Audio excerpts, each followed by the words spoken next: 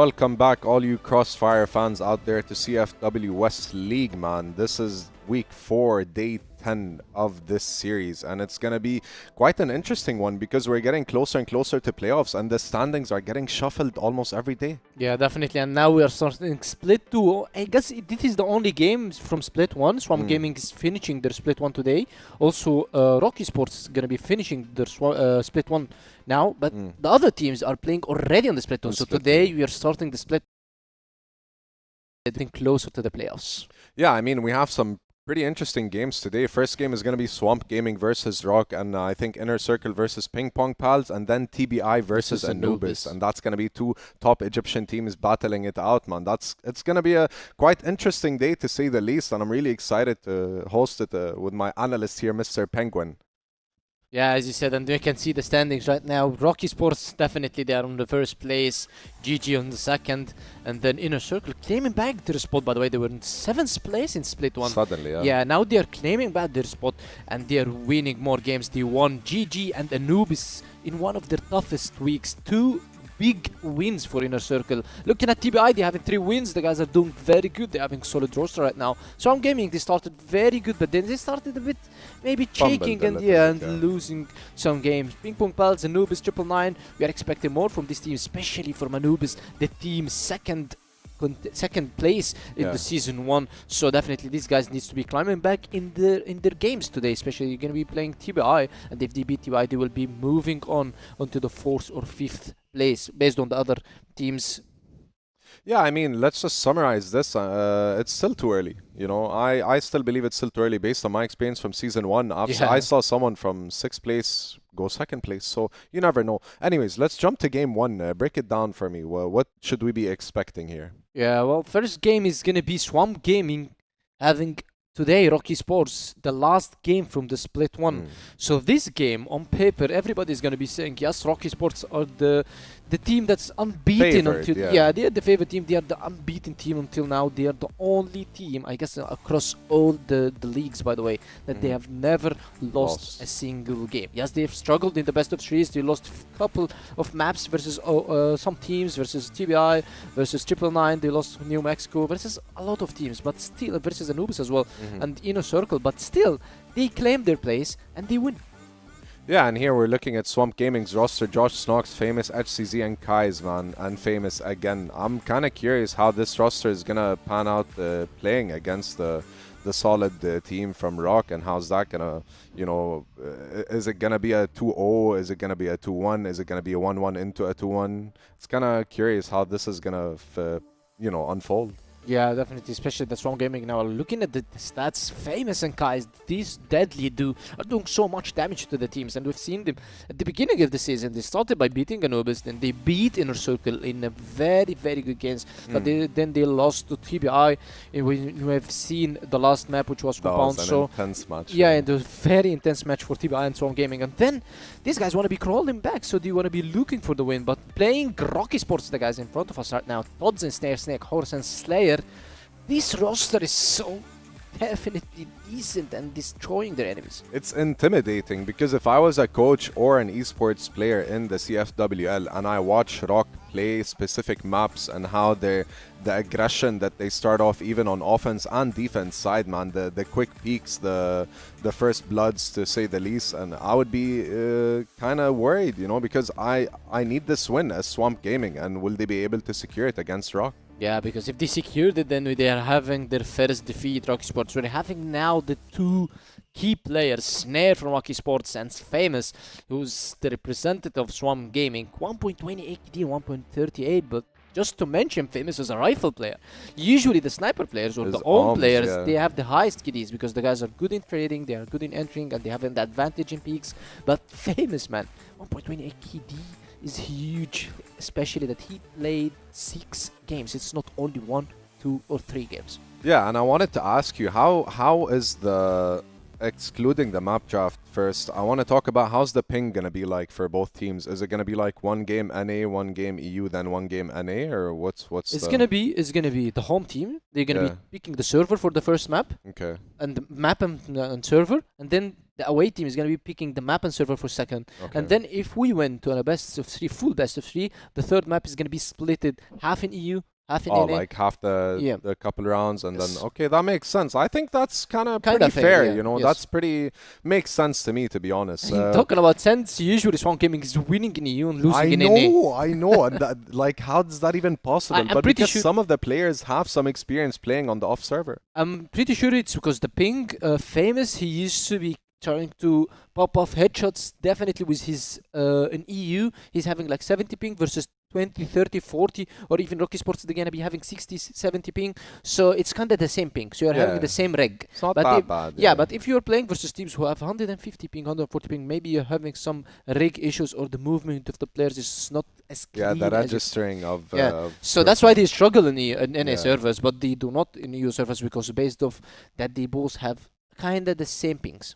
Interesting. And do you think, I mean, at this point, I would say ROC is going to be in the top 4 at least. But speaking for Swamp Gaming, I do want to see them in that top 4 because I've noticed a pattern that every time, like even teams like Anubis, once they reach the top 4, their gameplay completely It changes. It goes from 0 to hero in one night, and you start seeing the strats, you start seeing the util being placed, you start seeing a more composed, patient gameplay towards securing a site or defending a site as well. Yeah, definitely, because they gain more confidence. These guys believe in themselves. They give trust to the teams and the members. So they definitely change their play style. That we've seen with Anubis. They got first place and they beat GG on the first place and went to the grand finals, almost beating ROC Esports, losing only to the last map, which was Port, and securing the win for the league. Yeah. All right. Now let's jump to the map veto and expectations, bro. What do you think is gonna like get banned and what's gonna go through?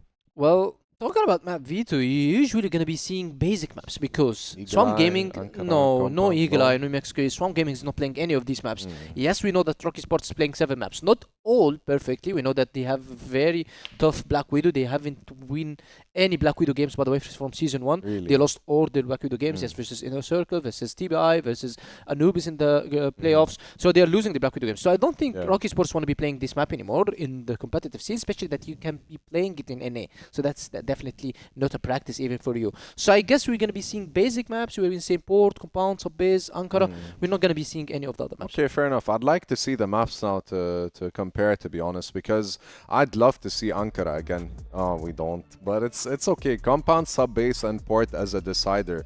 Tell me, why would they ban these specific bans? Yeah, like as New you said, Mexico? ROC Esports. Yeah, Swamp Gaming, we said they don't play Eagle Eye, they don't play New Mexico, they don't play any of these maps. These guys are playing only the 5 basic maps because they are still new roster. Standard. And Famous and Kais, they used to play these maps for years, so they don't want to be risking playing Eagle Eye and New Mexico, so they definitely ban it. For ROC Esports, it's very, very comfortable ban for them is Black Widow because the guys are not still having the best game plan yet on Black Widow. Ankara ban versus them, yes, Swamp Gaming is very good on Ankara, and ROC Esports, maybe probably they don't want to be playing such a huge and big map versus Guys because Guys is good in picking off some enemies.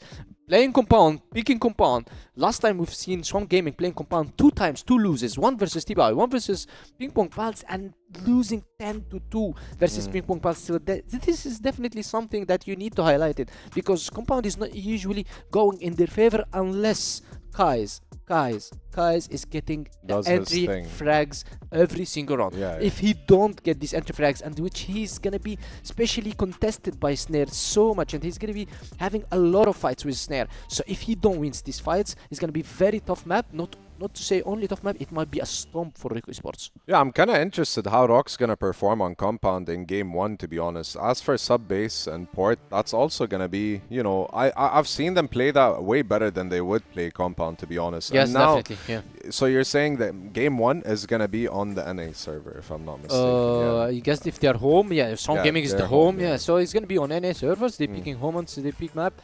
So, as I said, ROC Esports, the guys are very good on Compound. Swamp Gaming, I'm not saying that they're going to be losing the fights a lot, but this is going to be a tough matchup for them to play on the Compound because ROC Esports, we've seen how good they were on Compound in the CFS Vietnam 2024, and continuing from this until this day, they're still competing on a top level on Compound. Snare, he's very aggressive sniper. He's not going to let Kais do his thing. That's why I'm saying Swamp Gaming is very good on Compound because of Kais. All right, well, I think we're ready to go into game one, so I'd like to take it away to our casters and see the outcome, please. Thank you, fellas. Yes, let's get into it. Let's see what we're going to get today. We've got Pandoxin, obviously, and myself. And so, looking forward to this first matchup. Swamp and ROC, the NA GOATs, I guess. Swamp Gaming, been kicking around for a while. A lot of these players from North America up against the West League GOATs, really. Let's be real. Like, ROC Esports at this point, I don't think anyone can really make an argument that they're not the #1 team in the league this season and haven't been for quite a while. Yeah, you say it. I mean, ROC, yet to be beaten, right? I mean, they have lost a couple of maps here and there, but overall, they are showing some dominance. I mean, look at this. Snare starts it off. Kais goes down. And yeah, like the desk mentioned, right? We are starting on the NA server here. And let me bring it back to last week, right? So I said, you know, ROC, never mind. I mean, Swamp, they always have a, you know, least good performance when it comes to the NA server. For some reason, they are so much better on the EU server, so I'm really looking forward. If this is still the case today, let's see. Yeah, I mean, I guess, I don't know, maybe it's just a comfort thing. Like, they're just so used to playing on those EU servers at this point, maybe. But it is an interesting one. You know, I was kind of commenting on the fact that ROC have been losing a lot of maps so far this season. You know, we're used to seeing ROC go 2-0 throughout the regular season in a lot of matches. The exception being some of those top matches between, you know, them and maybe the other top 2 or 3 teams. But they've been losing maps to pretty much everybody this season, and that could continue today against Swamp. The other thing that's kind of caught my eye is that Swamp have peeked into Compound, which, look, I don't know necessarily that Swamp are going to be feeling too bad about Compound themselves, but I just think peeking into Compound against ROC is a fool's errand, because this has, in the past, been their go-to map. So, very, very bold pick from Swamp. And when so far not seeing it really pay off. No, not just yet, but look at this. The trades are good. Famous good for one as well. Now Josh and Famous looking to enter the bomb site A here, but of course ROC, they already have an answer. They're already close. Snake takes Famous out. There's a trade. Josh looking for more redemption. Not gonna get it. And it's actually gonna be ROC taking this round. And yeah, absolutely. I mean, Compound, it's a little bit weird for me as well. I mean, they lost on Compound against the PingPongPals, and yeah, picking into Compound again, I'm not too sure about it either. We'll have to see whether or not there's going to be something thrown in here from Swamp, but so far so good from ROC. That is fair and easy to say. 1-0 lead. They've obviously started this round quite nicely as well, with a bit of chip damage over onto Famous and Snox. A little bit of a slower start, and wondering as well whether or not, you know, the weapon changes is really playing much of a factor into some of the parity that we're seeing this season as well. It does feel like there's been a lot more closer matches than what we saw last season. So is it just a case of players still kind of getting used to things, or I'm not sure, but you know, in an ideal world, I think if I'm ROC here, I'm looking for a 2-0. As always, right? I mean, you always want to win 2-0, regardless who you play. But yeah, I think Penguin said, you know, that all these changes, especially with the weapons, are a huge factor, especially for Anubis.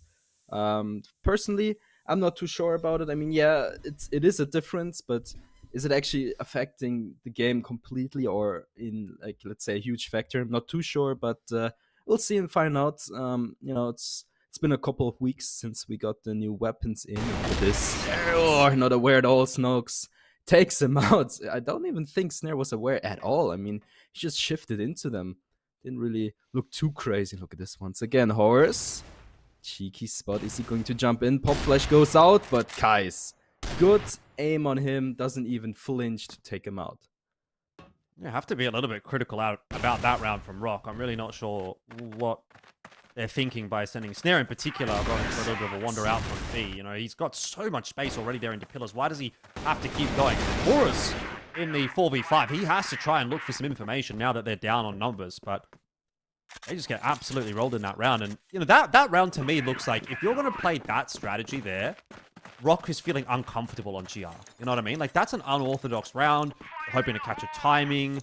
You know, it's a bit of a 50-50. Maybe you think you've got a read. But if you really just back yourself and you say, I'm the better player, we're the better team, I'm going to hit my shots on the entry, why would ROC be making that play? Yeah, good question. But doesn't really matter. Now ROC once again very aggressive towards mid snare. Same positioning. Gets away this time around as, Swamp Gaming are looking forward to clean up the mid section here. He's still not aware. Still looking for anything. He's very worried about his back though. Doesn't really... He's got a teammate there to help him. Totson should be spotting that. So Snare doesn't necessarily need to be worried about what's behind him initially. And taking a little bit more of a patient approach this time. He'll be hearing a lot of that util now in middle, and this is a bit more of a wiser time to be having a little bit of a peek. He is going to miss that shot onto Famous and then gets punished by Josh. And again, it's an untradeable death for ROC. And I don't know, man. Like, I think Snare's just such a talented player. I don't think he needs to be going for these kinds of plays. I think you can set yourself up with some much more favorable duels. That one, I think, is definitely less egregious than the second round, but it's still not the kind of death that I'm such a fan of seeing here for ROC. And Horus is going to have to pull it back here over on A long, but 4-on-4. And Swamp have got a lot of map control in through middle, so they've got options. They can go A or B.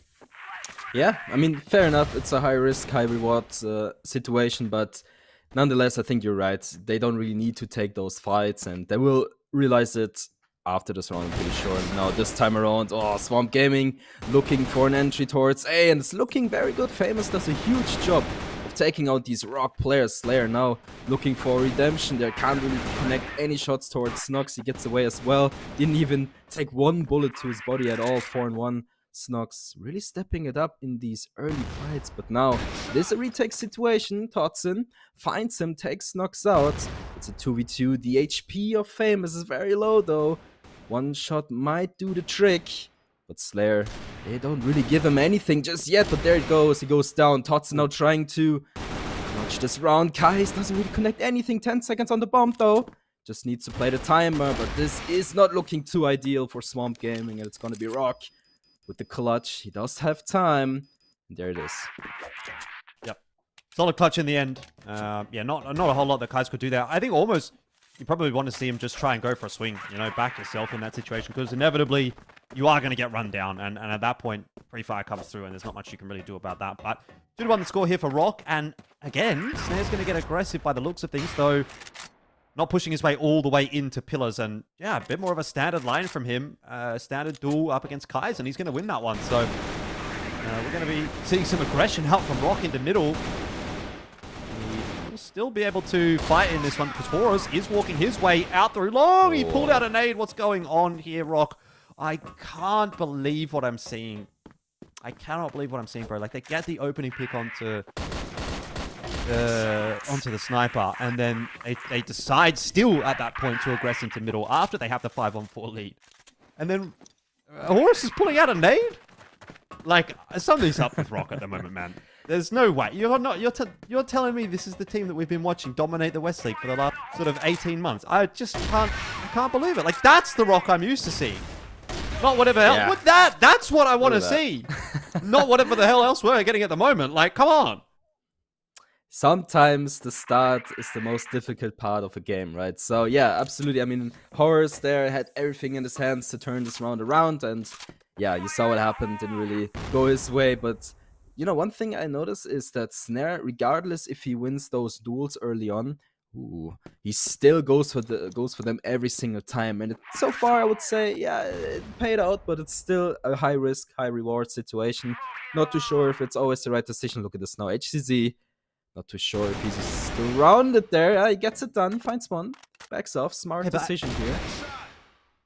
Again, what are we getting aggressive for in a 5v3? You know, ROC, I feel like they're trying to dictate this game a little bit more than they need to. You've already got a 2-player advantage. You don't need to be going for a solo push up A long to try and take space. You don't need the space. You've got the numbers. So I like that a little bit better in that they're going to swing that one together and try and take that fight together. You know, use the numbers to their advantage. And it does look like this round is still going to go their way. But it just feels to me like ROC are really trying to be a little bit too active or trying to dictate how this game plays out a little bit more than what they necessarily need to. And I understand that there is some degree of hubris coming through here for ROC. We know that they're the best team in this league. And they expect to be the best team as well. So they probably think, yeah, I'm just going to push and I'm going to win the round. But like, you still do need to be playing the fundamentals. I mean, Swamp's got a few sharp players on their roster, so you can get punished for it, as we have seen in a couple of instances here for ROC so far.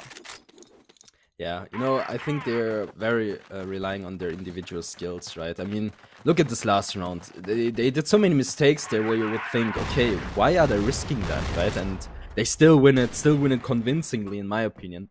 So, you know, might give them the benefit of the doubt. Yeah, it doesn't look too clean, but I'm pretty sure they don't want to give away too much of their playbook, right? I mean, they want to win this nice and easy. And obviously, like you said, Swamp Gaming, huge roster. I mean, yeah, there are some players on that team that have been insane for a couple of years, right? So we'll see. ROC still looking very clean in this round as well. Look at that. I mean, once again, they go in with a huge aggressive playstyle. They go back and they win those 1v1s, right? Yeah, I mean, the thing for me is, like, I just have exceedingly high expectations for ROC. You know what I mean? And they are the team that, if we're going to have anyone sent internationally from the West League, they're the one I expect to do well. So, you know, we're in the lead up now to EWC. You want to be seeing them lock in on their fundamentals. And I don't know that you get away with this kind of stuff against some of the international competition where the firepower is a little bit stronger. But either way, got a pretty good test here. A 4-on-3 retake on the A bomb site. This is actually a very winnable round for Swamp now that they have managed to get that bomb plant down. Got a flash going through, has blinded Famous up a tad, and that will leave HCZ and Snox out in no man's land. Snake eventually does fall, but that spam coming through. This should be impossible for Famous, and it is. Good fundamentals on display this time around from ROC as they swing that fight together, just trade down effectively and go up 4-2. Yep, yet again, clean round, right? Started off a little bit weird, but they still get it done. So we'll see. I mean, maybe they don't play like that against, you know, international teams, but we'll see. Can't really tell what the game plan here is, but again, I feel like they're just playing, you know, with their individual skills here. And once again, look at this aggression. Oh boy, snare. Oh, not this time around. Snox takes him out. Nice flick onto his head. And yeah, just like that, the advantage goes to Swamp Gaming, right? Yeah, it's now the third or fourth time that Snare has tried to push more or less the same angle. And it seems Swamp are really switched on in regards to that. Totson, on the other hand, though, may be another question mark. I'm not sure that they'll be expecting him here. He'll see if he can find himself his timing. Famous turns around. If Totson would have waited another, 2 or 3 seconds, I think he might actually have a two-man spray down there with a back or two turn, but not going to be the case this time around, and Slayer now has to do a bit of work to try to recover this round for ROC. He's unable to win his duel against Snox. It seems that this round, in addition to a couple of the other ones where Snare has gone for that push, is just going to end in tears for ROC. I agree. Well, on the other hand, if you compare Swamp Gaming, right? I mean, they play very tactical, I would say, right? They don't just run in and see what they can find. I mean, look at this. They find 2 entries towards B-Long, right? I mean, and 1 close to BC, the very first frag, right? And they still don't just push towards B. So they group together towards mid. They consider their options. They move on from there, right? So even though they could just, run them over with the man advantage they have, they don't want to because they want to play more secure, right? So huge difference in comparison to ROC. And it seems like they will go for a split hit towards A, of course. We'll see. And this is actually the right choice, unless Horse has good timing here, which might be the case. Nonetheless, Kais actually takes him out. Leave Snake alone. 1v5, what do you think? Maybe? Maybe not? Well, we'll see. Maybe not is probably the answer, and it will be definitely not in the end. He will be cleaned up. There was a couple of low HP players for Swamp, so if he could have maybe gotten 1 or 2 quick kills, I might have given him a little bit of a shoe-in, but not going to be the case this time around. And so once again, we run it back. 4-3 the score. We're kind of pumping through a lot of these rounds, a lot of faster paced rounds here so far today. Oh, yeah.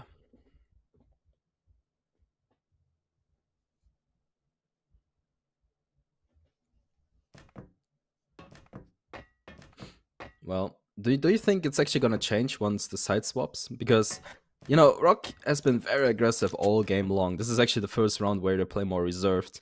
And I could believe that, once they are on the BL side of things, they actually just want to full send it towards AOB all the time, right? We'll see if that's actually going to be the case. I have a hard time believing that, though.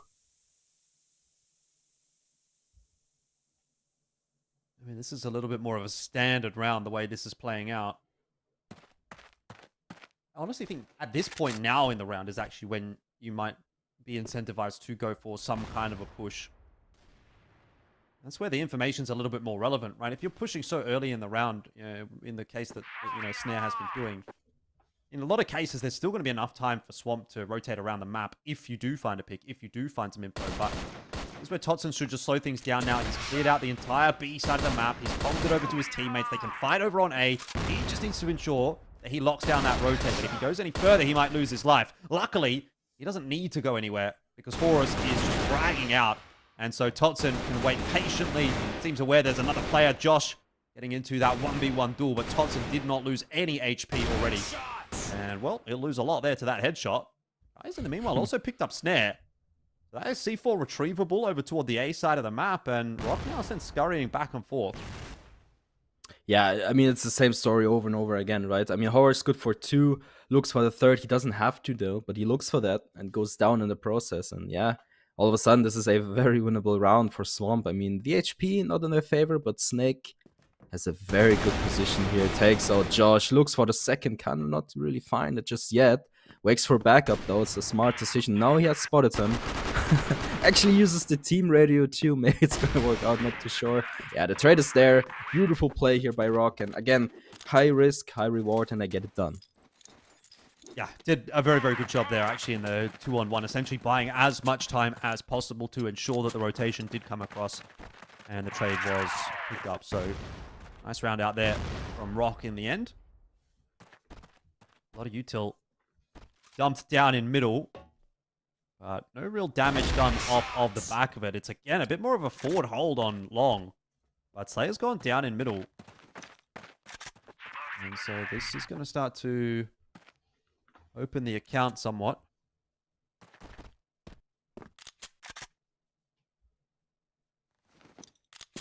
Yeah, absolutely. I mean, yeah, it's Slayer that goes down first.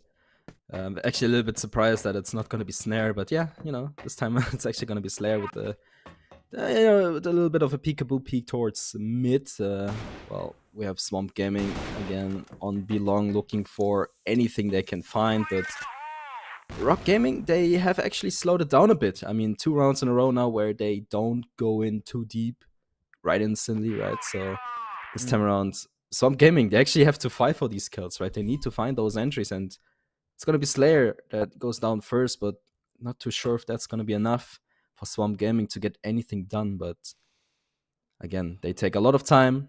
Even Swamp Gaming just holding their surroundings there. But they eventually have to do something. It's 1 minute on the clock. They still debate where to go. They don't really have an idea just yet. A really super solid half from Famous, though, by the way. 10 and 5 from him. Leading from the front again for Swamp. Yeah, he's going to get his opportunity here with the Orm, but just sort of jiggling back and forth on the line very quick. Let's get the better of Famous. I think he spotted out that 2nd player as well, so they'll be aware of HCZ starting to push his way in through long. And that is very much being watched by Snare, while Horus waits for the push in from mid. He gets a double. 2 kills. There is one trader back. He's not afraid of HCZ at all. Horus is looking pretty dominant there on the GR side. And look, ultimately, even despite a fair bit of criticism actually coming through in this half, which I think was warranted, ROC still managed to find themselves a 6-3 lead, which is really solid for a map like Compound. Oh yeah, absolutely. And they're not giving anything away, right? I mean, they played super standard, basic holds, basic pushes here and there, and they don't give anything to the rest of the league, right? So it's actually quite interesting to see. And look at this Horus. Oh, Horus is so hot and ready, but he actually gets taken down. HZ gives him a reality check there. Still looking for more Totson. Not really able to find him just yet through the smoke, though he will jump through the window eventually. Waits for backup. Famous with DHK. Takes him out, though, looking for more. Everyone is just stalling for a second. Snake. Oh, the positioning here from, Swamp Gaming is actually super good. It's a crossfire, good flash, HZ able to take both out, and that's a clean take here. They get the bomb as well, leaving Slayer alone. Yeah, maybe just a little bit over-eager there, Horus. He was in a position where, if he finds the timing, he definitely cracks open that B bomb site on his own, essentially. But because he was so far advanced by the rest of his team, he doesn't get traded down, and ultimately ROC lose all control of this round. Slayer just waiting for a potential mistake here from Swamp. A bit of a chance back into this one, but will lose his life. So first round of the second half is going to go the way of Swamp. Yeah, this kind of stuff from Famous is what you're used to seeing. A lot of headshots from this guy. Yeah, especially with the HK, right? I mean, I actually want to get your opinion on this. So we have the HK in the mix, right? And I actually talked with, Laz and Travis about it, and I want to talk about it with you as well. So I think the HK coming into play is a huge change-up, right? I mean, a lot of players use it, especially these high aimers, right? I mean, Horus and Famous, and even some of the other people that always frag out in their team. So what do you think about the HK, though? Definitely seems like a bit of a one-tap monster, doesn't it? You know, I've associated it so far, especially based on, the highlights that I've seen over the last couple of weeks that I haven't been casting with, as you say, those high-aim players, the likes of the Famous, the Horus, the guys that can just pop one or two heads quickly. Was it Slayer that had an absolutely gnarly 5-player spray down, something like that? 4K, was it? Yeah. Something insane on Eagle Eye as well. It definitely seems like it's got its place in the meta. So I'm not surprised to see it getting picked up here and there by the Headshot Kings. Important round out here, though. And Swamp have found the opening couple of kills. Snare and Slayer both going down. But we talked about Horus for a little bit here. Let's see if he can actually do anything to pull off a miracle in this round, because it is kind of starting to fall apart. Now, Snake will be aware of Kaiser's position and waits patiently for his swing. Horus dueling Snox. Bit of a wayward spray down. Maybe new gun tings, but it doesn't matter too much as he pulls out that pistol and finishes off Snox with 40 seconds left on the clock. ROC could go anywhere. HCZ going to gamble that it's going to end up being the A bomb site, and Horus not here to find that trade, but he is on the hunt with 2 HP. Oh boy. Literally 2 HP left. HCZ. Good one tap though. Makes this a very, very winnable situation for his team. He only now has to find Horus. He needs to find a clue, and this angle here is actually very good. Oh, he misses the crucial shot into Horus. Horus just swings in! Clean one tap. I mean, this guy. It's Totson smiling there only. I mean, goddamn. That was actually insane. Yeah, that should just be an unwinnable round for Horus, but a little bit of a whiff. You leave that door open, and a player like Horus is going to slam it shut in your face. Massive headshot out from him, obviously required. And again, that's where we talk about that HK being a weapon that is often seen in players' hands of the caliber of Horus. And so, once again, putting it to good use. And 7-4 now the scoreline. It is starting to blow out a little bit here for Swamp. They'd want to pick up the next round just to kind of ease some of that tension. Interesting place for Famous to hide himself in, and gets away with it, surprisingly. Although he's not out of dodge just yet. There's the contest from Totson. An attempt at a little bit of a help out there from HCZ isn't quite going to result in a reflag. HCZ's going to stick around, though. He should not be here.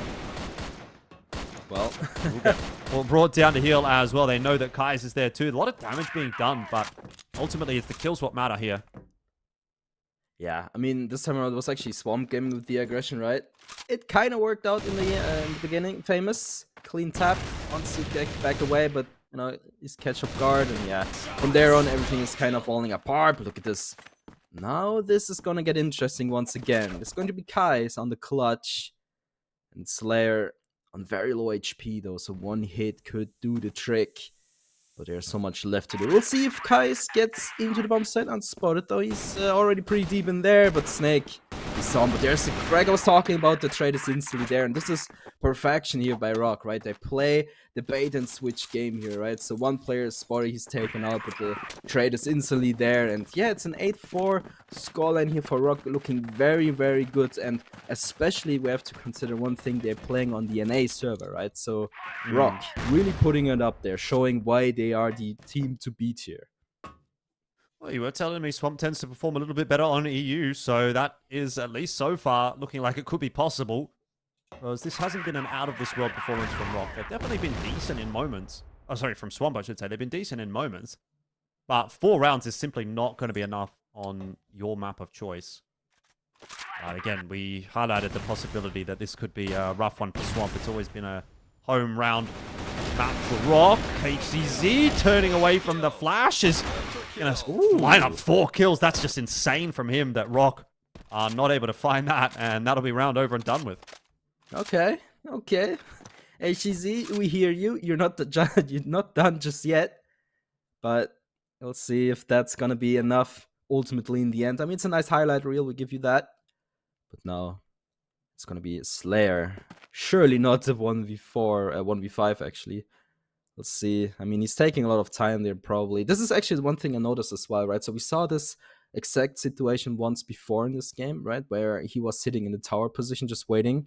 And I think ROC actually, they get a good use of their time, right? So they know, okay, this round is basically over, not much to do, not much to ultimately in, winning this round. So they actually use this time to have a quick chat to, figure things out. So let's say, hey, okay, this didn't really work out. Let's do this and that next round. So a huge impact here for Slayer to just wait it out and, give his team the opportunity to talk things through. He actually misses a couple of shots, but still gets it done.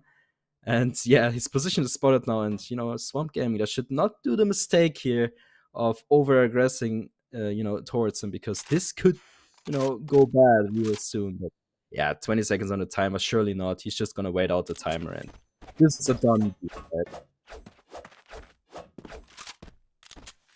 Yeah, this was more of a attack timeout, really, for ROC than anything else. This is a 3BL logo, bit of a throwback here. Yeah. And there it is.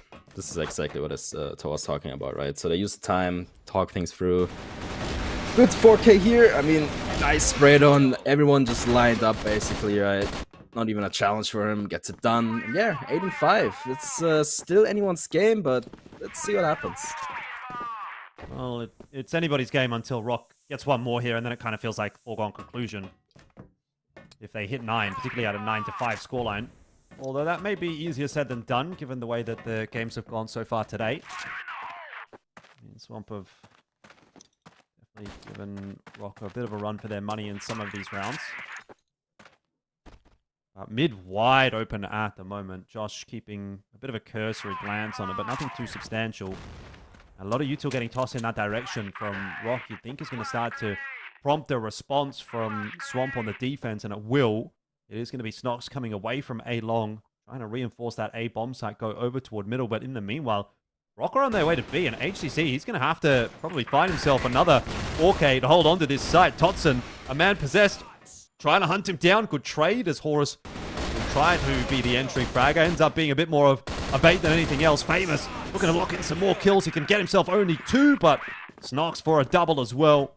Will hold on to the site, and Swamp are not done yet.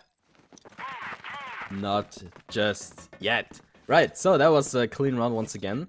Swamp Gaming, they are still fighting, not giving up just yet.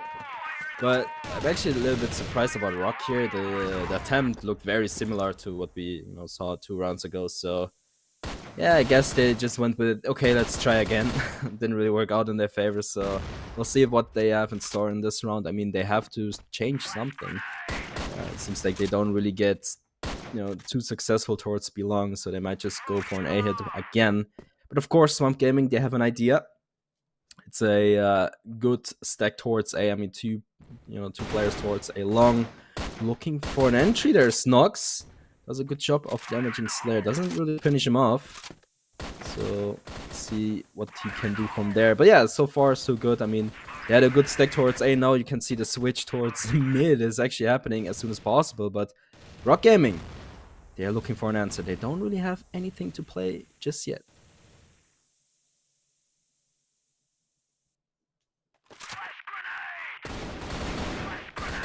Swamp. Start things off once again with a headshot from Famous. So 4v5 will ensue. You do have Snare trying to work his way solo in the direction of A, and that is just never going to work. Kai's sitting on that line with an Orm is going to make for short work of that round. Famous now tasked with another defense. Slayer will trade him down, but numbers are good and healthy for Swamp, even despite the fact that Snake gets involved as well.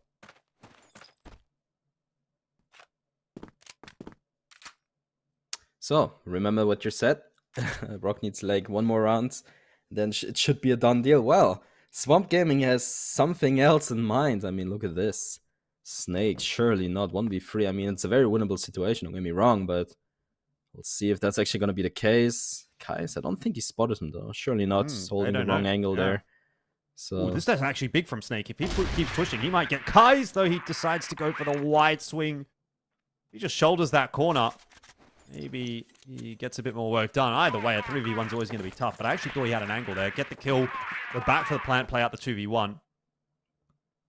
So we're going to get a ROC timeout. 1.5 minutes to play with here. And, you know, this is where I guess we have to start to raise some question marks about ROC and their ability on Compound. Because it used to be an indomitable map for them where no one could really challenge them. But it seems this season that is starting to turn back on its head a little bit. Obviously, they're still in the lead. They're still capable of closing this map out, but they are definitely being challenged for it. yeah, I'm actually surprised they used a timeout here. I mean, yeah, it's a much needed one, but they can't be too surprised about it, right? I mean, they don't really give it too much effort, you know, for these, you know, pushy rounds, I would say. So, you know, if they actually want to have a secure round, they should give it more effort, in my opinion. But again, maybe after this timeout, like an actual timeout, they will, you know, figure things out and get it done. I mean, everyone's just listening right now. Everyone just chilling. But I wonder, Swamp, they must feel pretty good right now. I mean, they have won a couple of rounds, and a couple of rounds were really looking very convincingly, right? So I wonder if the rolling snowball there extends to get bigger, or is it going to crush? We'll see.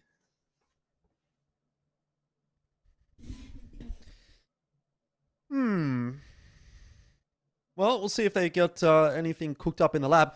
Look, I don't think it's been a super thoroughly impressive BL side from ROC so far. A lot of just, you know, standard kind of rounds. Let's try to run it down. Let's try to overwhelm with force. I don't think we've really seen anything too tricky out from ROC. You know, are they pulling their best BL rounds here? Maybe not necessarily, but they may have to if they want to close this map out and put a little bit more effort into this BL side.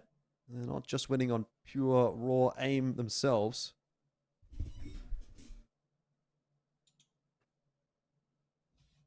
You know, there's actually not too much talking going on the side of Swamp, I would say, right? Not too sure if I saw that correctly, but everyone's just leaning back, waiting for the game to start again. So, at least from my POV, I would say they look very relaxed, very, you know, ready to go. We'll see if that's actually going to be the case. HCZ is being tested once again. We're smart enough to back off, to not risk too much just yet. And yeah, ROC, this round already looks very different in my opinion. So they put a lot of effort towards Belong. They don't find anything, so they run towards mid. And look at this, they're not wasting any time. Okay, maybe actually, this is going to be a completely different round. I mean, no utility whatsoever. And this is actually looking very good so far. The man advantage is given. Yeah, just a timing play from ROC. It's worked out perfectly. They're going to get that plant down. They're going to play out the 4-on-3 post plant here. It should be enough to get them up to 9. That's what they've come up with in that attack timeout. Totson, brilliant crossfire here alongside Snare. It should be impossible for Famous to break, and it is. Look for some more trouble. He spots out Kai's pre-fire around the corner, does get the better of him as well. HCC's got himself 1, but he needs 3 more, and with 13 seconds, that is going to be, one would imagine, an impossible task. ROC, well, look, they would give him the chance there, to be fair. A couple of duels given over, but end of the day was going to be pretty much impossible, and so that is ROC up to 9. That point now theirs. Yeah, I mean, after the pause, this round looked much cleaner. Obviously, not super tactical, but well thought out through, right? So they gave it a good push towards Belong. They realized, okay, there's nothing to be found. We push towards mid again. We don't waste any time. We find these gaps, and they got it done. I mean, they rushed towards A main. They found these kills left and right. Finally, some utility towards A long. And yeah, and after that, Swamp Gaming, they don't really had any answer. I mean, how can you stop ROC if they play like that? I mean, these shots were on point. They made it a little interesting in the end there, but once again, look at this aggression here. Wow. Snox left alone, not even able to get anything done. Not able to trade is what I'm trying to say here. So, yeah, once again, ROC with the man advantage. And the only thing that I see that is different is the aggression, right? So this is working out beautifully so far.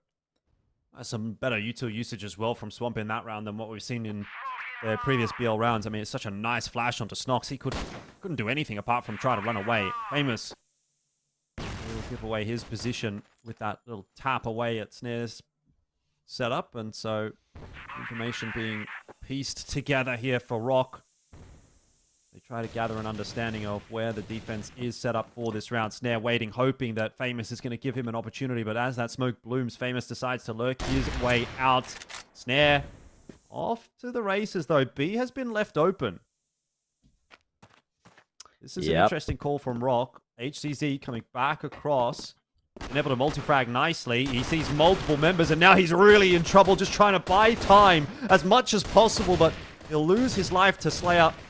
And that may well be the end of the round. Famous down now as well.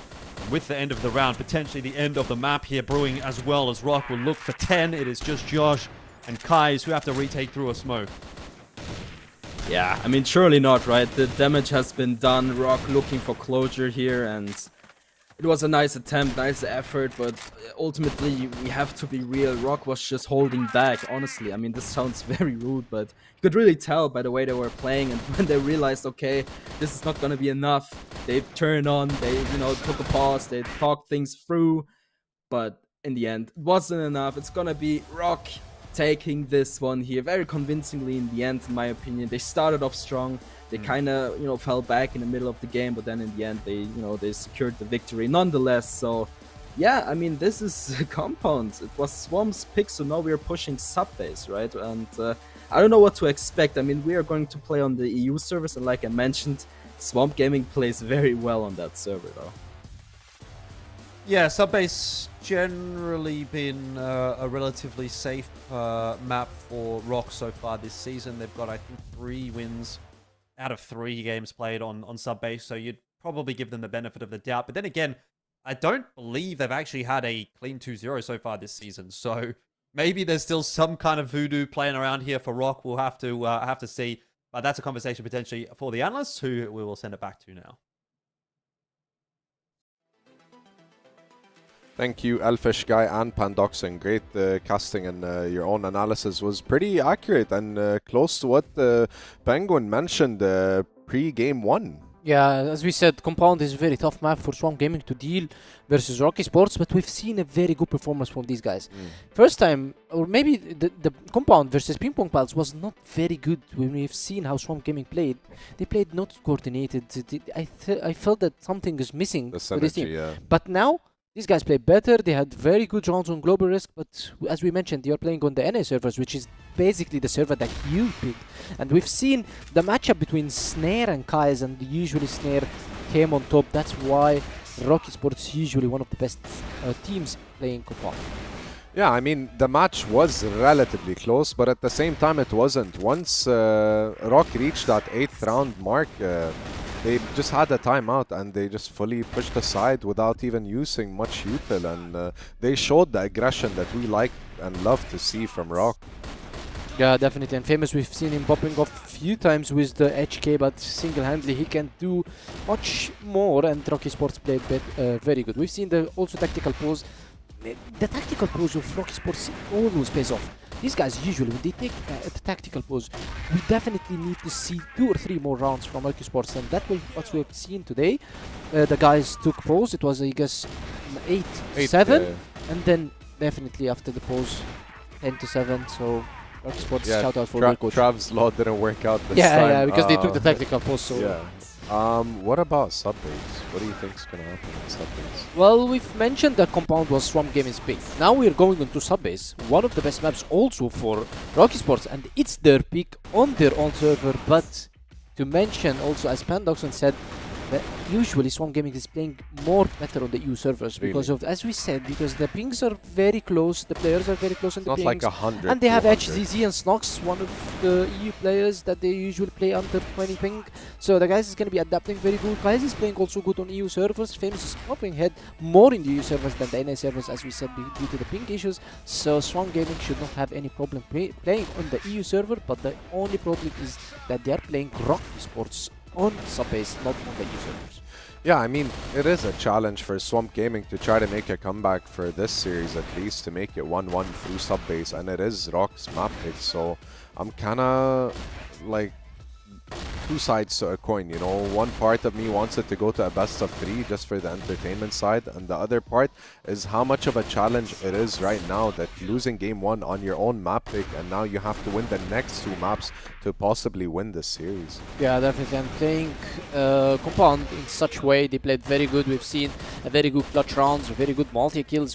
As we saw from HZZ, he's having a very good day today. The guy's playing very good. Same to Famous. Famous is always having the best days when he's playing CrossFire. So it's still doable for the roster of Swamp Gaming, but it is the matter that these guys is going to be playing ROC Esports on the EU servers, and ROC Esports is going to starting to play global. So if you don't secure more rounds as Blacklist, because Swamp Gaming, they will start as Blacklist. If you don't secure much rounds on the Blacklist, then you will face hell because of the pushes that's been done by ROC Esports. And as we can see, the set summary says and talks itself. Famous 1.4 KD, HCC, as we said, he's having one of his best days, 1.3 KD. All the guys on the Swamp Gaming, except for Josh, are having a good positive KDs. They are hitting their shots, but as a team-wise, ROC Sports can close much more games, rounds, than Swamp Gaming. Yeah, I mean, for ROC, speaking of ROC, some of these players have been on together for years at least, and I don't know, because to me it seems like ROC just has more on the line or at stake to qualify for the EWC, because they won last season, season 1, and now they want some points. They want to top that up and make sure that they can guarantee a spot. Yeah, definitely. And the guys want to be going undefeated to the playoffs, so they need to get this win. And also, Elfish mentioned that usually ROC Esports are not getting the convincing wins of 2-0. Yeah. They usually drop one maps or 2 maps per week. Yeah. Not saying per game, because they usually occasionally, occasionally they lose 1 or 2 maps per week. But now they are very close of getting their first 2-0 in the league. Yeah, and I don't think it's ROC being negligent when it comes to not being able to win 2-0s. I just look at this this CFWL's roster in the standings, and you can tell all these teams are here to compete, and they all are very similar in the skill set and the potential. Just some minor changes and shuffles in the rosters and whatnot, but overall, I really think if the season was extended for a few more weeks, you would still find another shuffle in the standings. Anyways, enough about that. Let's go to map 2 Subbase with Pandoxon and Elfishka. Yes, welcome back everybody. It is going to be map number 2.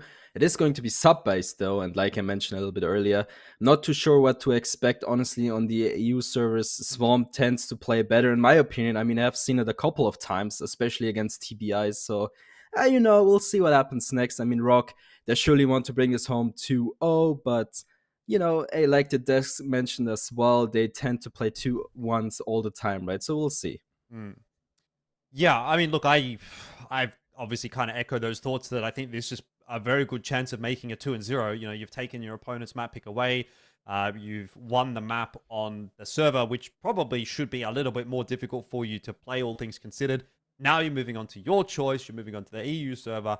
All signs are pointing towards a more positive result for ROC today than what they've had throughout the rest of the season, which would be honestly a little bit surprising to me to say, that the fact that they haven't actually got a 2-0 up to this point. Like, we're in now, week 4 of the competition here for season 2 of CFWL 2025, and they haven't found themselves a 2-0. So I think, it's time to kick it back into gear here if I'm ROC and get that ball rolling. And I think this is a really great opportunity to do so, to put Swamp back down a peg. A Swamp that, look, has been slowly but surely kind of rising up the ranks a little bit this season. So with a 3-3 scoreline overall in terms of series win-loss for Swamp, they're putting in a pretty good shout, but you should get 2-0'd here. Totson, though, be spotted straight away, and Snox, gnarly entry to start off this map. Famous the same, and well, maybe I have to eat my words a little bit. We'll see though what Snare has to say about it, because he's picked up a nice quick scope there. Slayer,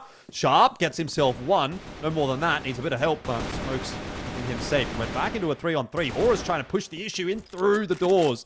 Will get the better of HCC, and Snare finds Josh. So a 5v3 has slipped away to a 3v1. Yeah, I mean, what a start into this round from Swamp Gaming, but ROC, they came prepared and they get it back, and all of a sudden Snox 1v3 gets one, can't find a second, and this is a very clean first round from ROC. And yeah, hey, it already seems like we're going to be a little bit more comfortable on still wrong or right, I guess, in this scenario here, but yeah, this is exactly what I expected, and also what the desk somewhat called, right? So, especially one thing I noticed here, it was Totson sitting on that lamp, and for a second I was thinking like, okay, Snox is not gonna check him, right? But then for some reason he flicks up, he gets it done, and that was just insane, right? I wonder if Totson just held his shot there, because it did feel like he had a chance to kill Snox. I think Snox, you know, maybe on that entry didn't initially check it. Totson thought, okay, well, I'll let him pass and see if I can get a double here.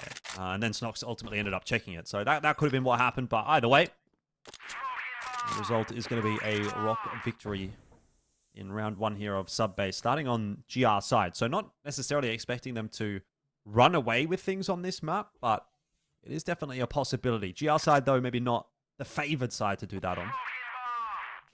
Nope. I wouldn't say so. We'll see. Tots in here.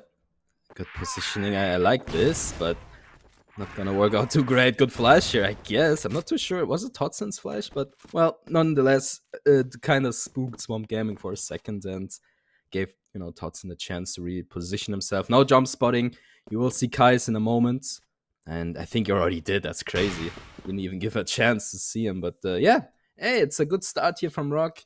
Snox goes down once again, and I'm not even too sure what happened there. I mean, he had a good position, but somehow was taken out regardless. And yeah, hey, so far I would say ROC Gaming, they still have the upper hand though. I mean, it looks kind of back and forth, but initially in the end of these rounds, it just looks so much better. But hold the horses, it's gonna be Swamp Gaming stepping up.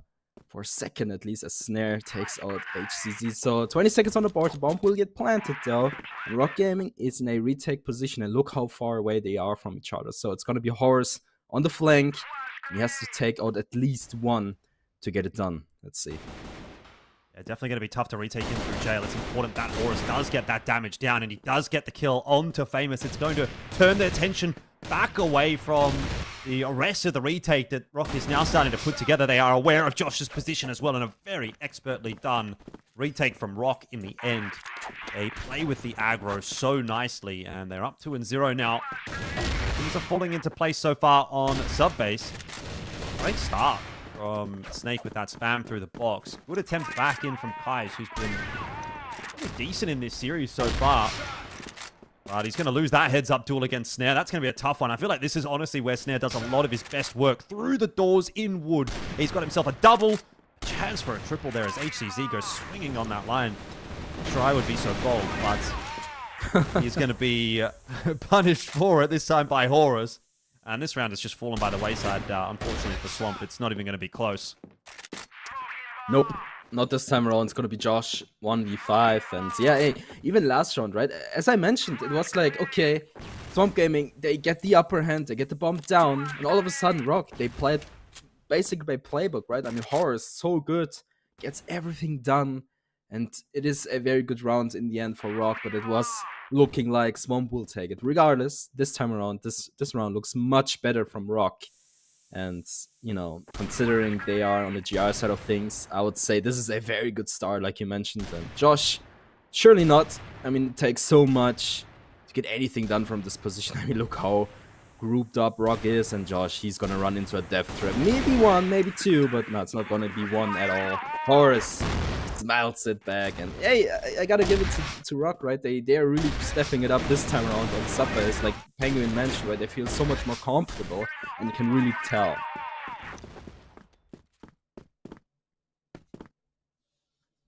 Yeah, well, what's Swamp going to do in answer to that? Get right back into it.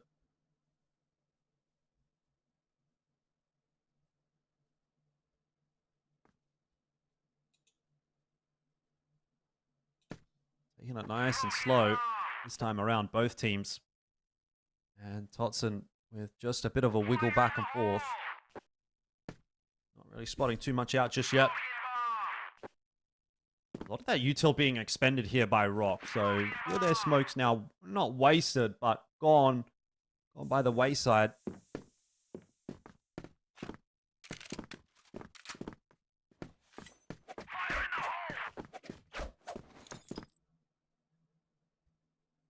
Yep. This time around, Swamp Gaming, they slowed it down. They very, very much slowed down. I mean, look at this. Nothing.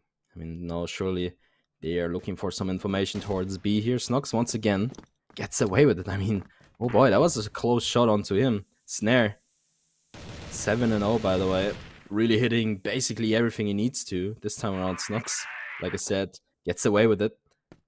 And it seems like Swamp, they're cooking something towards B, I would say. I mean, you have HZ as lurker, as the lurker, but now that, you know, the entry has been done here, they need to go in, and wow, look at this. This is a complete shutdown here from ROC, unless Famous has some more bullets, but it's not gonna be the case. Look at that, through the smoke as well, Slayer. Wow. What an insane performance from him. I mean, come on, that looks way too easy. Yeah, a couple of nice shots in there as well from Snare. Does have to be mentioned. Scope coming through. Change up here from ROC as they're going to contest into Machine Room. And that has already worked out. Snox is going to fall. Hands of Snake. I don't know Snakes had hands, but apparently they do. We're into the 4-on-5. Oh, man. Okay, fair enough. So, very, very convincing round yet again from ROC. A little bit surprised that Swamp Gaming didn't counter push A. You know, they had all the info they needed, but they decided to stall in front of wood, not, you know, go further than that. It's now gonna bite them a little bit here because they have nothing to work with. I mean, look at this. They have zero map control, even though it's given to them, right? I mean, look at Slayer. Doesn't even push towards, you know, their spawn at all. They give them all the map control in the world, and still, Snare. 10-0, by the way. Come on. Don't make it that easy for him. It's gonna I know. It's crazy. Yeah, it's gonna be a little bit weird from this position on, I think. So we'll see. But so far, Swamp Gaming, they're just being crushed right now. How much further can he push it? What's the highest we've seen in the CFWL? I feel like 10-0 is probably getting there in terms of a deathless run. 5 rounds in, and if he can survive this one, which he's got a good chance of doing, it's 3v5 right here. He might not even be required. Totson to open the account on the entry. Somehow he gets to half walk around the corner there, but now's where Snare actually comes into play. Can he find himself 1 or 2 more? He's knocking down, 40 seconds left on the clock as Swamp waiting to make their move. Going to be incentivized to go have a little bit of a look. He's got some backup, a bit of assistance in there. Snake will drop 2-on-3 now, but Snare again gets that damage onto Josh, and this might just be over now. Yeah, I mean, look at that. That's just insane. And to be fair, it's not even the first time I see this guy play like that. I mean, I'm pretty sure I've seen it twice. I'm not gonna lie. I mean, he's surely one of the best players in this roster, I would say. I mean, everyone has his moments, but I have seen it a couple of times where he just steps up like that. He doesn't even go down once, right? I mean, this KD is insane. But, well, 5-0 start for ROC. Not what I expected, especially with me saying, okay, someone's going to play better on the EU server, but yeah, wow. Slayer continues to do a lot of damage. He will find Famous as well in a couple of seconds. There it is.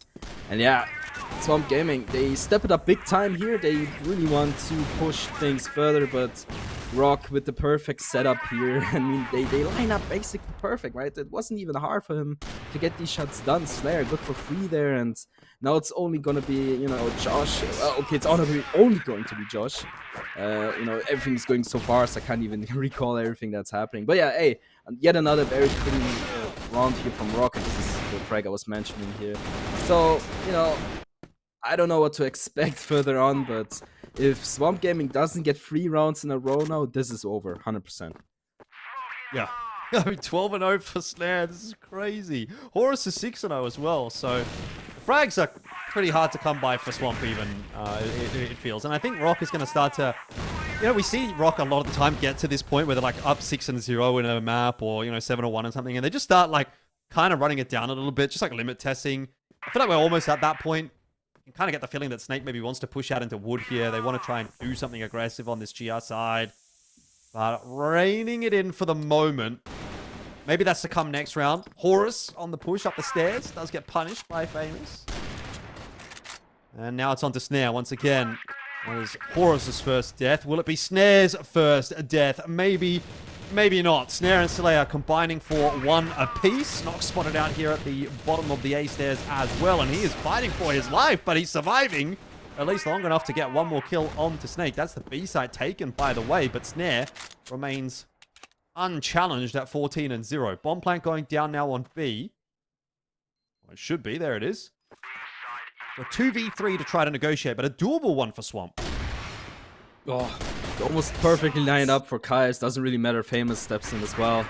Finally, you see some, let's call it aggression, maybe some response. So, like I said, they need 3 rounds in a row. This is the first one out of 3. Honestly, if they get 2 more in a row, this is a still very winnable situation for Swamp. But given that ROC is playing insanely good right now, especially Snare, 14-1. Someone screenshot that, by the way. So I don't even know what to say at this point. ROC, they still got it. They still want to run down these rounds, and they don't really give away too much information either. I mean, they have basic holds, right? I mean, they push towards machine room once or twice, yeah, but it's super standard. Everyone does that once in a while, right? So I would say Swamp Gaming looking, they need to find a solution as soon as possible. Otherwise, if ROC gets one more round, it's going to be very tough on the BL side of things. Well, for actually on the GR side of things for Swamp Gaming. So we'll see what happens next.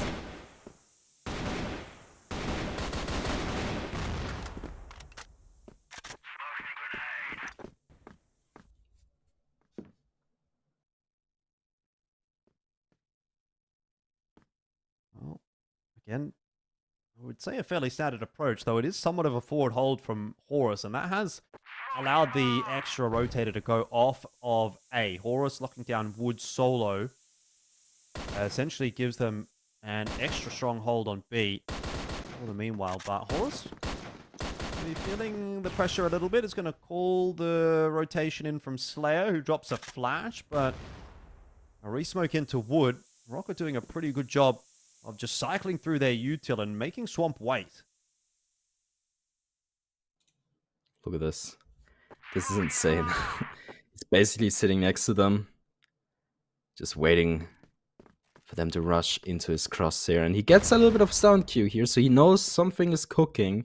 30 seconds on the board, so they definitely have an idea what's going to happen next. And yeah, look at that. Snox goes down first. Slayer got the second. Famous trying to get some revenge, but it's not gonna happen. At least Kais finds one as well, so it's gonna be a 2 versus 3 scenario here, but the timer, it's not on their side. HZ goes down as well. Kais luckily made it down, but there's so much work to do. Let's see, the nade damage is beautiful as well. Oh, he misses the shot, and this is all falling apart. Snake gets it done. It's gonna be a 7-1 scoreline in total, so whoo-wee, that's gonna be a little bit awkward for Swamp Gaming, man. Yeah, it's honestly just a little bit too telegraphed, isn't it? Like, Horus is sitting up right close behind that smoke. He hears them outside their doors. They throw the nade in. He knows they're coming in that direction. Calls for the rotate. You've got multiple members holding that one angle, and ROC sees Swamp just swing into the setup that they've got and say, well, thank you very much. We're going to take that round. Signed, sealed, and delivered. It's up to 7-1 now. This is a super dominant display, and frankly, this is a little bit more like what I would have expected from ROC all season long. Yeah, I mean, I would agree with you here. I am agreeing with you, actually. I mean, if you compare it with map number 1, this could have been, Swamp Gaming's map as well if, ROC didn't take that timeout and finally turn things around in their way, but yeah, on Subbase, it's a complete different story, right? I mean, they look so much more convincing, and yeah, I don't think Swamp Gaming has much of an answer. Look at Horus here, patiently waiting for his food. Not gonna get the 4th kill here, but Snake, of course, quick shot onto guys, and Horus surely be. I mean, I guess he's happy about this round, but he still wanted the 4th kill, and you can really tell he's like, ah, come on, man, almost had it. What a nice lineup here, and unfortunately, Kai's jumps, and you know he gets it done. And yeah, 8-1, man. Well, I don't even know. Yeah, what can you say? The Snares KD has fallen to 7.5, so that's kind of pretty bad considering he started at 14. Or really, it was infinite, and then it was 14, and now it's 7.5. So he's really dropped off the pace. There's one more, though, for him. Goes back up to 8. Will fall, and that will be the A site being, well, not taken. Contested would be the answer at the moment. Josh, or the double. Kai's in there for a kill on a Totson as well. Is actually going to give Swamp the advantage in this round. This faster play from ROC into the A bomb site just has not worked at all. Horus is going to be the last man standing, and he is on his bike. Trying to get toward B. Oh, if he gets this kill, he might get it as well. He's taken Kai's down. This is a very winnable round, a 1v3. Now down to a 1-on-2, and Horus is going to get a plan on B if he wants it, but he is playing a ring around the rosy right now with Swamp. They might actually play into his hands here if they come charging up. Surely he hears them. Oh, he hasn't spotted him. He hasn't heard him. They haven't seen him either. This is very cheeky from Horus. Oh, yeah. I mean, this is actually insane. The positioning here. The timing is lucky, but overall, I would say it's insane play from him. But yeah, hey, Swamp Gaming, they look much better in this round still. They don't really have it secured just yet. And Horus, he needs to make a move eventually because, you know, the timing might be awkward. Oh, he actually gets it done.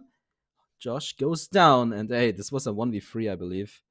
And now it's going to be a 1v1, right? So HCZ 1-9, by the way. Very uncommon for him, I would say. Usually he's one of the better players when it comes to these tight matchups here. But so far, he doesn't really have a good time. Especially, hey, we are on the EU server, so he should be a little bit better. And he actually can't get it done. Snare. Happy so. I mean, come on. How can you lose that round? Because Horus is the clutch minister, apparently.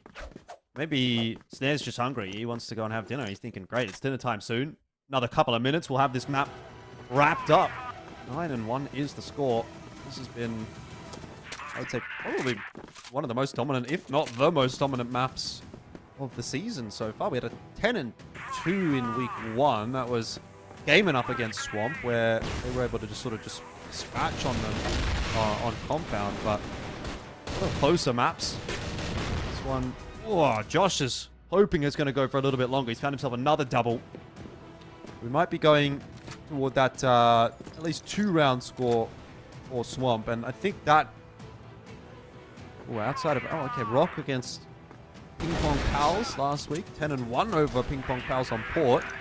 They won't be getting the 10-1 here, so they won't be able to equalize their fastest map for the season thus far, but they can definitely go with what has amounted to be generally the fastest map, which is a 10-2 scoreline. There's been about 3 or 4 of them this season, so if ROC can get that one over the line. A little bit more to get it done, and at this point, Swamp Gaming, they're working on their round differential, right? So it's going to take so much to even make it to overtime, right? I mean, gotta be realistic. They had a very good first map, I would say, but that was mainly because ROC was holding back. They were just playing too basic. And whoa, what is this? Okay, that's the first time I see that gun. It's okay. Actually, let's talk about that then. It's gonna be okay. So how do you explain that weapon? So it basically has no recoil if you tap it really fast. It has a lot of bullets. It's I mean, I don't know. I have seen it a couple of times in public matches, but here, oh boy! Please push towards A. I want to see it in action. Oh, I mean, the chances of an A push here, reasonably likely. Well, Horus, having to think about it. C4's been left in middle. Should be. I don't know if we're gonna get an A push, man. The C4, it's trending towards B. I think this is a fake more than anything, and that looks like it's gonna ring true as well for Josh as he finds a bullet or two lining himself up. Snake's going to go down and grab himself 2. And Kai's ultimately will fall as well. So Famous is going to have to do something pretty special here. One just not quite 2. I was ready for something. I was ready to get excited, but unfortunately, today will not be that day. It will be a 10-2 for ROC as they secure their first 2-0 of the season. It is week 4, and it's taken them that long to get the 2-0, but they do get it over the line. Yeah, it took them long enough, right?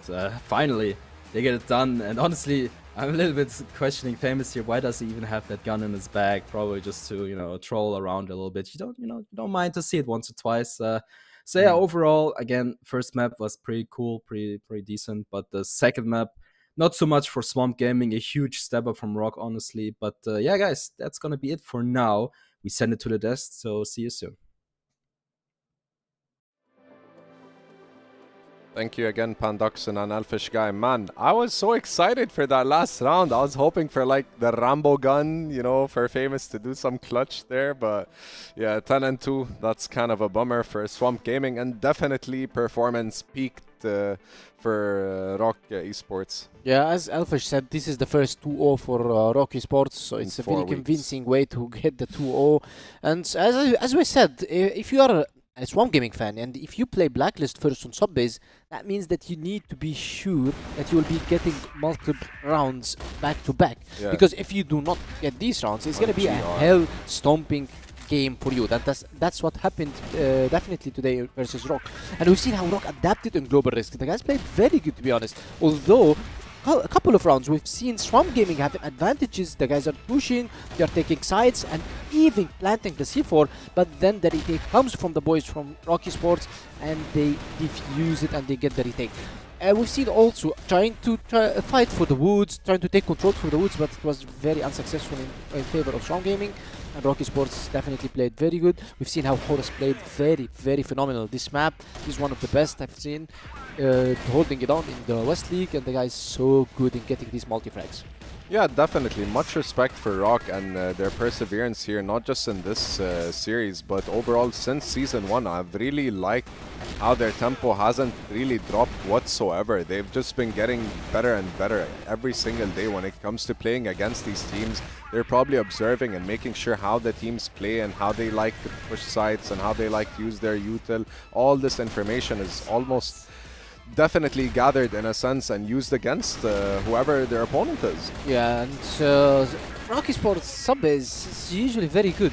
Okay, they fall a few times versus GG, maybe not this season, but the last season. But now they came back very strong and they changed their play style. Snake played more aggressively around woods. He's getting the multi-kills and the frags. Usually Horus trying to push more from A down.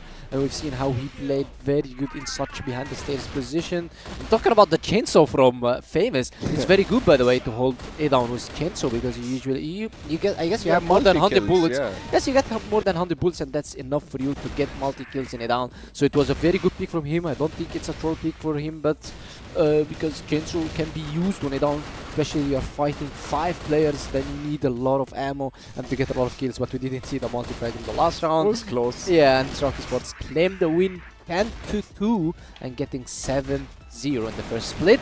Undefeated team. Yeah, they cut the night short for themselves, and now they get to enjoy the rest of their evening and possibly, you know, celebrate. So here we're looking at the set summary. Like, for Swamp Gaming, it substantially dropped, especially for HCZ, man. He really struggled this game, I would say the least. Totson as well, I wouldn't say he struggled, because anytime he would get picked off, there was a trade in response, and not just that, he would gather some very crucial information and pass it over to the IGL, and that kind of helped them maneuver in the maps and in the rounds to secure this win. Yeah, definitely. Totson, he still haven't found himself in the new meta. We haven't seen him in his iconic weapons. We haven't seen him, for example, on EBR. Maybe he's not liking it. We haven't seen a good performance from him on HK, but definitely he's one of the best players on the AK, so I don't think he's into the new meta. He loves to use the old weapons, and maybe he's changing, trying to adapt. That's why he's not having his best games, but the other guys, look at Snare, 3.2 KD and Horus 4.0 KD. These deadly are doing so much damage to the enemy team, and I guess Snare is going to be our MVP based on the 2 maps that they've been played. Yeah, I think so too. And Snare did an exceptional performance. And this is something you did highlight in game 1, is that Kai's needs to match Snare. And we just did not see that. The second Kai's went for a peek on map 1, Snare was there. And he followed up with a double or triple on round 1.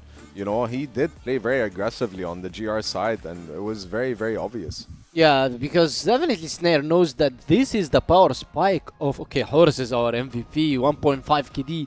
This huge entry of ROC Esports, he's getting the MVP this time, this tonight. I guess it's a slight difference between him and Snare, but in the end, the MVP is our GOAT. Horus is getting the MVP. So, talking about Snare and his picks, Snare definitely know that Swamp Gaming's power spike and strongest meta right now is Kai's getting the opening picks. So if he don't let him do this, that's how he destroyed them on their shut down their fragger, yeah. It's to control their AUM and make sure that Horus and the other entry boys could secure the site in whatever sense they need to. And then Horus as well, he did act like an anchor on map 1 and in map 2.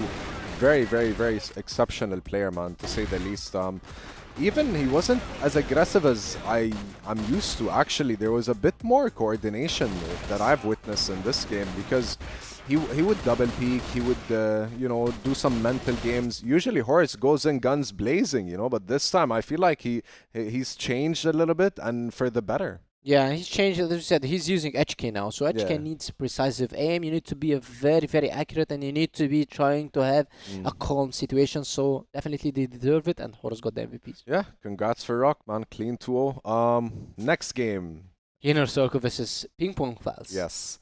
This is going to be interesting because I think they're relatively, I wouldn't say close in the standings, but they're close in the skill level, because InnerCircle, as you know, is their roster got shuffled a little bit to be here, and PingPongPals just got qualified. So I when I look at it, they both really want to get to playoffs and reach top 4.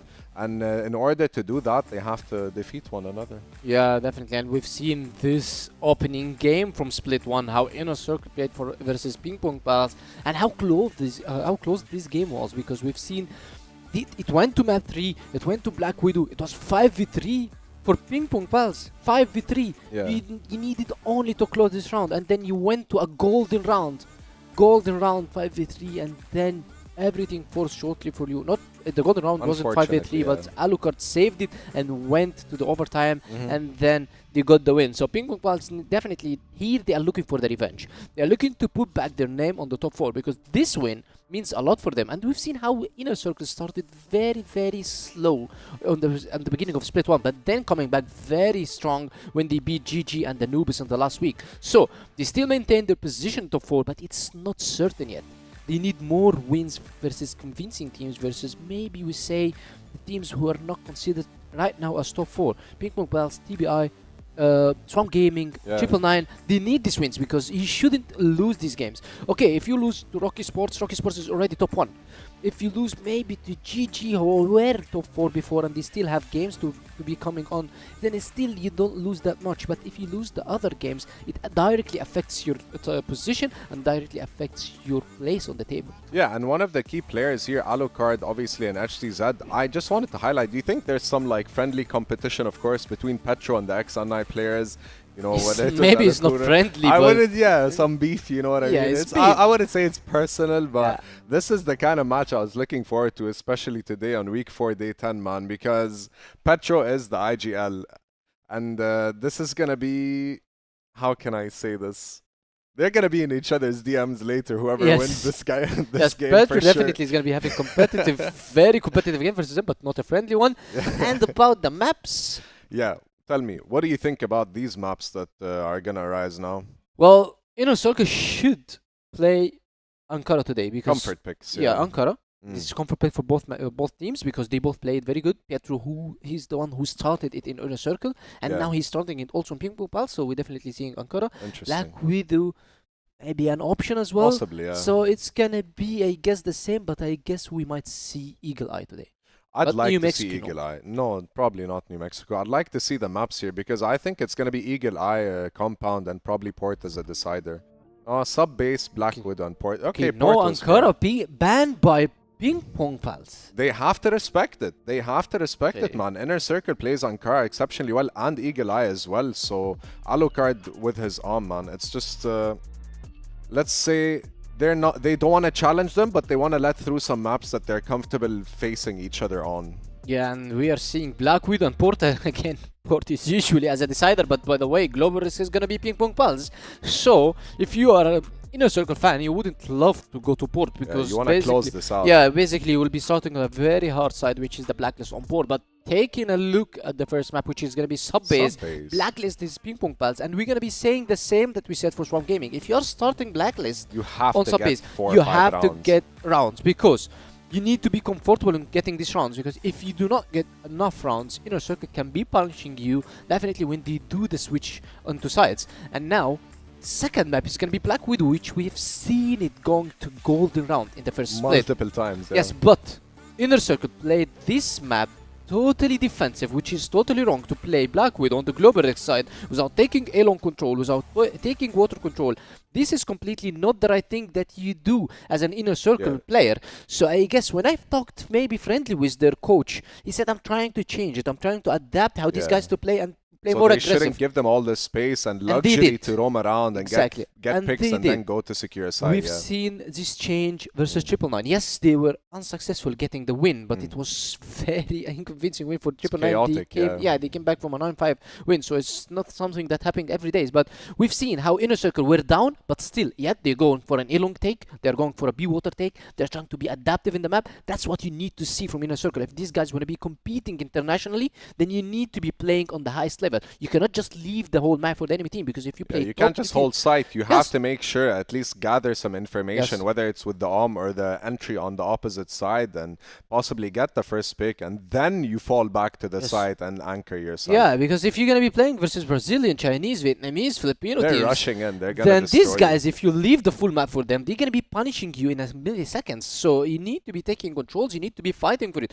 because fighting into this area is 50-50, but leaving the map, it's 70-30. In my opinion, you're putting yourself at a disadvantage for no reason. For When no the round reasons. starts at a specific time, you have enough luxury to run up there and secure that area. yeah, so definitely the guys changing the Black Widow. We've seen how they changed it also when they played versus Anubis, how they changed it in Ankara, they taking controls. Maybe that's why they banned Ankara I versus think them, so because too, yeah. how they played versus Anubis was extra phenomenally good. They guys played perfectly, almost good to perfection. The guys gathering information, they're trying to get spaces in the map and starting to move on and push sides together, having lurkers, having splits. So now PingPongPals, they definitely have seen their games and their past games versus GG and Anubis. So they want to be avoiding these maps. They want to be going into Subbase. Yes, PingPongPals is playing Subbase and they have Gainer.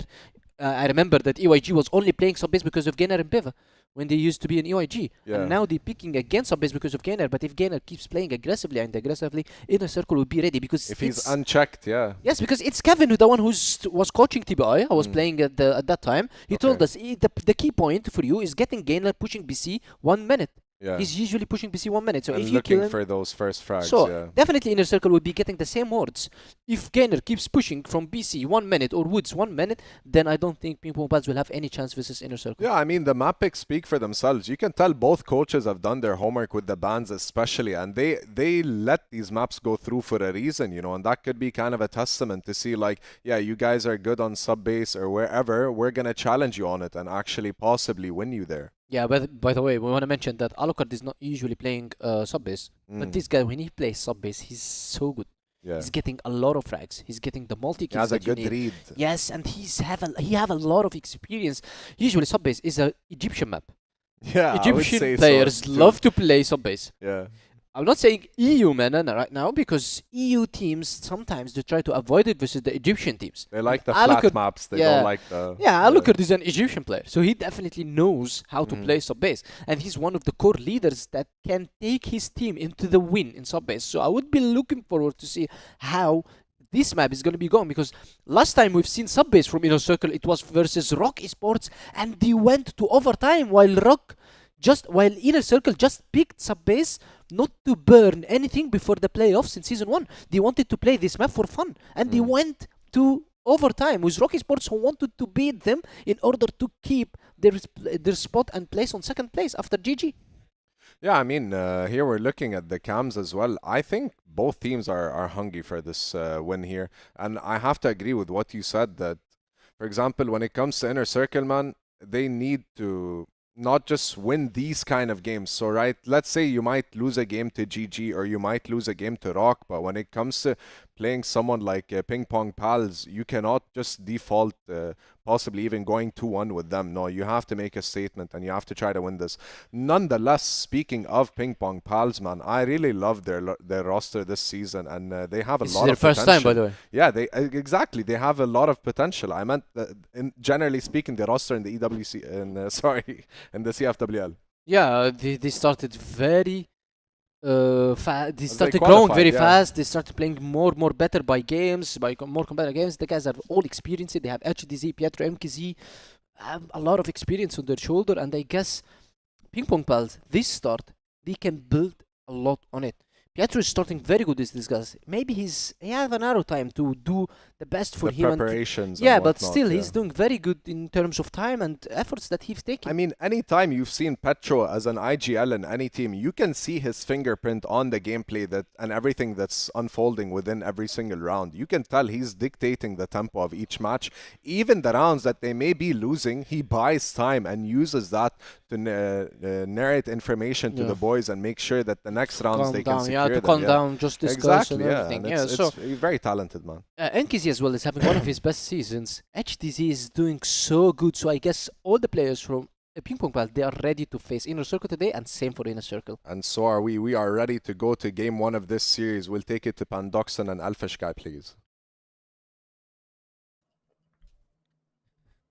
Yeah, thank you so much, guys. I think there's a lot to actually break down in this series, Panda. I mean, there's a big discussion around both these teams not having had really a perfect season so far. I've kind of expected, honestly, I think I've expected more from InnerCircle and less from PingPongPals, and I've got more from PingPongPals than what I thought, and less from InnerCircle than I thought. So maybe my expectations are just wrong, or maybe these teams aren't necessarily delivering on those expectations. One for good reason, one for bad reason. But in terms of this matchup, I think this is potentially going to be a pretty close one. InnerCircle maybe slightly favored just because of the tenure of that roster, but I don't know that I would say it's necessarily been all sunshine and roses with the addition of Awesome into this InnerCircle roster. Yeah, no, not at all. It's I would 100% agree with you here. It's been up and down for both teams, actually, to be fair. But yeah, I would expect this one to be the closest matchup that we will have today. I mean, 3P and of course the InnerCircle, they are pretty close to each other when it comes to these close corner fights here and there. But seems like Gainer will not waste too much time at all, as he already creeps up very deep into the vent here, and it's gonna be back. Time is a little bit off. Doesn't really check it. Gainer has so much sound cue to work with, but he decides to stay. Now he's spotted. And now his advantage is given away to back, and he's actually gonna stay there. It's actually kind of funny to see. He's not gonna drop out either. So yeah, what a close start here. I mean, okay, none of them actually go down in the process. It's gonna be Pietro with a little bit of HP loss, but it's not the end of the world. And yeah, like a lot of people mentioned, it's gonna be quite interesting here on Subbase, right? I mean, yeah, I know that a lot of Egyptian players love this map, but historically, like way back, the EU players also love to play it, right? We'll see what happens.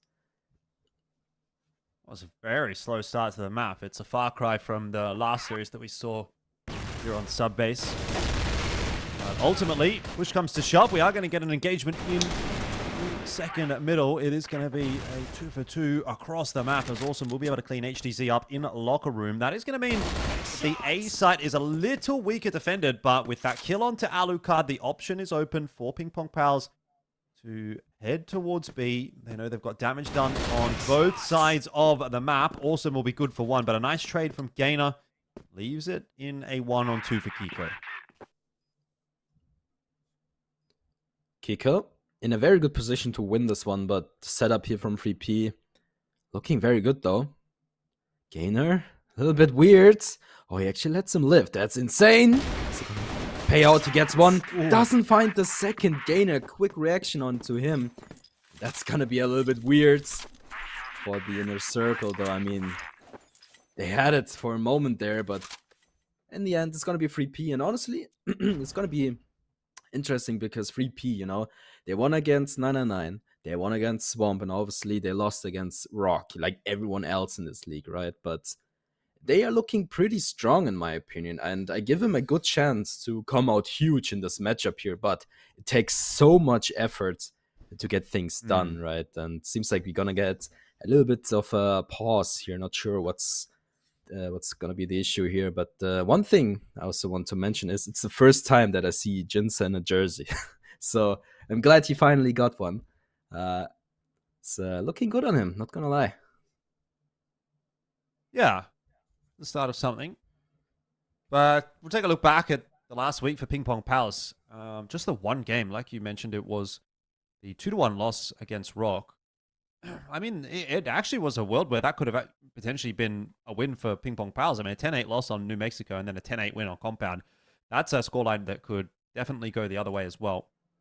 But they kind of got crushed on Port, so I think in the end you do have to say the better team was certainly the victor in the case of ROC. But the week prior to that was a very good week for PingPongPals. 2 wins, a win over 999 and Swamp, and then a decently fought loss against Gaimin. Again, a 10-8 loss in the first map and then a 10-7 win in the second map, but kind of got crushed on the third map of Port.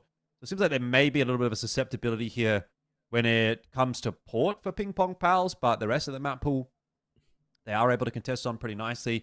More impressive to me is the close series against ROC and the close series against Gaimin Gladiators, although having seen how Gaimin Gladiators went about things last week as well, losing to Anubis, losing to IC Esports, 2-0 fashion actually to IC Esports, you do have to sort of start to raise some questions here. It's a very difficult thing to kind of grasp sometimes when we're watching Crossfire in the West League, because it feels like you will oftentimes run into these like scissors, paper, rock situations where, Team A beats Team B, but Team B beats Team C, but Team C beats Team A. And then you're like, well, who's actually good?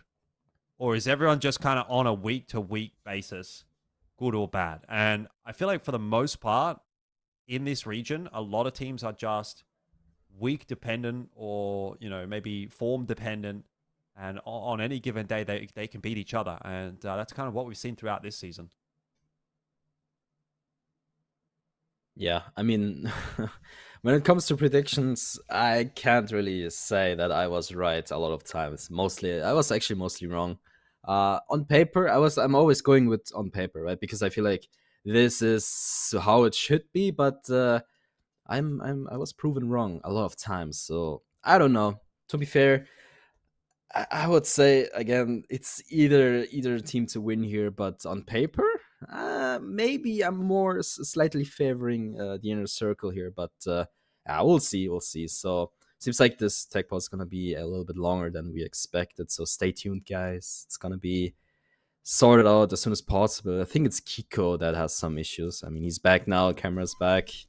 Everyone else is just chilling. And I mean, we just started, right? So it's not the end of the world. You don't really have any momentum taken away from anyone. It's just very unfortunate, right? I mean, whenever we have these breaks in mid games or even end games, it takes so much pressure away from, some teams, and then you have the upper hand lost. So whatever it means, it's very unfortunate here and there, but it's going to be fixed soon. I at least hope. We'll see. It's just going to take a while.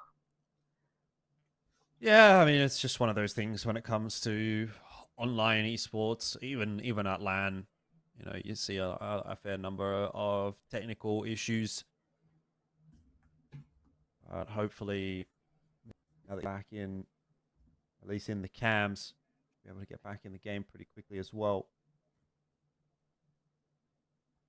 They love their shoes.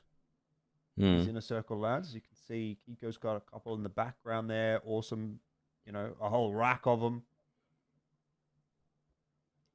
Never really been a shoe man myself. Yeah? Huh. Yeah, I have a couple of shoes myself. Not sure why though. I have the same shoes like 10 times. I'm not gonna lie. I don't know. Like whenever they start to look used, I buy a new pair. I don't know what it is, but it's a habit that I can't really get rid of. Is it a bit of a German thing? I feel like it's a bit of a German thing. A lot of Germans I know like shoes. Well, I don't know, maybe. Honestly, in my friend group, maybe. Yeah, actually, it might be a German thing, to be fair. Maybe that's a habit that we carry on German in our sneaker culture or generations. something like that. Yeah, I mean, I'm not collecting them if that's what you're saying, but I just don't throw them away for some reason. I don't know. I never ever use them again, but I just don't get rid of them. So you got like 10 pairs of shoes just sitting in your garage somewhere? Yeah, In basically. various states of wear? Well, it doesn't matter. But hey, gameplay, let's go. Yeah. By the way, Pietro's got a Slayer jersey behind him. That's interesting as well. But anyway, PingPongPals with that opening round here on Subbase. First map in the series up against InnerCircle. And we'll see if they can put together a bit of a run of things on this BL side. That'll be what they're hoping to do. It is the favored side of the map.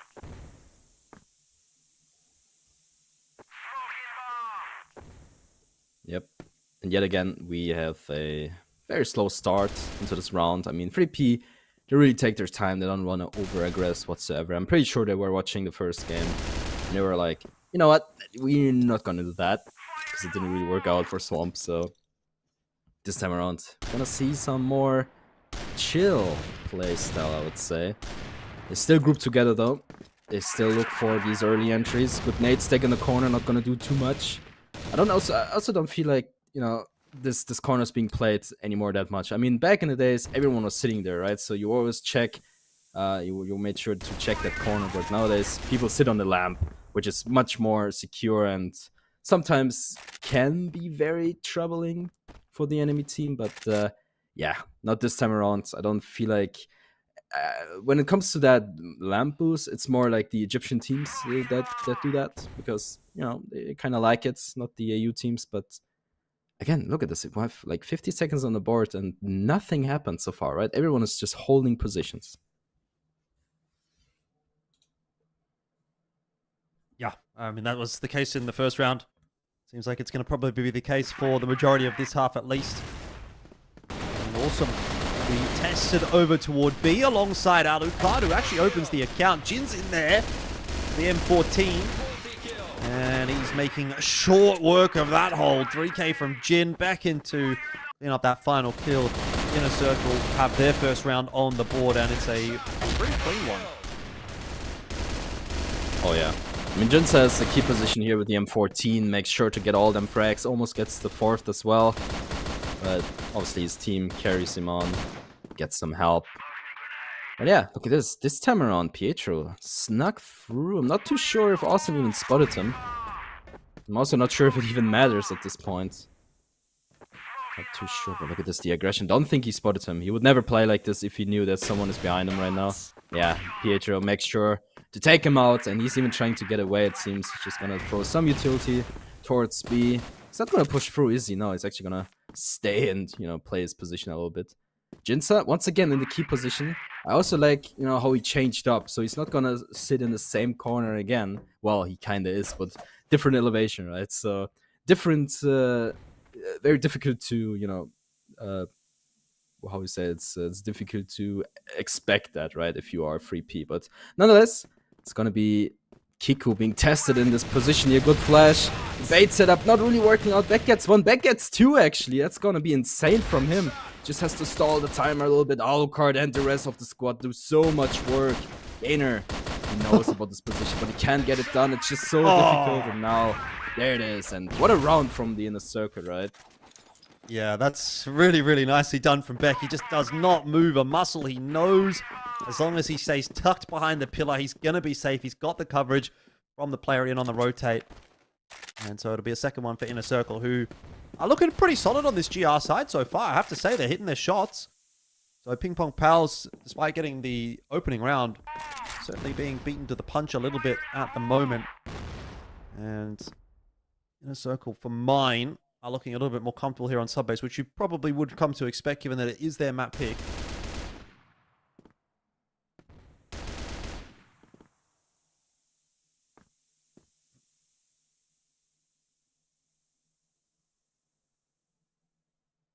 Yep. The InnerCircle, they also play very slow as well, right? They don't really take too much risk. They could do, like ROC did here and there, but they go the safe way. They play it safe and secure. And yet again, we see a nade stick in this corner. Not gonna work out this time either. And no over-aggression whatsoever. Awesome, once again, with a very cheeky angle. Awesome likes to play these angles, especially on port when it comes to the box room sector there. You always expect him to just aim there and take you out, but what again? Okay, Jin's now in the corner. Big change up.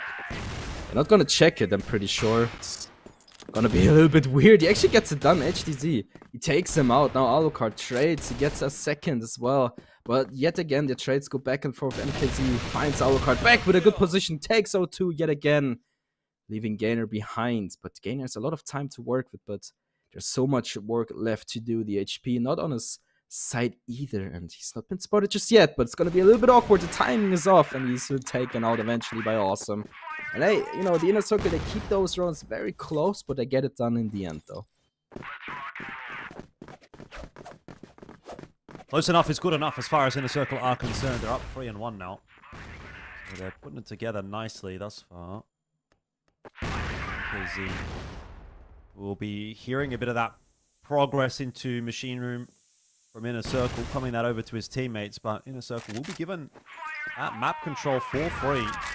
And so Kiko can go rotating off after taking it with Awesome, who will hang around on his own for a moment, but just decide to back up a little bit more into a safer line on lockers. But a good response from InnerCircle. They've sent a couple of players over toward A. It's a solid forward hold here. Alucard will miss his first shot, but the kills are coming through. Beck has himself at least one. One is not going to be enough here as InnerCircle actually lose all control of that A bomb site. It felt like they had a good read. It felt like they had a good setup, but not to be this time around. Not this time around, indeed. Yeah, 3P, they make a good job here. They're doing a good job in just holding their positions, not to over-aggress at all. HTZ. He finds Kiko, and now Awesome left alone. Surely not 1v4.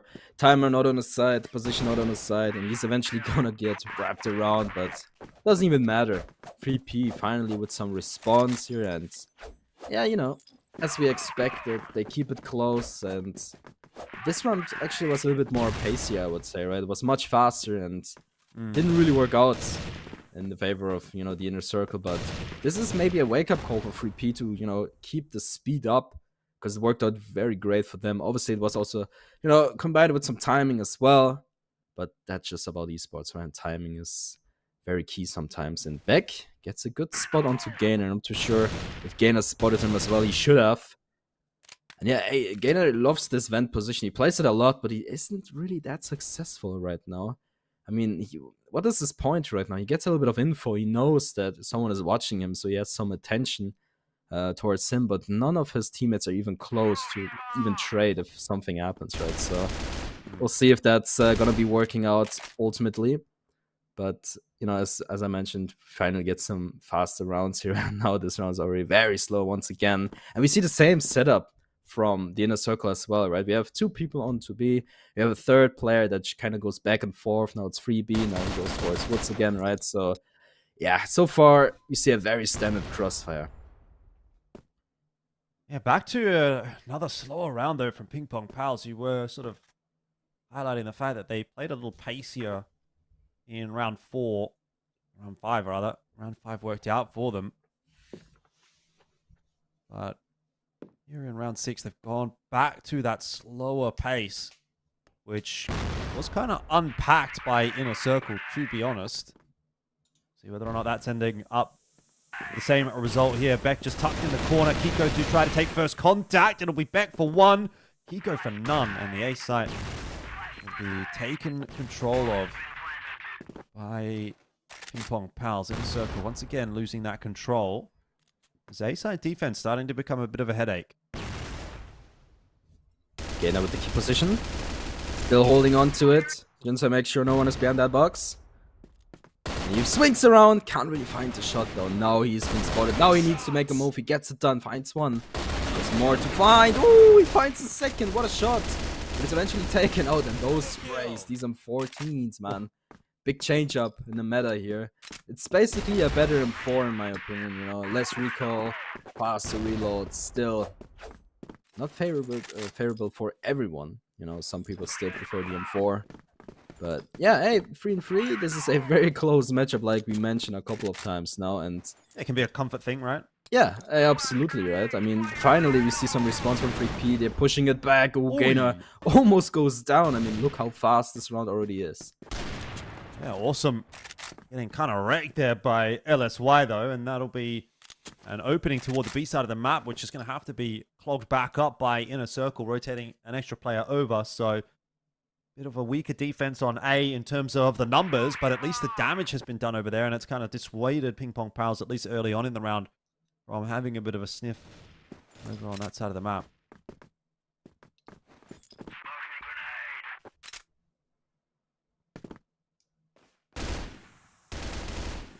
Beck, for example, still uses the M4, still prefers it though. I mean, there's multiple reasons to, you know, prefer the M4 over the M14. One may be, okay, you're very used to the M4, you don't really want to change anything.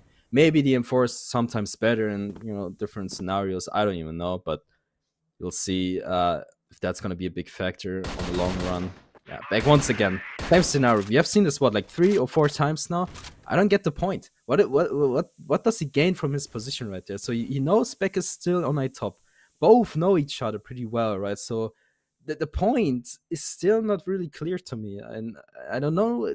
I'm not too sure what to expect. But finally, we see some movement towards a top. And this might be a big change up, but it's actually Gainer. Gonna be Gainer moving out of vent right now. Again, weird setup here from me. But anyway, Jinza, once again, good for 2. LSY trades him out. Alucard looking for a trade. Not gonna find it just yet. LSY does a fantastic job of taking out these InnerCircle players, and now it's going to be Alucard and Kiko on the clutch. Timer is running out for 3P, but look at this, LSY good for another Alucard. 1v3 already been spotted, Away. and I'm pretty sure that 3P will play it safe here and just plan towards A. Alucard going to try and get ahead of the play, though. That's actually a really big kill from him. It gives him a chance to try to put pressure on LSY, who is going to sit the plant, but he knows Alucard is pressing in onto him. HDZ's got to pick up the pace in case LSY loses the duel, but won't happen. PingPongPals pick themselves up another round. They're putting together a decent BL side here on sub base. Obviously, the expectation is they should be taking a lead out of this half, but it is InnerCircle's map as well, so if they do get too far behind, they are going to start to get in their own heads a little bit. And Jinza, this time around, sits in the corner. This nade stack for the first time ever might actually pay out. He's gonna get naded off, and there's a beautiful setup here from 3P. And, you know, they do it a couple of times, it never worked. They still keep doing it, and it pays out eventually. And this is a, you know, great start into this round. Love to see it, man. It's so simple, yet it works, right? So we'll see if Jinza's gonna sit in that corner anytime soon. I don't think so. Shouldn't do that. Regardless, good rounds, good start into the round, like I mentioned. Alucard boost up into the vent section, and I love it because this is a big change up, right? If Gainer decides to jump back into the vents, he will be taken out for sure. That's a guaranteed kill. Even though I have seen people miss that shot, even though it should be clear as day. Look at that, Kiko, good for 2. Alucard finds one himself. HDZ with the return frag, but the damage has been done though. It's a 3v2 setup here. The InnerCircle looking for the retake. Yeah, Alucard not yet pushing down the stairs. He's actually just going to hold this window position. Ain't coming in, but Pals are sort of set up for that. Gainer, headshot onto Beck. They know there's a second player there as well, so he's going to keep his eyes locked in on that direction. Flash will come through. Trade not there. Awesome has the advantage now over HDZ. Knows exactly where he's got him stuck. And in the end, what was a very winnable round for PingPongPals still ends up going the way of InnerCircle. So 4-4 will be the score. Yeah. I mean, big thanks here, especially to Kiko, right? I mean, he hold that angle to perfection, and even in the end, they're awesome. Got some kills done, and look how close it is. It keeps on, you know, back and forth all the time, and again, on the GR side of things, it's a little bit harder because it's very difficult to hold everything at the same time, and you have so many entry points. So for 3P, this is a let's call it an okay start, right? I mean, you want to have the upper hand at least for the half, so they need this next round. But we'll see if, you know, the InnerCircle is prepared on the outside of things, because again, it can get very fancy, but it doesn't necessarily have to get very fancy, right? We saw it on ROC. They were just crushing Swamp Gaming at some point, and it didn't even do anything super special, right? So we'll see. Again, these two teams are very close to each other when it comes to win and lose, you know, scores.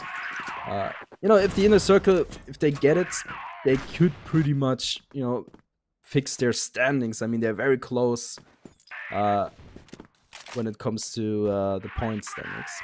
Anyway, once again, very slow start into this round. And what do you think? Like, is this going to be a big difference once we go towards, you know, the side swap and, you know, when the InnerCircle starts to attack the sides? Well, I mean, it's a good question. PingPongPals don't honestly seem like they play a lot of sub-base. I'm just looking at their season so far, and they haven't... This is actually their first game of sub-base this season, so to see them putting together a pretty solid BL side is reasonably impressive. Want to get yourself up to 5, and that looks like it's going to be possible. HDZ and Gainer say thank you very much. We'll just take the battle and run with it. But 5-4 lead for PingPongPals. Look, if they can find a way to cause an upset here in this map, I think they could be on for a 2-0. To be honest, like, I think PingPongPals is definitely a team that could 2-0 InnerCircle at the moment. I mean, it seems like there's a lot of teams that can 2-0 InnerCircle, but also, I actually kind of rate PingPongPals, which is one of the first times I've said that about a new team coming into CFWL. And I know a lot of the players here on PingPongPals have been around, so it's not as if they're like a fresh face necessarily into this season of CFWL, but a lot of the time you see a new roster put together, you think they're going to get crushed. But that is not the case here for PingPongPals. I think they've had, of the teams in their quote-unquote first season, probably the best first season that we've seen in a long time from any team.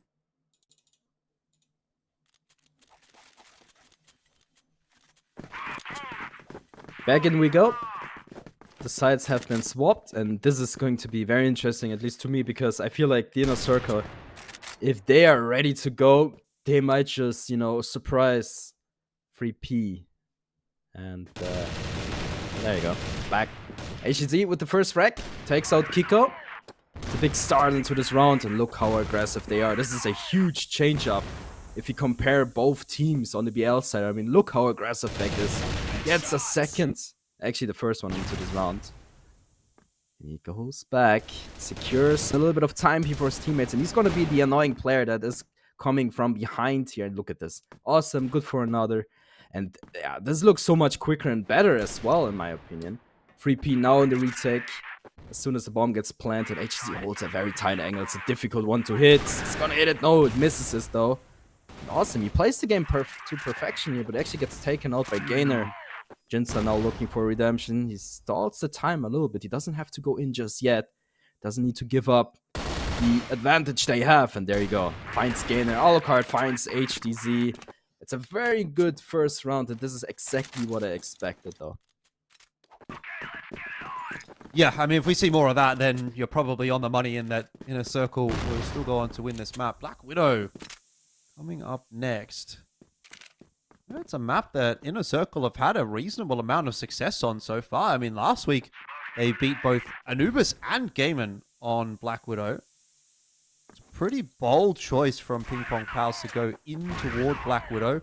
InnerCircle even beat ROC on that map. So I'm quite intrigued to see where we end up here for map 2 if PingPongPals do end up dropping map 1 here, which, look, based on at least just the one round of the second half we've seen here with InnerCircle on the more favorable side, looks like it's a very realistic possibility. You would say so. But I have been wrong many times. Let's see if this is gonna be much different. I don't know. But so far, very slow start once again. I actually like this change up here and there. So, you know, the InnerCircle, they started off very, very fast, and now they decide to slow down a little bit. And 3P you can tell they're moving a lot. They're pushing towards Belong, actually pushing towards, B, and then they send some players towards Woods again. It's going to be Gainer being tested in this position. He's totally flashed as well. Oh, that's a disaster. Can he get one? He doesn't even get one back. Rushes him down. A good flash onto back though, but he still manages to find Pietro there. But the damage that has been done. HZ and MKZ, of course, they find one player each as well. And that's going to be a tough retake in my opinion. I mean, I don't even know. They're all coming from the back, it seems. Maybe not. I'm not too sure if LSY... Okay, they're actually gonna, reconsider their options here. So they're gonna go 2 from a top and 1 from behind, which I think is a good decision here. Never mind, 2 from behind and 1 a top. There you go. It's gonna be 15 seconds on the board. They need to get it done as soon as possible because they don't really have too much time to work with. Awesome. And back. Find the kill here. HTZ left, 5 seconds on the board. Surely not. Alucard does a fantastic job of stalling him away, and look how much it means to them, of course. Some shots towards the body here. And then you know what? Hey, again, InnerCircle, they look so much more convincing on the BL side of things, right? What do you think? Oh, yeah, definitely. I mean, there's no doubt about that. But that's not a huge surprise, though, is it, right? Like, this is the side that you pick the map for. Right, you pick this map, you go, we're going to be good on the blacklist side, really. And we're going to put together what we can on the GR side and see, if we get 4-3 on GR, we're going to back ourselves to be able to close it out on BL side. And I think we're starting to see why InnerCircle have such faith in themselves. This will be an interesting push from Gainer. He's almost timed there with the nade in hand. Awesome, though. Just half a second too late for that free kill.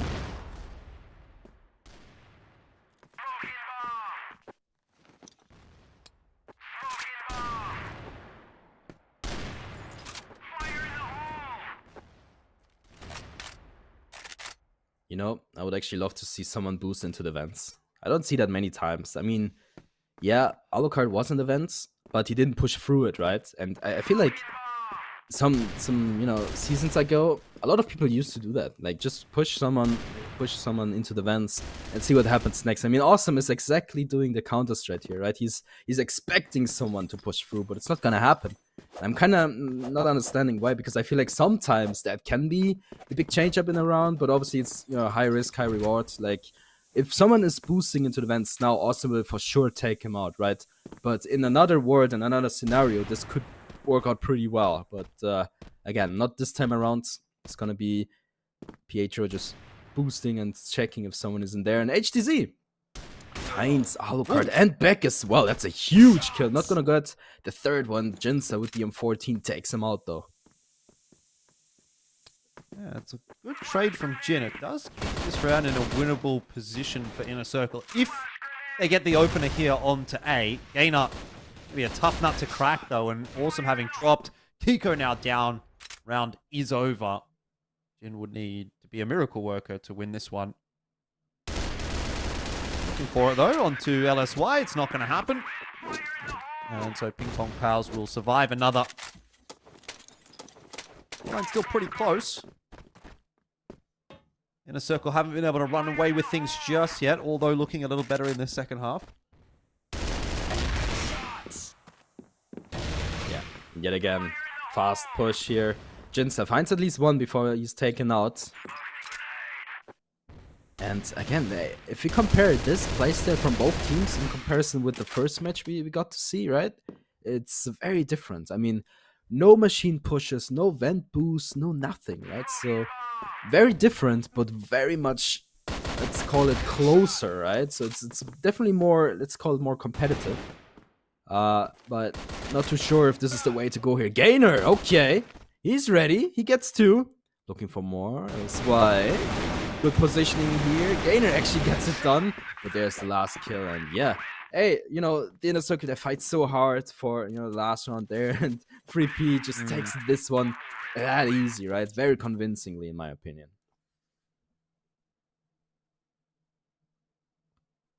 I'm going to get a timeout here, maybe, from one team. Sounds like there's a reset happening. Don't know whether it's tech or tack or what, but bit of a hype moment for PingPongPals as they once again retake the lead on sub base.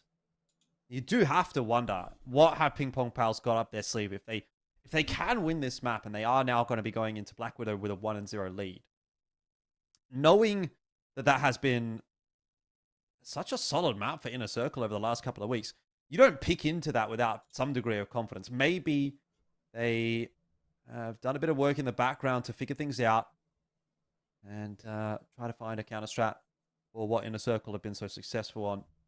Who knows? But what I do know is Beck is AFK, which is not great in the middle of a game.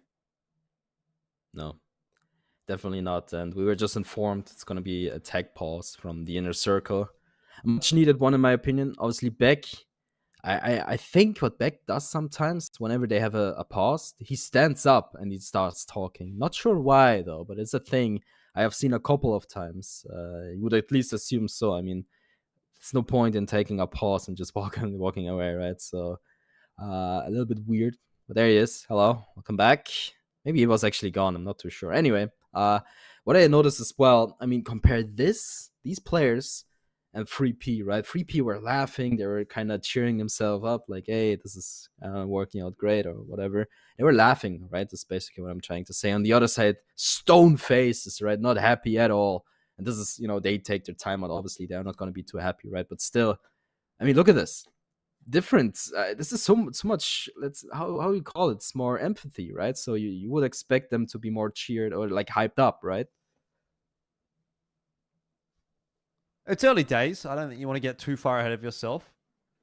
Still only map 1 of the series. It could be a bit of a longer one. Have to wait and see.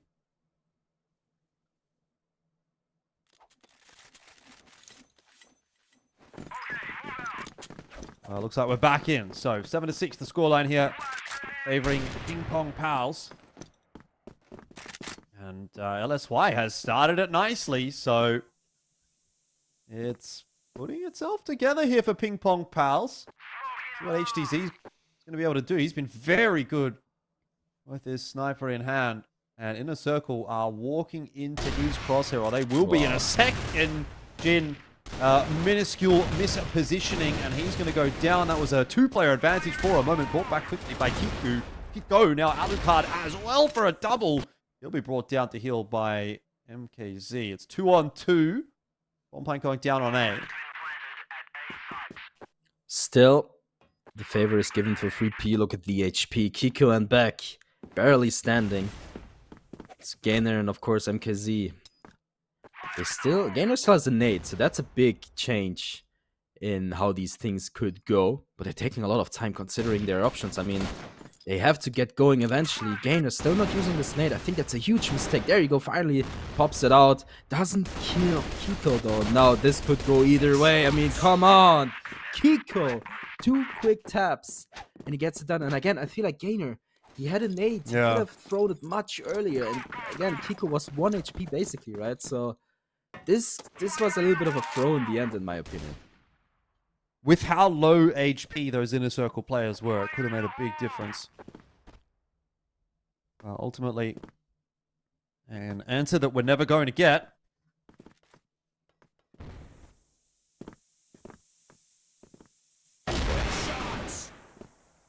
Well, shot from Kiko. Awesome in the mix as well. As quickly as it starts to go favorably for PingPongPals, InnerCircle bounce right back. This should be an unbreakable crossfire. Awesome. Win for 1, so 2 Kiko. And that leaves LSY alone. Here we go again. LSY. Looking for anything. Kiko with the aggression gets it done. And hey, all of a sudden, the InnerCircle. The tech pause maybe helped them out. I'm not too sure. I mean, they finally get some rounds on the board, but it took a while for them to recover. 3P now left shocked. The InnerCircle finally, finding the solutions. And the solution is basically, rely on the individual skill once again, send players in, see what happens next. And it worked out beautifully. I mean, if you, checked what they did in the vent there, in the vent location, they just dropped out and, found these kills that they needed to find. And yeah, hey, if that works, you just continue doing it. And this time around, actually, it's going to be, who's that? MKZ, look at his position. He could be the key player of this round if is not being spotted, but look at that. All these wallbang shots find him and he goes down eventually. And yeah, this is a, you know, good start into this round for the InnerCircle. Not too good for 3P. No, and that's kind of been the running trend for the last few rounds, actually, which is a little bit worrisome now for PingPongPals. If InnerCircle can get a bit of momentum going, they might actually end up just sort of sweeping this map and closing it out. You know, something like a 10-7, make it fairly one-sided in the end. I mean, 10-7's a reasonably competitive scoreline, but it's not super close. You know, there's not a huge amount of pressure on InnerCircle at that point. Beck does drop, though, and we're back into a 4v4, so we may well find ourselves an equalizing round here. Alucard will drop at the hands of LSY, and this is kind of starting to fall apart a little bit. Oh, InnerCircle, Jin, other ideas. Will find himself an entry over toward B, but the rest of the team really struggling to help out all that much. Kiko now alone.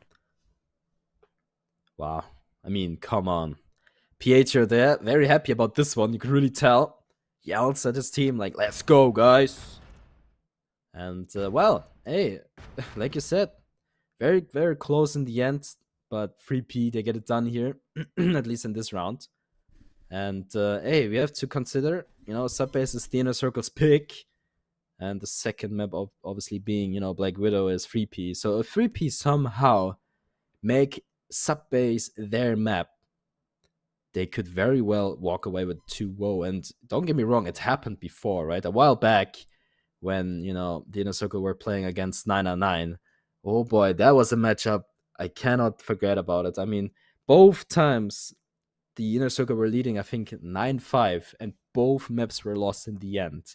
So I'm happy about it that they recovered from that loss, because that's a stomp if I know one, right? So they still are here, they're still fighting, they keep games competitive, and they surely want to get Subbase done, but there's a little bit more work to do before they can consider, you know, Subbase theirs. Yeah, it's been a long, drawn-out map, hasn't it? And you don't want to be that team that's walking away with the loss under your belt and thinking, well, all of that effort, all of that time spent was for naught. It'll come down to potentially these last couple of rounds in regulation. And here that we're back in. Yeah. Maybe not. I mean, maybe. We are back into the game, I feel like. But still focus on the players, of course. Eventually, we'll see the game, right? Take a little bit. It's actually funny to see how, you know, everyone is just staring at their screen. I don't usually get to see that, right? I mean... oh, Jinser's dead.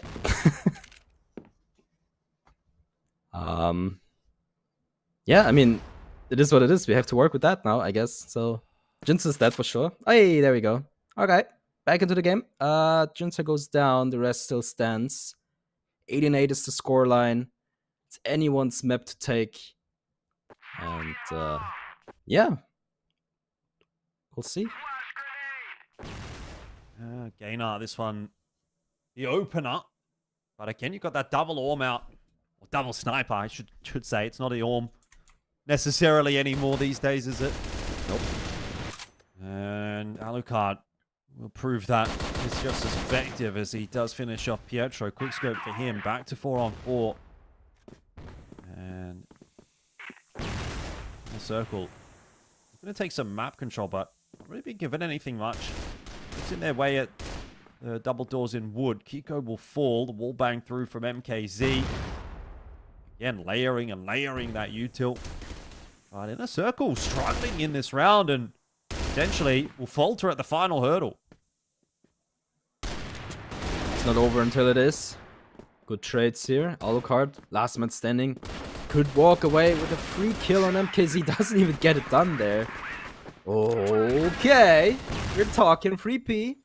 Match points. And again, remember a couple of rounds ago, we were thinking, okay, the InnerCircle, they have a very good position to work with. All of a sudden, they do not have that position anymore. And oh boy, you can really tell they're getting a little bit nervous. Everyone's let's hold, let's chill, let's see what we can see. And again, MKZ in the woods position here didn't really work out great last time though. He's still gonna stick to it because it can have a surprising factor. But yeah, I'm not surprised that he gave up on it. And it's gonna be a very, very tough round for the InnerCircle. They need to find those gaps. They need to work around these 3P players. I mean, the grenade is not going to do too much damage. And the smoke is not going to be too great either, right? So, 3P. It's a wild setup. The A bomb site completely left open by PingPongPals. I mean, they did have that smoke up at Wood, but it was a world where InnerCircle could have just waltzed their way into A and gotten a plant. Not going to happen now. And they're kind of still leaving A relatively open, just trusting that smoke. InnerCircle are not going to go fishing in that direction. Similarly, not falling into the trap over on B either, where you've got that 3-player setup. Now, as the round starts to sort of wind down the clock a little bit, Util running short on that GR side. You are going to have to start seeing a rotation in on the GR side. MKZ, though, gets down the stairs, but a massive whiff, and Beck will finish him off. Now it's onto the side hold. Alucard gets himself one. Gainer, double! Big double from Gainer as he's now dropped the C4 and he knows that rotation is coming in. Jin goes down as well, and Gainer might be the hero here for PingPongPals as they try to find themselves the 10 and 8. LSY will catch Awesome on the backside, and Alucard, his position now known. A 2v1 for him to try to negotiate. Gainer wants to fight. A bold choice considering if he goes down, it leaves it into a 1v1. But he's going to take it, and LSY will help out. That'll be map 1 in the hands of PingPongPals. Wow. What a last round here. I mean, if there was ever a very close round, that was it, right? I mean, whoo-wee, they get away with it. It was a little bit too close for comfort in the end. Let's be real about that. But the InnerCircle, they had 2 good opener frags, right? But somehow they can't close it. And you know what? The InnerCircle, they picked sub base, they can't get it done, even though they were basically already having it, right? So it's gonna be a little bit weird and awkward for them on Black Widow as that is 3P's map picks. So hey, in the end, 3P looking very convincingly in the end, but there's still a little bit of work left to do, right? So I'm looking forward for the next map, so guys, don't go anywhere. We'll be back soon. Thank you, Pandoxin. Thank you, Elfish Guy. We're back here at the desk, and man, what a game. That was actually closer than I expected. Yeah, 10-8 in favor of PingPongPals. It's very risky to pick sub-base if you're an InnerCircle fan, because usually this roster didn't play sub-base for a long time together. As we said, this was the last time they played versus ROC Esports in the group stage season 1, and they went to overtime with them. They were just playing for fun. As I said, if you're playing for fun, if you're playing zero pressure, you will definitely play good, but that doesn't mean if it's a real game that you need to win that you will perform very good. Shout out to PingPongPals. They played very good. Gainer, this guy is a monster in sub-base. As I said, they play only sub-base for Gainer. For this guy, he single-handedly can carry your team to the win, and he didn't deliver until the last round. The multi-frags are still ready and here from Gainer. Yeah, you did mention in before the first game that when you were in a position where you're playing against someone like Gainer, your coach, Kevin, if I'm not mistaken, used to tell you guys, we need to control Gainer and shut him down, or else the map's gonna just drift away. Yeah, definitely, and this is what should InnerCircle have done, but Gainer didn't give them the chance, and he clutched a lot of rounds. We've seen the 2v4, we've seen the last round where he was down bottom A, and then InnerCircle got 2 kills, and then he directly fragged out with 3 kills, getting the win and W for his teammates on the first map. Now we are going to Black Widow, but this time InnerCircle are down 1 map. They're gonna be playing Black Widow, which we've seen InnerCircle came on top in split 1, but it was just a slight difference between the 2 teams because it went to the overtime and even to the golden round where InnerCircle came as a winners in this game, and now PingPongPals are in a position to revenge this lose, to revenge this breakdown that happened to them by PingPongPals. Yeah, I've been noticing a pattern with InnerCircle in the last few weeks that they really struggle to get those 2-0s or to secure like a match with a big gap. they're always going to overtime, they're always going to golden round. It's just not there. The tempo, whenever they get a round or two, it just somehow falls off, or they get overexcited or overconfident and underestimate their opponents, which causes them to fumble. Yeah, definitely. And we've seen InnerCircle, they play very good, to be honest. The pushes, the blacklist side, but they couldn't still close rounds. And this is, by the way, an issue in InnerCircle that we mentioned few days ago, a few weeks ago.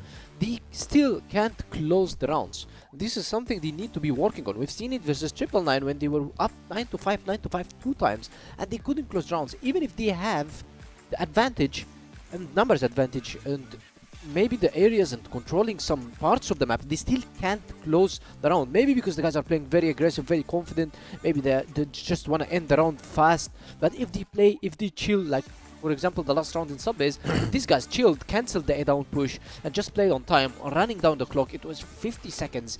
50 seconds is not that much low time. You still have plenty of seconds in order to get another kills. You are 5v3 basically. You are expecting the enemy team is going to be pushing versus you, trying to do anything crazy, anything aggressive, unusual, so you can punish and win the round very easy. But we've seen the guys going into down, running just in a chaotic way, jumping, trying to kill MKZ, then jumping back to Rocket, one by one, and Gainer is just tapping heads and heads by the HK. So if you chilled on the Rocket, on the triple, naded the Rocket, double flash defense, instantly peeked it up, you could have won the round if you stayed and kept your composure ready. It's not because you're 5v3 then you need to end the round now. You're 5v3 that needs to be chilling more than ever. 3 esports professional Crossfire players that you need to go through. You know? And you need to be chilling, waiting until you get the round. Way easier, but this is something it's so hard to control in the competitive games. I'm saying this because You've been there, one of the competitive players in this league, but now their map is gone from their hands, but they still have one more to go. PingPongPals now playing Black Widow while they're having one map their map pick, which is kind of a setback for InnerCircle, man. They just came off a lose streak and they won last week, so I'm not quite sure how is this gonna, you know, if I was in InnerCircle's place, I would say that I need the next 2 maps to win. And how am I going to get that? They're going to be going to port as global risk PingPongPals, as we mentioned. If you are an InnerCircle player or fan, you would love to see it finish 2-0 in order not to struggle in port. We're not saying it's going to be a lose for InnerCircle, no, but it's going to be very tough for them to compete and overcome the global risk side from PingPongPals. But we did mention that InnerCircle, yes, they lost first game, but PingPongPals, they won their first game, and this is something that we don't see usually. PingPongPals usually come back from the first deficit and the first lose game from the and then they follow through and get the wins, or they get the maps. Which is scary for InnerCircle, because that's the pattern that PingPongPals has been playing, which is similar to Anubis, where they would default round game 1 and then win the next 2 games. So if now the advantage is on their side and they won game 1 and next map is their map pick, how on earth is InnerCircle going to come back from this? Yeah, they should have a good mental in order to come back from this downfall, and I guess they have other coach and the players are very experienced in such situations. And they're going to Black Widow, by the way. It's one of their favorite maps. Really? And they usually beat strong teams in this map. Like we've seen them beating GG before. We've seen them beating ROC Esports in the playoffs. It was the only map they won when ROC Esports beat them 3-1. The only one map was Black Widow. Okay, ROC Esports are not that good in Black Widow and they know it themselves, but still they are playing ROC Esports. The names of the players, ROC Esports, Slayer, Snare, Horror Studs, and these are big names. So beating them in Black Widow, this gives you confidence and it's motivation. It's a big boost. To beat PingPongPals in this map. 100%. I personally wanted to go to round 3, to game 3, because of not just the entertainment side, but because it's more exposure for these two teams to learn and play against each other. And you can tell after the first few rounds, there was a lot of mind games going on, initially speaking, as to people changing the previous position that they were holding in the map. And the util was pretty good, because we saw a lot of like triple nade kills right off the bat. They would cover every corner of the extensive map and figure out a way to plant. Yeah, definitely. When it comes to strategies and mind games, usually Pietro comes on top because Yeah. he's the guy who started He played with calling. them. Yeah, he played with them. He started calling in this team, so he definitely knows how these guys are thinking right now. Yeah. Yes, Beck is now the caller of InnerCircle, but he's the guy who played with him for years. We're talking about maybe 2 or 3 years. So he definitely be thinking how this guy's gonna be trying to adapt versus me. On the other hand, Beck cannot expect how Pietro's gonna be playing because he's still new to the IGLing. Yeah. He's still not there into 100%, so he needs to be focusing on himself more. Not like Pietro. Pietro this is his basic day. He manages everything. Yeah, his basic casually. day. Yeah, his basic day. So That's there's his like casual a basic day chess for game in the background that we're not Yeah. witnessing, between Beck and Yes. Petro, and they're trying. And I think first game or game one at least, it was close, but I really think Petro came out on top. Yeah, definitely. And the pick of Subway is still unclear for me. Yeah, questionable for me from InnerCircle. Why Yeah. you guys picked Subbase in one of the games that you suffered in Split 1? You should have picked your most comfort maps. Of course, this is their choice. But we as a fans or as an analyst, we would like to ask them why you guys picked Subbase. Definitely, do we want to be trying to play Subbase more? Okay, you can do this, but maybe Not versus in this crucial moment Exactly, where you need because this win. you need this win because you're coming back from 2 good wins, GG and Anubis, and now if you lose to PingPongPals, that means it's like you lost one of the other past games. So you did a good run. You need to keep up on this run. You need to get more Ws and wins in order to secure your place on top 4 for Playoffs, you yeah. to play on the EWC spot because they got 4th place. They need to top up this in order to go to the EWC, not only top 4. Because if you get top 4 and you still have 4th place, you're not going to the EWC. Yeah. Or maybe you will be going to the EWC, but you will hope one of the top teams, Anubis or GG, fall. Yeah, I mean, realistically, it's not just about making it to the EWC. It's being able to challenge the other teams that you're going to be Also, facing in the the EWC. EWC, yeah. That's another story. You don't want to go in there being last place in the previous bracket that you were in, Yeah, definitely. And as we said, maybe they picked Subbase in order to start playing this map competitively. But I think it's a very crucial game. PingPongPals and InnerCircle is like derby. It's like we used to see this derby between Anubis and TBI, for example, 2 Egyptian orgs. Yeah. So it's like a derby. InnerCircle, PingPongPals, 3 from Unknights, core Unknights players in InnerCircle, and 3 core Unknights players also in PingPongPals. So it's PingPongPals, like yeah. a derby, a European derby between 2 players. So I wouldn't love to pick such map versus them. Yeah, I agree. And I think next map is going to decide a lot of things, especially the outcome. Because if it does go to PingPongPals, then I really think InnerCircle is Yeah.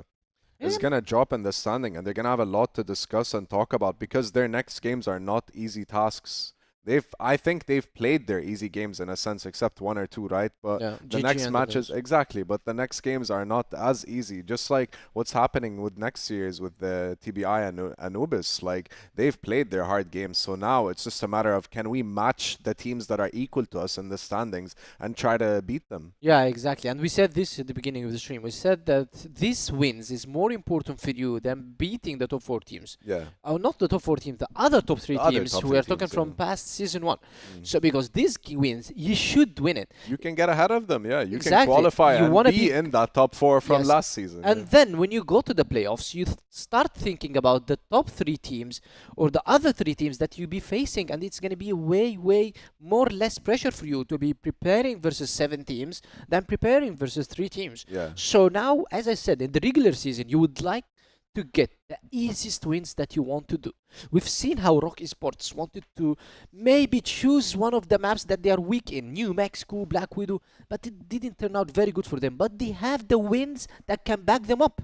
Exactly. Even if they lose the series. It's similar to if you're like 9-2 and it's last round and you pick out like some crazy gun that's never been used. Yeah, right? maybe just as you're let's try. in that position of comfort where you can do some unusual, unorthodox gameplay or behavior, But right now, this is not the time for This it. is not Now for it's stick InnerCircle. to the script, stick to your homework, get it done. Yeah, definitely. And as I said, if you have some cool rounds or cool wins that can back you up, then you can do such things. But Yeah. right now, in this crucial moment, you're starting split 2, and you start split 1 very slow.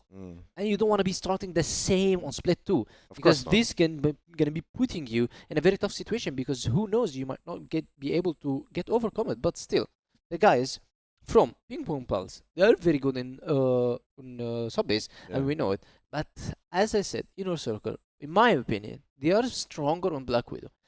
They've beaten PingPongPals when they played very passive gameplay at the beginning of Split 1 and they still beat them. Yes, Yeah. it was golden round, but definitely there were a lot of A mistakes. win's a win, man. Yeah, a lot of mistakes from InnerCircle side and a lot of mistakes from PingPongPals side. But now you are playing on Split 2. You are way prepared. You had a lot of times with your coach, Yeah. with your players. It's not with your week 1 teammates. anymore, right? Yes. Like you've all warmed up your hands. You're ready to go. Exactly. You're ready to play some Crossfire, and as well, you've got to see the other teams play some of these maps that were picked on your behalf during the games that you're gonna play. So you can actually sit down with your team and break down what they did to win rounds or what they did to fumble rounds, and what are the weak links that they can utilize to secure a series. Yeah, so as you're watching the games, as you're watching more the teams, as you said, you're gonna be seeing more weak points of these teams and you wanna be taking advantage of. But InnerCircle now, they haven't played any sub-base games this season, I guess, I believe. Yeah. So now they're playing their first and they lost it to PingPongPals.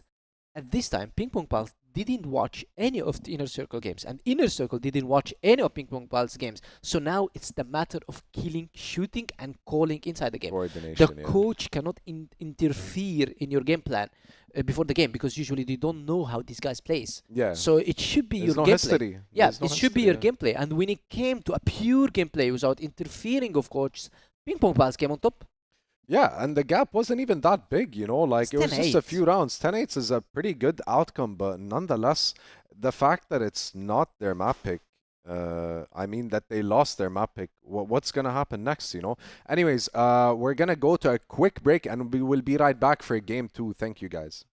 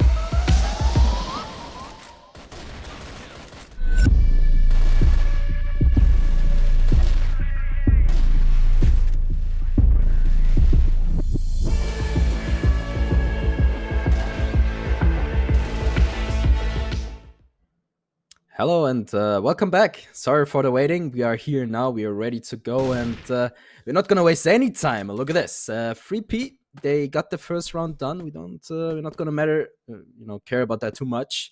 It happened. We're just gonna acknowledge it. And yeah, I'm absolutely ready to go. I mean, it's been a while.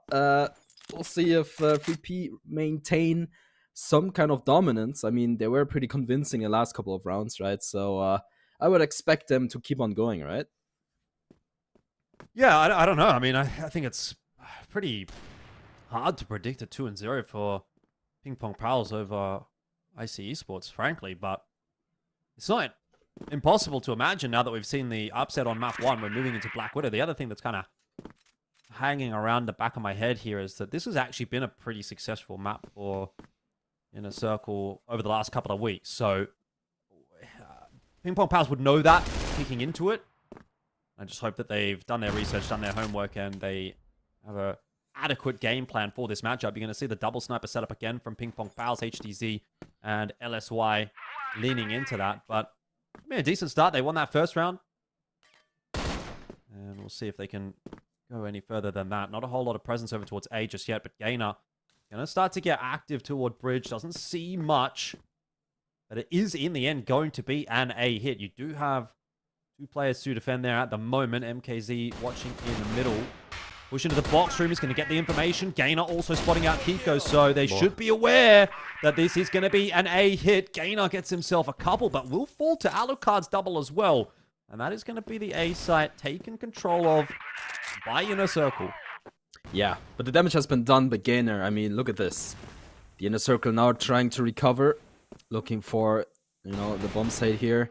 But there's still so much work left to do. Awesome gets one though. LSY goes down. That's a huge kill. Finds a second as well. How has he done that? Gets it done though. Now MKZ, last man standing. It's not even... Is he yeah, he's going for it. Good. So he's gonna push along, which is a very, very bad decision because obviously he's gonna run into all of these players, especially Alucard with the TRG in hand. He's just gonna swing it, is he? No, he's actually gonna play it safe. MKZ, there's so much work ahead of you. Surely not. I mean, 1v3. Even if he gets Alucard, it's gonna be so much more that he needs to find. And yeah, eventually Alucard gets it done. And hey, honestly, all thanks to Awesome. He had a good positioning there. He took out 2 important players, and that's the first round for the InnerCircle. Yep. Nice to get on the board early on in the piece. Yeah, a little bit more of a forward approach this time from PingPongPals as they'll push out short into mid. And Alucard's been taken down early by MKZ. He has been a danger man for this InnerCircle roster for a very long time. Probably the danger man on this team. So to see him out of the round, it's going to be a sigh of relief for 3P. Yeah.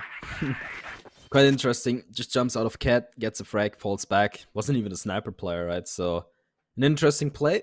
It worked out beautifully. I mean, Alucard, catch by surprise. 3-1.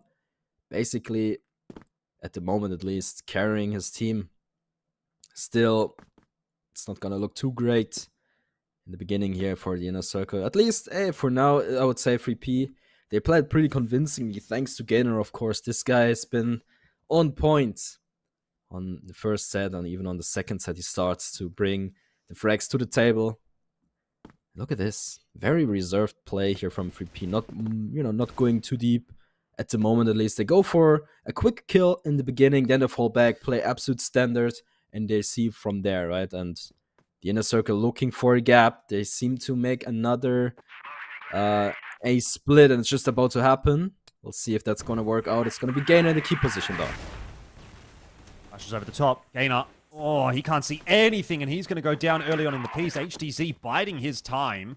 Will not fire off a shot. He's hoping that this smoke is going to fade favorably, or that he's going to be able to edge through it, which he does. Duel 1 by MKZ over the bridge as well. And it's a 4-on-2 for the retake proper, which should be an InnerCircle problem.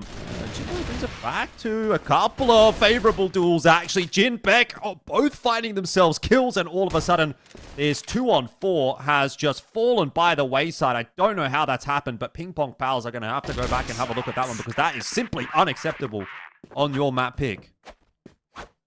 Absolutely. That was a must-have for 3P. Somehow, they let it go. That's going to hurt a lot. That's going to ruin their momentum, their confidence, if it goes that way. Look at this. They're fighting for the long control here. Actually, it's going to be a 3P backing up. They're not going for the barracks control either way. I just wanted to show some dominance, and it seems like it worked out beautifully as the InnerCircle now restarts with the, clear up towards barracks, but not going to find anyone. They get it secured. They're just going to leave one player behind and group up and reconsider their options from there. And once again, if you watch closely, you have 2 players sitting in Cat. 3P looking for an early, easy frag once again. Not gonna find it just yet, as again, the InnerCircle, they play super safe. Look at that. All of them basically sitting in spawn. It's only going to be awesome watching that, a long push potentially, but it's not gonna find anyone just yet. I feel like that PingPongPals push out of B and get some map control, map territory over there. Reading into the fact that InnerCircle are playing pretty slow on this BL side. They have just left middle open. You have Pietro spotting it from A. The offensive is going to go toward B. Gainer, again, in a very pivotal position. He's going to have the backup of LSY, but he needs to be hitting his shots. Beck will be the freebie that LSY is waiting for. So the two-pronged approach, a perfect setup in that round for PingPongPals. Frankly, it does feel as though they are reading the game pretty well, but in some instances, maybe not capitalizing on that information or those reads as well as they should be. But this, at least, should be enough to get them to a 2-2 scoreline. Yeah, it seems like they did their homework, and Jinso's gonna be taken out momentarily. It's not even gonna be MKZ that is the closest to him. And yeah, hey, 3P again. I mentioned it earlier, but they look very convincing, right? I mean, they done their homework. They really play to their best abilities here, and it's not even Gainer that is doing all the work. It's also gonna be LSY, and LSY is, you know, one of the, let's say, less experienced guys on that roster, but still he gets the job done here and there when it comes to the crucial moments here. But this time around, it's actually gonna be Kiko that starts off with a great start into this round. I mean, MKZ and Pietro both basically still standing on 1 feet only.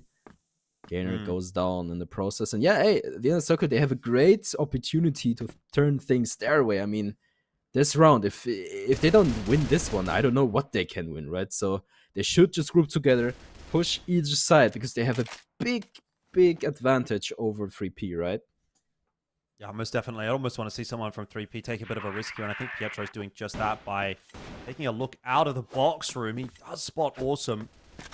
The shots off in his direction, but no connection. And honestly, not a huge amount that you can really read into from that. He's only seen the one player. He's going to sort of gamble in toward middle. Will be a fast flank into A if this push goes in that direction. PingPongPals might still have a way of winning this round, although I think they've made the wrong decision. They pulled MKZ off of the line. Now it's really only onto LSY. MKZ spamming through the bridge, but not really able to do too much. HDZ did get himself one, but that is really all she wrote for the round for PingPongPals. Just losing too much too early and unable to recover it. Yeah, Awesome once again does a beautiful job in taking these players off guard, and look at that. I mean, it's not actually gets it done. Okay, I was about to say, even if he doesn't get that one, it's still, you know, it's still over. The damage has been done, and Awesome, he basically secured 2 rounds all by himself by, you know, repositioning himself to the best abilities, right? So 3P, I would say they do a fantastic job as well, but in the end, they can't close these rounds, right? And I think it was Penguin, he was saying like, yo, it's actually the InnerCircle that can't close rounds, but right now it's 3P with the same issue here. And again, 3P, they wanted to play Black Widow, but honestly, Black Widow, everyone can play Black Widow, right? Obviously, some teams are better, but Black Widow is just basically, if you break it down to basics, it's like individual skill. You have to be on point with your aiming. You have to find those timings here and there, right? So I would expect this one, again, to be very close, but still, if 3P is not able to close in the end, it's going to be really awkward, but we'll see as the InnerCircle, if they prepare a B hit, let's see.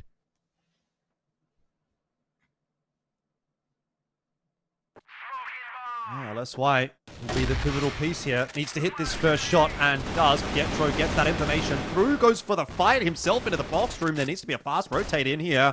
HTC to try to assist LSY is stuck behind a smoke. Nobody can really help LSY, and he's going to be a dead man. So this setup from PingPongPals just not working out. Pietro maybe getting a little bit too over-eager for that fight. Could have made it a little bit slower. Worked out LSY. In the end, though, Nate does go in onto the position of Jin, which makes for a retakeable round. 3-on-3. MKZ coming in on the flank, although he's going to be a little bit too late to have any impact here because it's HDC that's just decided to walk out of the site himself and try and find himself a timing. It's worked out in a sense until Kiko has activated, and it doesn't really look like MKZ is going to be able to have much of an impact. I don't like that retake at all from PingPongPals. I don't like that round at all, frankly. Once they get that opening pick, I think they don't need to try to look for more. They do, and that is what ends up giving InnerCircle the opportunity to trade it down. Then LSY is up the creek without a paddle on B. Isolated on that site with the sniper rifle in hand. It's never going to be easy to play from, and so I think PingPongPals are really doing themselves too many favors on this GR side at the moment. Yeah, it seems like we don't really have much time to talk about last round. It's as the InnerCircle already pushes towards A, and they do a fantastic job of doing so. Gainer now trying to recover this round. It's going to be quite tough as he runs into Awesome. It's actually going to be Gainer that takes him out. MKZ now with a great opportunity, but he has to wait for the rest of his squad, and it's going to take so much time. It's not going to be easy though. I mean, look at that. They're just getting catch one by one. It seems like it's impossible for 3P to recover this round. It's only going to be LSY, who has been very clutch for his team, but how much can one guy do? I mean, at this point, this is surely over. No way in recovery. And, you know, the InnerCircle, they start to look so dominant, and not too sure what happened there. I mean, in the last round, HZ did a fantastic job in surprising them by just running into the bomb site there. But in the end, 3P, they're just too slow, right? This time around, they're actually going to go for a long A secure, and they're going to get barracks control just like that. And that's a beautiful start into this round for 3P, but the damage on LSY might get critical in the end.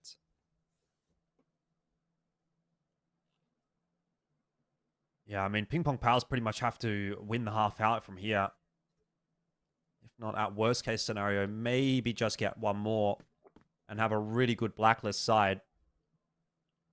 But so far, InnerCircle have certainly looked a far better team on Black Widow. Flash going to go into the box room. MKZ playing underneath the window. LSY will be taken down early on in the piece, and now it's really resting on the shoulders of MKZ as he's going to lose Gainer as well. He would need to find multiple frags. His position would largely have to be overlooked, and he is just hoping that that will be the case. He gets one onto Awesome. Looks for the pivot back. Bit of a wild spray from him. Does actually lock it in the end, and yeah, that'll be another round for InnerCircle. Yeah.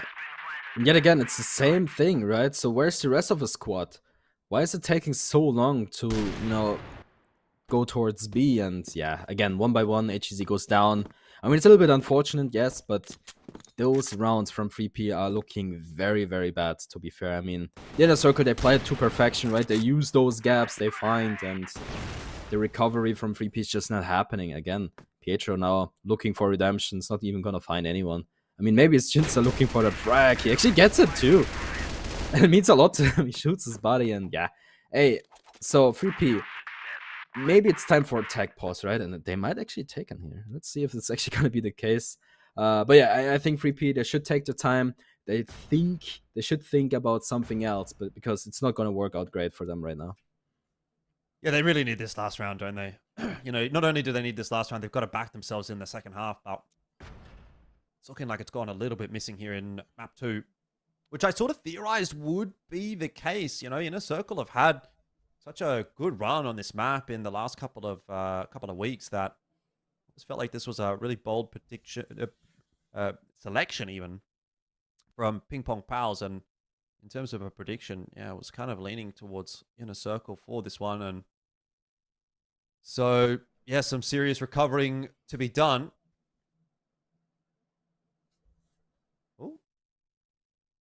Well, looks like we're getting a reset. Yep.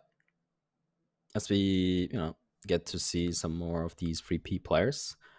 Obviously, they have something to talk about, and they're going to use that time to, you know, oh, hello, reconsider their options. Yeah, I mean, this is just a little bit awkward. We're going to have to, you know, wait for, you know, the game to, you know, come back. So I guess we get to, you know, talk about this game, right? I mean, so far so good. You know, 3P, they looked very good in the beginning, but then they kind of, you know, they kind of stalled a little bit, and then it was actually the InnerCircle that kind of regained the let's say the driver's seat in this game, right? So I don't know. We'll see if you know, 3P is able to bring it back. Yeah, I don't know. Have you got any faith? Because I don't really have a huge amount of faith based on what I'm seeing here on Black Widow. It doesn't really feel as though they have maybe that same level of comfort as what InnerCircle do at the moment on this map. Not to mention, it feels like for the most part, they've kind of gone cold. You know, when we look at how they won that map of Subbase, what was it down to? A lot of instances, it was down to multi-frags from someone like a Gainer holding onto a side or something like that. We're not really getting, in a lot of cases, even any respectable kind of a defense. You know, we're not necessarily trading 1-for-1 or anything like that. Like, in a lot of cases, it's just like 2 quick kills from InnerCircle. They have the site, and that's the round over.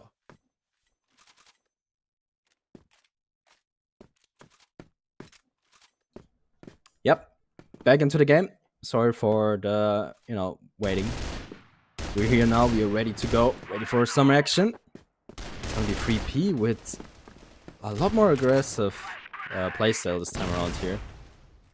Gainer, of course, the leading gun. Looking for the entry here. Not going to find anything just yet. The InnerCircle, they reposition themselves. They don't want to give up just like that. Let's see. Yeah. Okay, they're just gonna stall in Cat here, which I think is, not too bad. I mean, it's just about time that 3P starts to play a little bit more aggressive here. It's gonna be Jinza that finds Pietro very early on. Pietro, in this game, on the second map, he doesn't really have the greatest time just yet, but he needs to step it up big time to make things possible for 3P, and slowly but surely, awesome. I don't think he spotted him. Did anyone spot each other? Did they even spot each other, though? I don't think so. Yeah, I don't think they've gone around the corner far enough just yet there. Smoking, that's not really gonna be a problem for the setup that InnerCircle have got. It's, I suppose, one less spot that PingPongPals really has to clear.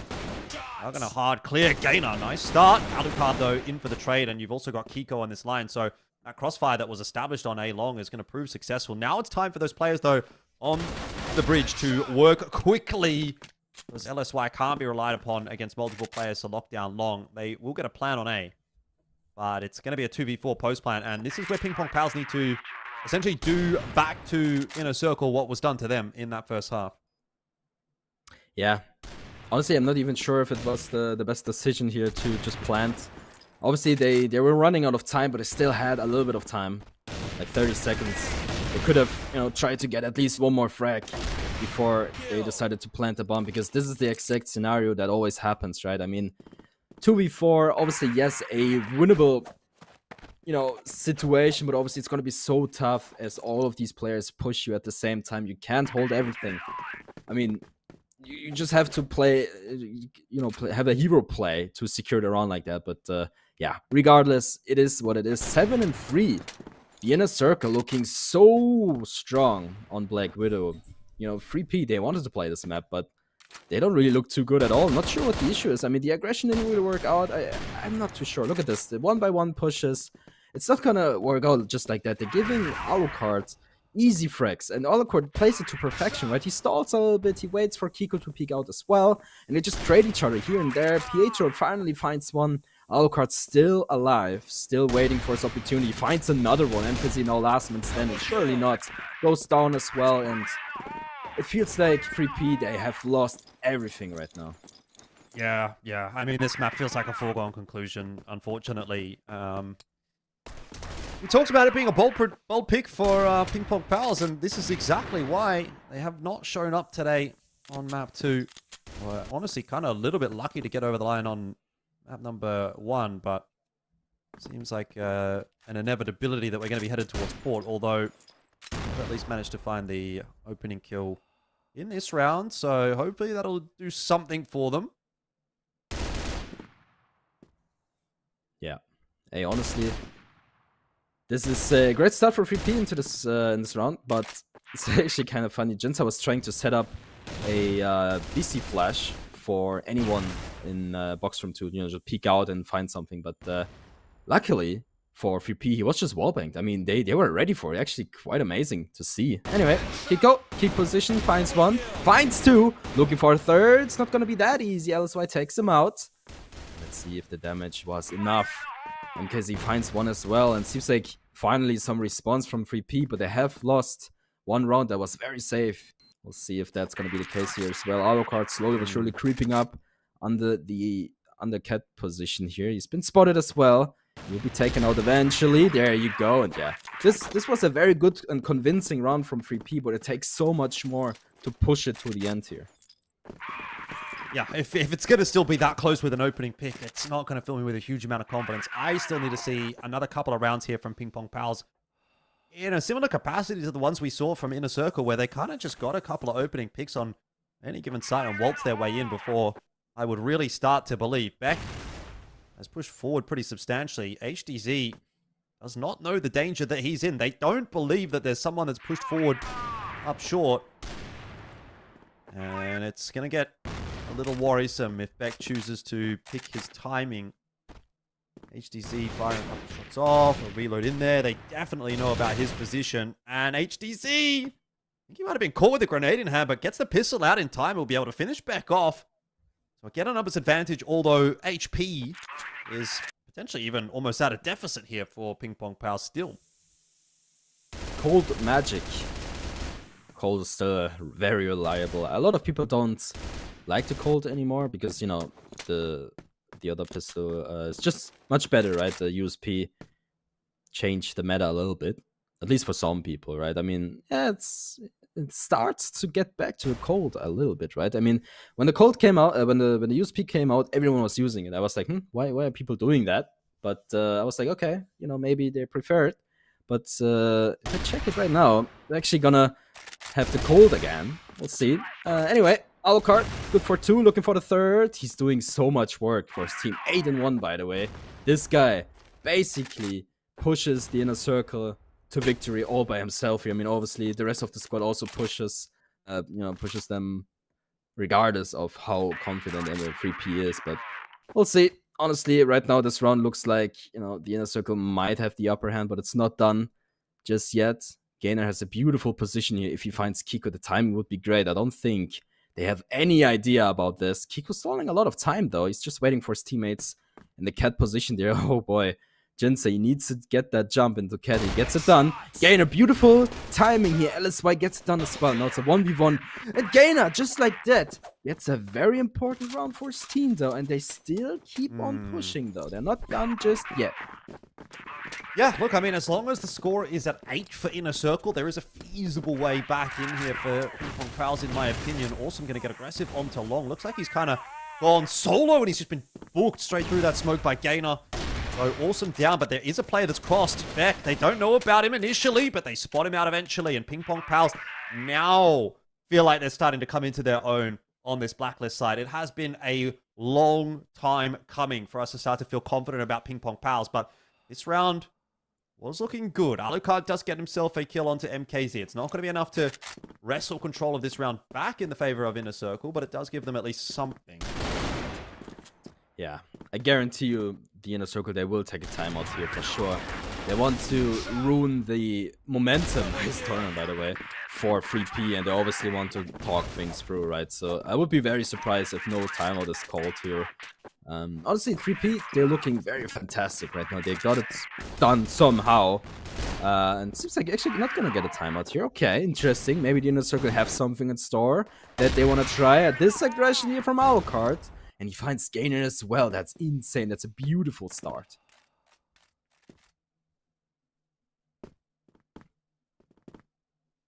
I mean, this is where it could all come crashing down, you know, PingPongPals, just when you start to get that confidence up. Lose an early pick like that. And we're back to square one. We're now having to negotiate a 4-on-5. They kind of need to win this round. They cannot let this go to 9. HDZ gets the tag onto Alucard, but not the kill. They do know that he's there, but they let him out. They let him escape. HDZ, though, clean kill onto Kikiko, and if they can dislodge Alucard, then there's still a round on offer here. Beck will fall. Alucard desperately trying to hang on. He gets the kill onto Pietro. He should not get 2, let alone more damage onto a 3rd. Alucard might have saved this round. There's the flank coming in from Jin. MKZ can't find the trade. That is poor in the end from PingPongPals that they allow Alucard to get away with as much as they do. I mean, HDZ's holding onto a grenade, and Alucard's on 1 HP behind the truck. But they get to 9 in the circle, and they're looking for map 3. Yeah, poor judgment here. They kind of thought it's going to be an easy kill on Alucard, considering he got leg shot. They pushed him 1 by 1. Rookie mistake. We all know how dangerous these snipers are, especially in Crossfire. I mean, come on. Not gonna work just like that. And all of a sudden, a very winnable scenario here from 3P turned into a very disastrous standing. I mean, 9 and 6. Obviously, still winnable, but so much work. I mean, 3 rounds in a row just to push it to overtime. Not too sure if that's gonna be a very likable outcome. And honestly, hey, this is all because of Alucard. Alucard has been pushing these frags like a lot. Look at this, 13 and 4. He's really stepping it up for his team, and he's not done just yet. I mean, he could still very, very much clutch this one. He's it's actually Jinsei's his teammate. Never mind. But yeah, 3P looking for some answers, and so far I don't see anything. But it's actually going to be HDZ on A. This is interesting. Very good kill from HDZ. I don't know, I guess there's still a world where they're able to come back here and do it in the overtime, but you're asking a lot at this point. PingPongPals, they have definitely been a lot better on this BL side. There's no doubt about that, but they still need perfection for the remaining 2 rounds, and then to put in some good work if we get to OT. Still backing them out at this stage.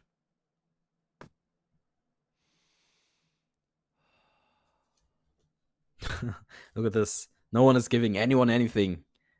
Both teams playing, you know, very, very secure. They don't want to go down too early. So they're just going to run the clock a little bit. And yeah, so far I like what I'm seeing. I mean, 3P, they finally step it up, but it's maybe it's a little bit too late for that. I mean, again, this one round where Alucard was hiding behind that truck, he should have, you know, really gone down there. But somehow he makes things possible for the InnerCircle, and they should really, really, you know, like him for that. I mean, on the other side, Awesome, of course, you know, has a little bit of a rough game so far, I would say. But he started off very, very well, right? I mean, again, 2 rounds only because of him. And then the rest, Alucard also steps it up. But if Awesome can't come back in the end here, it might actually get very close. But we'll see as 3P, you know, they prepare a little bit of an B hit. Nice check here from Pietro. We have seen this a couple of times, especially from 999, where they boosted München up there. So it's a good check. And here he goes. Well, Awesome going to be tested once again. Turns his sightline away as Pietro comes flying out the window, but the entries are not connected by PingPongPals, nor the trades. I mean, if you're going to commit to this, you've got to commit to this, but they haven't, and the C4 is out on the B bomb site. They've now got a 4-on-3 to try to negotiate. I don't understand why you wouldn't just send everybody out and at least trade down those opening kills. They're looking to continue the fight into the box room, though, InnerCircle, and I think they're going to finish it off right here. HDZ is standing alone against 3, and he's only got 20 seconds to work with here, so he'll try and check as much as he can in the box room. But you've got to go, bro. I mean, he's just not even really trying, is he? With 13 seconds left on the clock, he's got to try to make something happen, and he's kind of waiting for InnerCircle to make the mistake. And look, they're not going to make a mistake here. You have to make this play happen. It's too little, too late. HDZ, though, he gets a couple of kills, but imagine he would have done that with 10 seconds left on the timer. That could have then been a winnable round, but just sort of gave up in the end. And InnerCircle are going to win map 2 and force us through to a 3rd.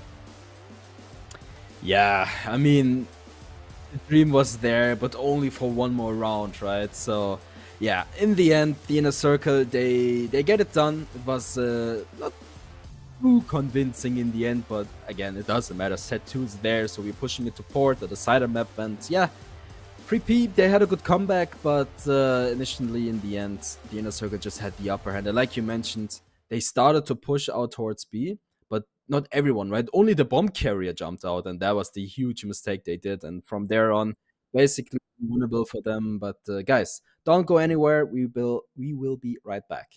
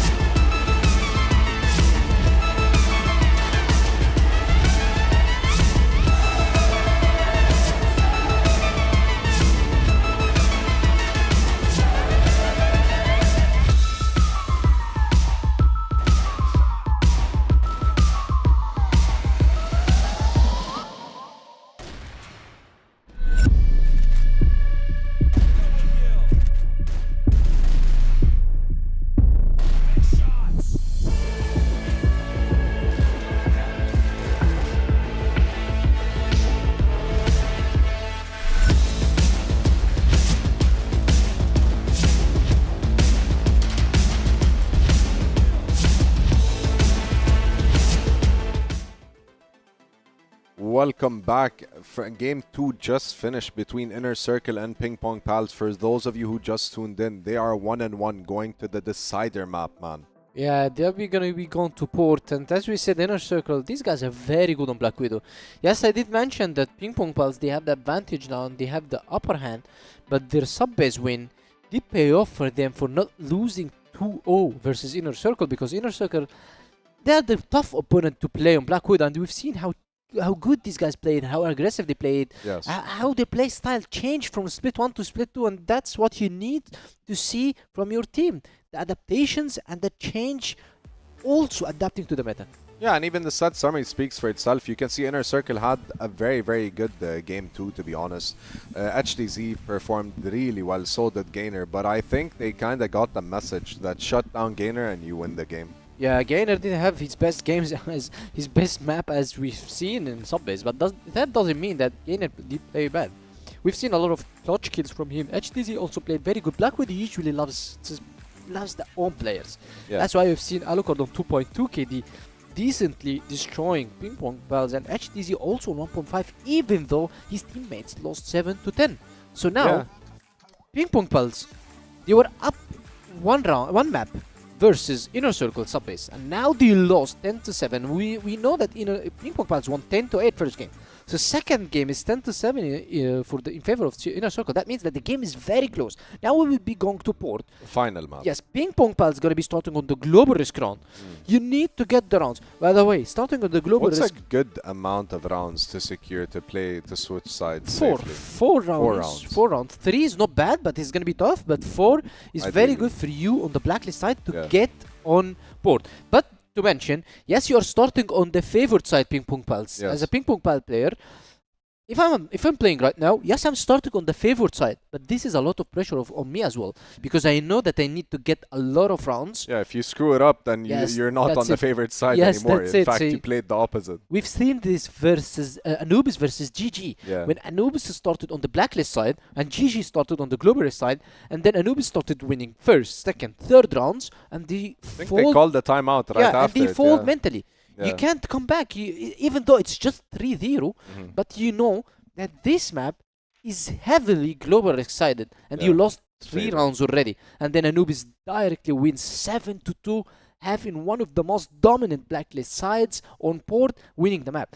We could see the same, and I'm pretty sure the PingPongPals should be aware of such a situation, because if they leave InnerCircle to play freely and get round by round with them, that means that PingPongPals, they're going to be in a very tough position, because when switching sides, PingPongPals is going to have a lot of problems dealing with their global risk side. What about our key players? What do you think of them so far? Like the on players, let's say.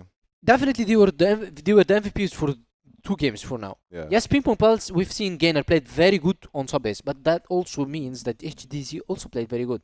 Now we've seen, even though when PingPongPals fall 7-10 on Black Widow, HDZ still managed to play very good. And on the other hand, Alucard also was the MVP. He was 2.2 KD. So the 2 key players are popping off as we expected. They are the 2 contenders that they want to be seeing facing each other. Yeah, so they're going to be trying to match each other in the final map to see who's going to get first, who's going to get the first pick, who's going to win the best of this 3 series, you know. Yeah, they're going to be playing port, and we know that the snipers in port are not dealing with a lot of fights, because usually you stay on a top, you wait for kills, you wait for kills, or even the blacklist sided sniper, he's using his ohm to control A long, control mid, try to trade in barn. He's not initiating any fights. Maybe rarely he's going contact into barn and BC, but you don't usually do this versus such top tier teams. So I guess it's gonna be tough for the snipers to pop off as we've seen, but the rifles, now it's their time. Yeah, I'm excited, and the wait is over. We're going to match 3, the final game of this second series. We still have 1 more game, so stay tuned. Let's take it away to our casters, please. Yeah, let's find out if this one's going to be any good. I think we were both, you and I, Pando at least, disappointed a little bit by what we got there from Black Widow, particularly on the behalf of PingPongPals. If you're going to pick the map, you know, you probably need to be coming in with a little bit more than that. But we'll see how things are going to go here heading into map number 3. I think it is still a winnable series if they can have their individuals coming online. they just didn't give themselves enough rope. Maybe had they started on the blacklist side, could have been a different conversation. Unfortunately, though, for PingPongPals, starting from square one here on the third map. Yep. This is basically all you have to say about map number 3, right? I mean, Penguin said it, 4 is all it's, going to take. We'll see if this is the case or not. Obviously, 3P, they need to come back strong. They lost very, very hard in the end. They're on map number 2. And, well, Kiko, good morning. He's ready to go. Good for a free, man. He's not even going to stop there. But he's calm. He doesn't rush into me just like that. This is a good change-up. I mean, come on. You got free, and he goes back. He plays it super safe. And at this point, the InnerCircle, they could just group together and push any side. And obviously, they're taking a little bit too long here, in my opinion. I mean, they played super safe. I mean, yes, get another kill. But at some point, you have to go. You have to be more convincing. You have to be super confident you're going to win this round, right? I mean, look at this. Jinx, a good wallbang onto LSY. Yeah, definitely.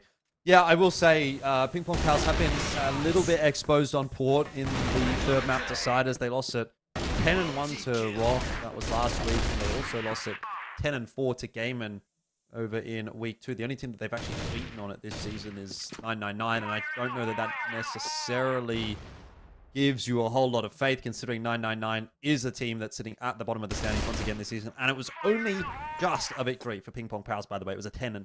So this map on paper doesn't look to be a particularly solid one for PingPongPals, and just the way that first round has played out, doesn't really fill you with a whole lot of confidence. It's a great trade by Alucard, and Awesome gets the better of Gainer. Less than favorable duel for him, but he wins it anyway. Big spam as well, going on through into MKZ's position. Jinza dropping to LSY.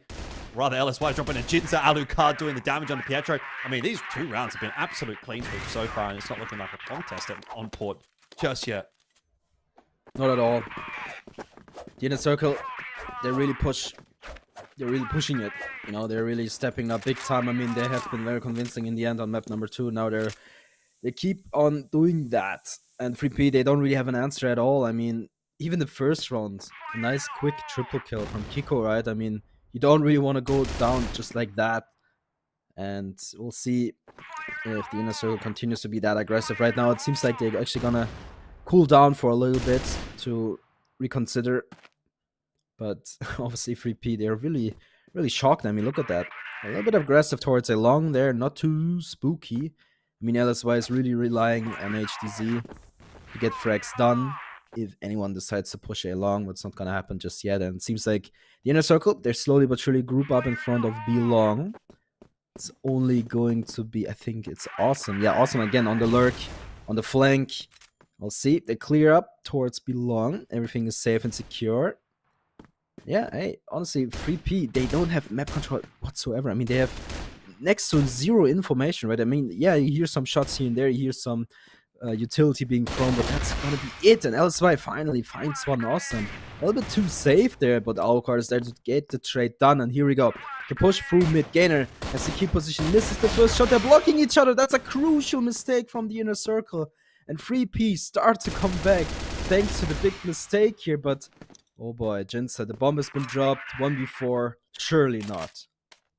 You would think not. It would be a real nail in the coffin for PingPongPals if he somehow pulled this one off, but he's got a bit of time to work with, and Gainer has sort of isolated himself away, so this actually ends up only being essentially a 2-on-1, which is, look, not easy, but certainly more winnable than a 3-on-1, and that was a clean start to it, but PingPongPals do get themselves the round, so 1 on this GR side is at least a start, but look, even 2 to kick things off for InnerCircle is a fantastic start on the BL side, knowing this is typically a GR heavy map.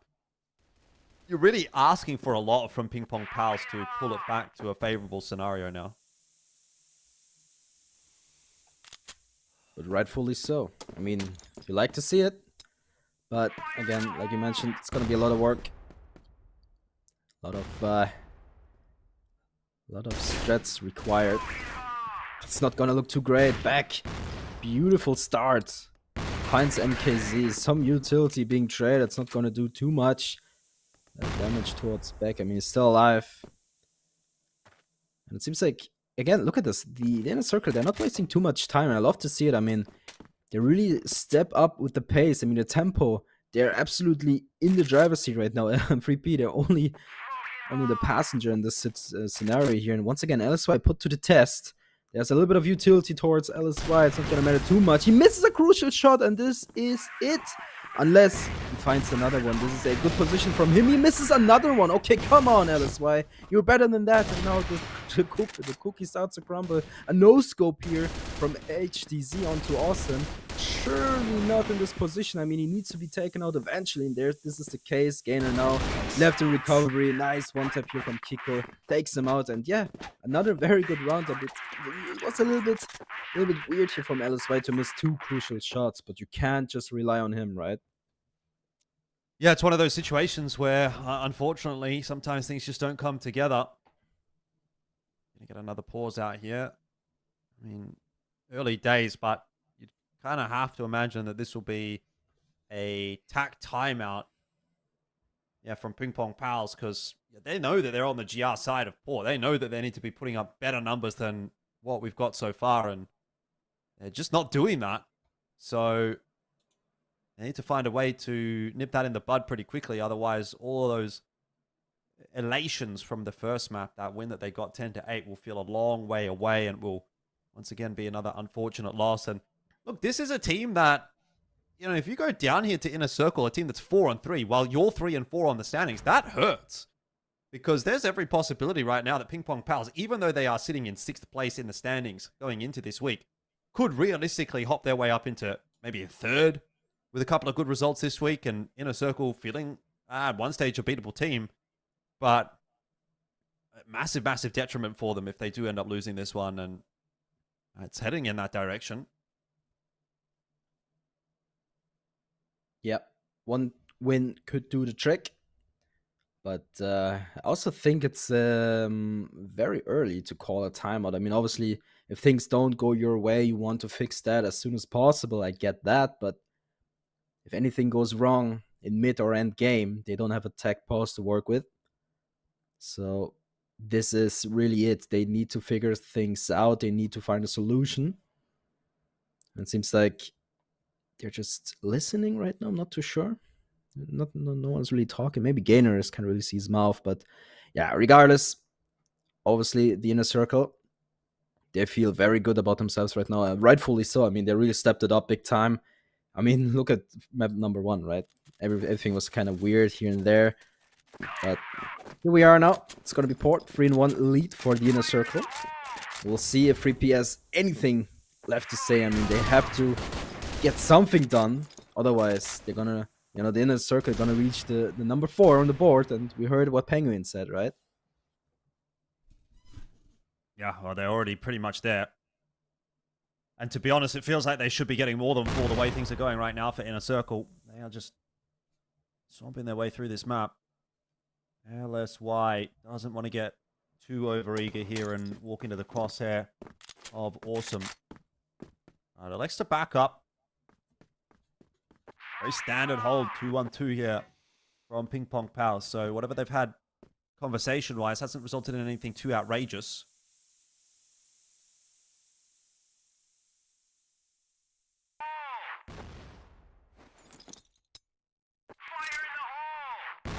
Yep. Very slow beginning. The InnerCircle. Playing with the tempo once again. And yeah, 3P, they're not risking anything. Sometimes we see fancy moves towards the AC there, right? So sometimes, you know, especially Gaimin Gladiators, they like to do it. They boost each other into A, or solo boost, they also do that. And it works out beautifully here and there, but 3P, they don't really seem to do that. I mean, we have seen one situation where someone was in, you know, the connector there, but not this time around. Nothing fancy from 3P, which I think is very much required right now to make things go their way again. I mean, look at this. They're stationary. No one is moving at all. And this might bite them later on if they don't find anything to work with. I mean, there's no info. They don't have anything. MKZ. Ooh. Now he's got info. He's let 2 past. Kiko hasn't checked that angle either. Poor fundamentals from InnerCircle, but they're still able to trade it down anyway. Dana Waiting for his moment to strike. Oh. Bit of a whiff from him. That's problematic. Pietro now can't hold on to the B-side solo. And late in the round, InnerCircle are still able to find a way. Yeah. It seems like the timeout didn't really do the trick. Very convincing here from the InnerCircle. I mean, they were also kind of lucky, I think. MKZ, he kind of had an idea. I mean, maybe he was just hoping that his teammates would work with that info, right? But no, they didn't. It was the Harvey jump that kind of broke their necks. Didn't really work out either. HTZ now in recovery, surely not. It's low HP. Actually, he's full HP, but he finds one though. Not able to find the second. Kiko will take him out. Yeah, yet another very good round from the InnerCircle, and it seems like they figured it out. And even after the pause, they still look so much better. I mean, they almost look flawless. I mean, obviously it's not perfect, but it's so much better in comparison. Look at this now. A quick push towards A. Let's see how that one works out. So they're uncontested so far. A lot of utility being thrown. And LSY goes down by a grenade. The trades are good. HZ at least finds one. Not able to find a second. Look at this. Just like that. 30-second round. It's going to be a little bit longer. That Gainer stays alive. There we go. 30-second round.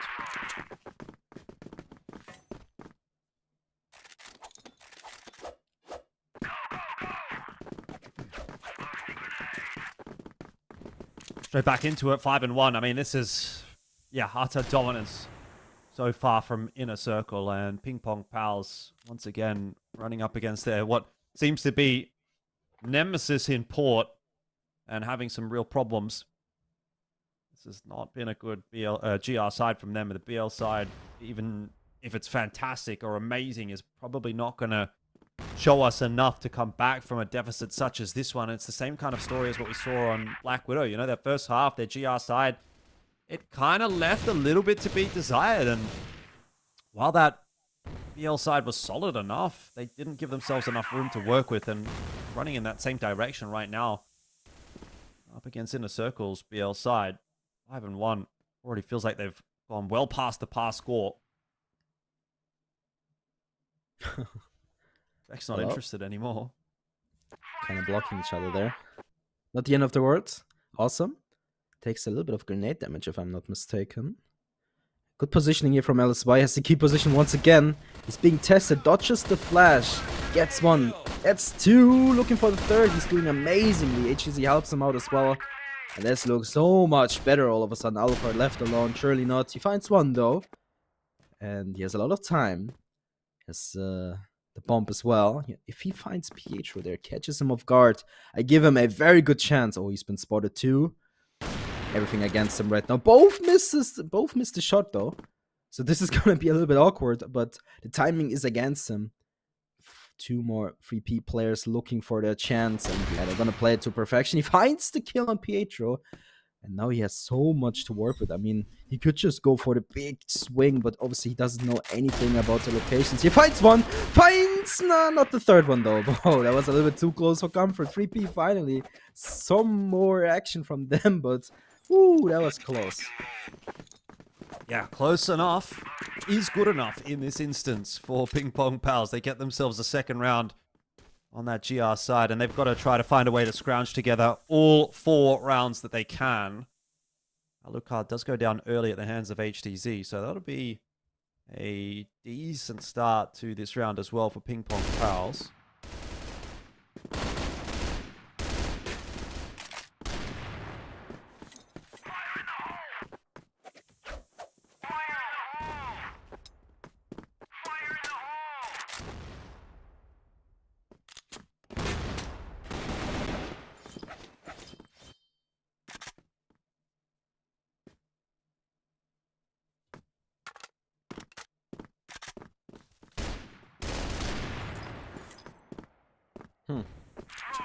Well, Yeah, solid steady.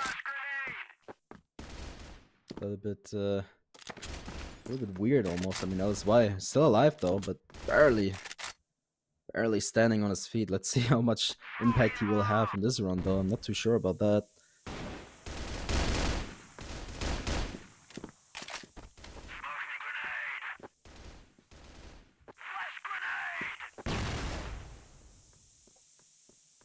Yeah, I mean, At this point, everyone's just throwing utility back and forth. I mean, not really able to find anything, and I like the setup here from 3P. It looks very dominant towards B, but seems like they're gonna go through mid, and they're uncontested so far. Beck, he finds MKZ. That's the kill he needed to find. And let's see, Pietro in the back. And where's the rest of his team, man? The AC players don't really back each other up, and this is the crucial mistake. I mean, 1 by 1, 3P finds them, and it's only gonna be awesome. He's low HP as well, but it's not gonna be able to clutch this round unless he plays like a maniac. And yeah, it's not gonna happen. Pietro takes him out.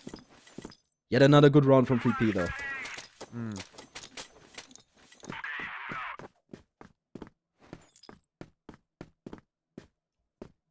And again, putting it together on this GR side finally, but have they left it to be a little bit too little too late? I would imagine the answer is yes, but they can find a way to come back and bring it to 4 and then kick off that second half nicely. Maybe there's a conversation to be had, though. Jin, open the account here for InnerCircle. Get that on to Pietro, and that gives InnerCircle the chance to start hunting for 6.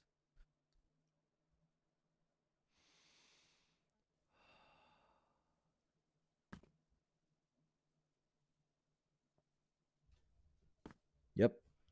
6 rounds would be very good for the side of the InnerCircle, of course. I mean, 3P, they finally step it up. They finally find some more kills and rounds on the board, but it's going to be very difficult later on as we switch sides, but we'll see. Maybe they get another round. It's they're going to keep it close. At least a little bit for now. But yeah, so far so good. Another very standard, setup from 3P. And the InnerCircle, yet again, I think, honestly, they play it together pretty well. Like, you could really tell that everyone has an idea what to do. And MKZ, he's kind of left out of the mix. He peeks in the wrong time. And yeah, LSY now trying to get things done. But there's just so much to do. I mean, honestly, what can he do, though? He's got to have it to give it a crack. There's no reason not to at this point. Again, we're charging through that smoke. Hope for the best. Hope that InnerCircle misses every single shot. And somehow LSY can pull off a miracle here. That's the only thing that you can really do. You've got to pray to God for a miracle. Unfortunately, it doesn't seem like there's going to be one. There will not be. So 6-3 is the score. And that is a very, very solid first half from InnerCircle. Yep. Could have been better, though. But obviously, what they already got is pretty good. So, there's no point in, taking away what they already achieved. So, yeah. It's, it's a little bit closer in the end here of the first half. But the beginning from 3P was absolutely terrifying, in my opinion, because they didn't really connect anything. They had no idea what to do, and we'll see if that's going to be different on the other side of things, right? So we'll see. Obviously, the InnerCircle, they're pretty confident with what they achieved so far. They kind of looking relaxed, I would say. And just a matter of time before we jump into the second half.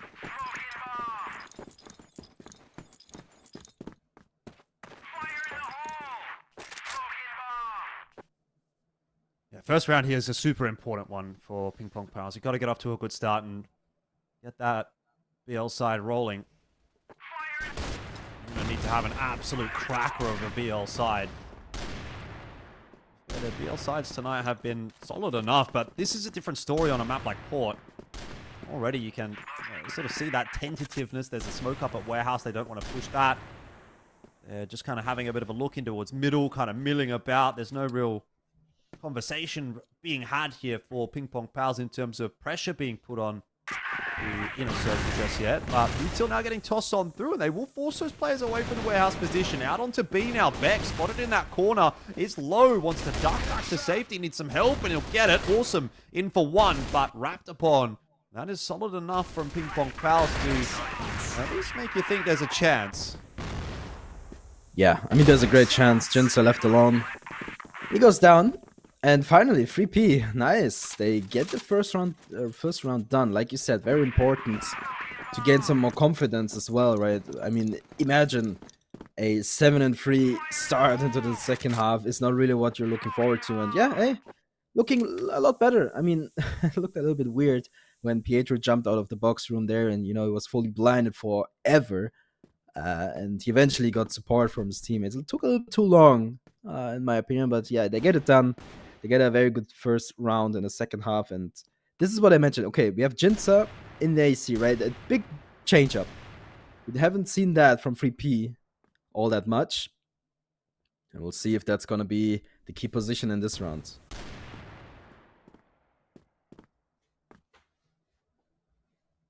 Jin waiting patiently.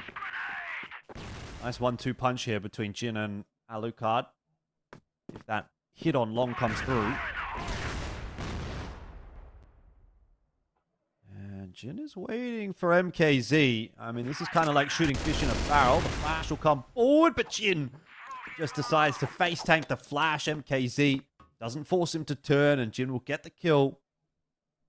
That is PingPongPals down to just 4 to open this round. Yep. And that's just how powerful that position can be, right? I mean, that was a perfect example. Even though everything was kind of against him, he still gets it done.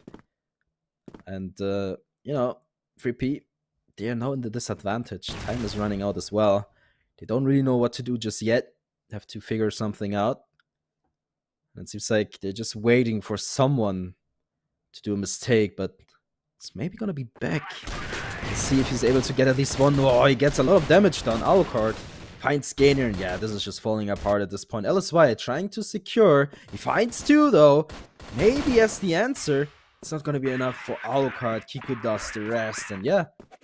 Close round, though, but in the end, I think it was ultimately, honestly, it was Jinsa in this position. He got the first frag, and from there on, 3P was kind of left in question mark, because they didn't really know what to do, right?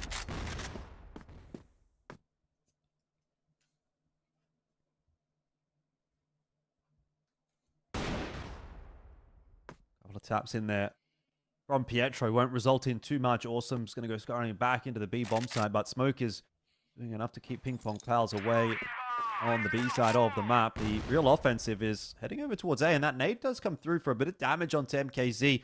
Maybe a couple of seconds too late. Could have actually clipped a couple of members if it was tossed earlier, but it does seem that InnerCircle have a very strong read that this is going to be an A hit. Of course, they've got Kiko pushed forward.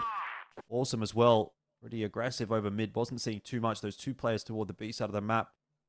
Communicating to the A guys that there's probably a hit headed in your direction. And that grenade going to bring some more information through for InnerCircle. Jin sets up close. Alucard over by the ladder. And now having a bit of a look. Wants the info, and he'll get more than he bargained for. A 1-for-1 is still not too bad. Alucard waiting for the inevitable push from PingPongPals, but they're going to decide to reroute into mid. Yep. Alucard gets a lot of grenade damage here, still alive though.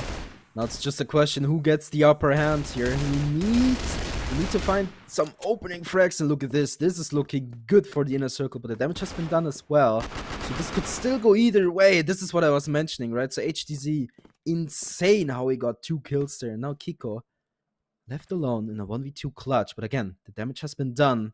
The timing is a little bit off here. I'm not too sure if HTZ heard him. I think he heard him though. This might be a crucial mistake, and it actually is going to be a crucial mistake. HTZ finds everyone. Man, and at this point, again, this could have been anyone's round, but then HTZ pulls out the big clutch, and they push the numbers closer together. And even though Penguin was saying like, yo, look, you know, the outside of things kind of weird sometimes, but right now, 3P, they look so much better on the BL side, right? Yeah, I mean, it's something, that's for sure. Again, InnerCircle is the correct read that this is going to be more of a push over towards A. It looks like PingPongPals are going to go a little faster this time around. So at the top, causing a bit of a problem here for Alucard. He's finding it really difficult to get involved in this map. There's players pushing up on all sides, but he is going to be helped out by Jin, who's only able to get himself one. Beck will fall as well. LSY, great round, gets 3, but it's brought down by Kiko, and this is still on offer for Kiko. He comes up with the goods. Great nade in there. We'll be finishing him off. And PingPongPals apparently have decided that this is a BL-sided map. Sometimes that's just how it is, right? I mean, looking a lot stronger. And I would assume this is a timeout here from the InnerCircle. Yep, there you go. Much needed one. Obviously, things are not going their way. And once again, where's Beck going, right? So he just disappears. Whenever they have a timeout, he just disappears, right? So a little bit weird. Also, another thing that is kind of weird to me is so much utility being thrown onto a top, and Alucard doesn't get a single damage, right? So somehow these grenades didn't really work out, but the flashes were great. He was completely blinded for a couple of seconds, which were enough to take him out and the rest of the squad. Well, take timeout. It's enough to cause some concern here for InnerCircle. So again, you know, your theory maybe of Beck getting up and having a little bit of a jog while he's getting into a conversation with the team may prove to be true here, as he's off camera again. But I have to wonder, how has this gone so wrong for InnerCircle? They were looking absolutely cracker at the start of this map, and now we're again kind of getting into that position where it actually feels like PingPongPals might be able to make this comeback happen. Maybe. On Black Widow, when the InnerCircle took a timeout, it worked out beautifully for them, right? So you would assume this is the same here, but we'll see. I mean, 3P, they have a great momentum, they have great confidence, and sometimes that's all you need to have, right? I mean, there's so much you could consider, right? But maybe it's not what it takes in the end here. So, hey, Beck is back after the pause here, and yeah, maybe he's just going for a walk. Maybe he needs to get some fresh air. I don't know what his deal is, but if it works, it works. You're not going to question that. And yeah, on the other side, of course, 3P, they're looking ready to go. Not going to waste any time. And we're back in business.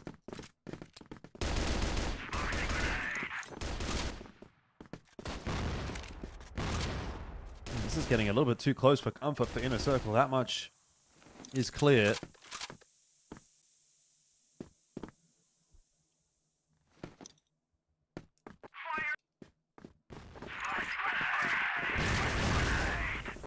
Try something a little bit faster this time around. PingPongPals, awesome. Here to answer it. We'll toss the flash forward. It lands on most of those PingPongPal heads, but the kills so far remain a little bit amiss. InnerCircle eventually get one as LSY decides he wants to go charging forward alone. The rest of the team needing to follow suit. Gainer for 2. Pietro in there as well for 1, but there are still trades coming back on through from InnerCircle. It's down to Jin. A 1v2 again. PingPongPals. A massive brawl over B, but they find the entries they need. A lot of M14s in play in this round. A lot of wallbang happening, right? It's kind of new to me. I mean, obviously the gun has been quite efficient here and there, but a lot of people, especially in this round, decided to use it. Anyway, after the pause, the InnerCircle not looking too great. I mean, it's not over just yet. Jinsa trying to get this round back into his hands, and he might just do it. He might just do it. Actually, it's gonna be HTC. Oh, a little bit too close for comfort. Oh boy, that was very close. You couldn't really tell. Gainer was a little bit shocked there for a moment, but hey, we are tied.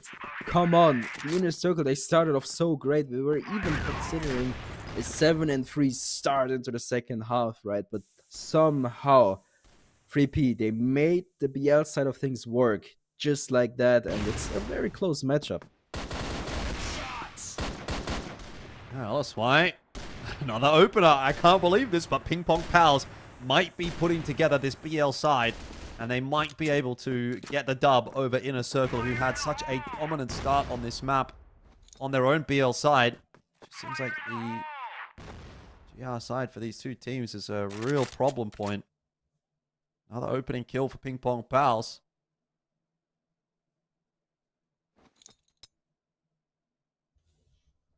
Back with a good grenade. Timing needs to be right.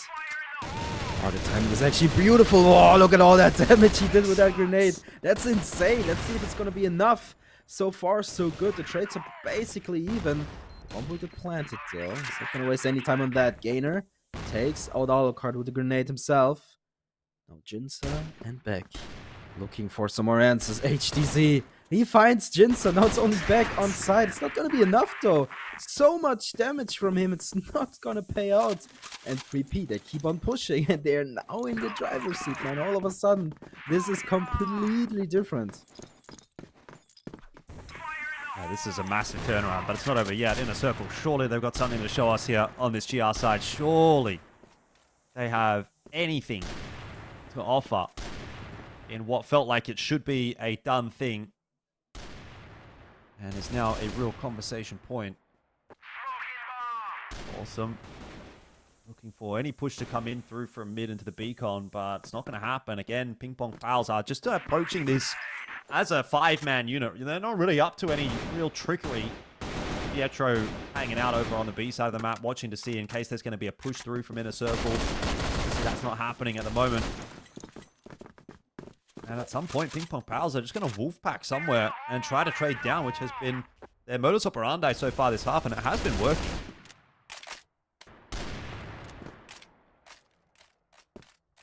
Free P. They're not going to just full send it towards A, which I think is the better decision.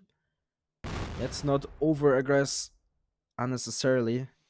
Oh, they're looking for something here. Alucard. Oh, actually, Alucard's going to be the first one to go down. HTZ finds him. That's insane. Jinsa now trying to recover this round. He does a lot of damage, but not going to be enough. LSY finds Awesome as well. This might be the beginning of the end. LSY looking for more. He's very patiently waiting. I love to see it, but trades once again are evenly there. Jinsa, he's doing so much work for his team, but the rest also needs to step it up. HDZ finds Jinsa. Kiko now in a clutch scenario, and I like 3P.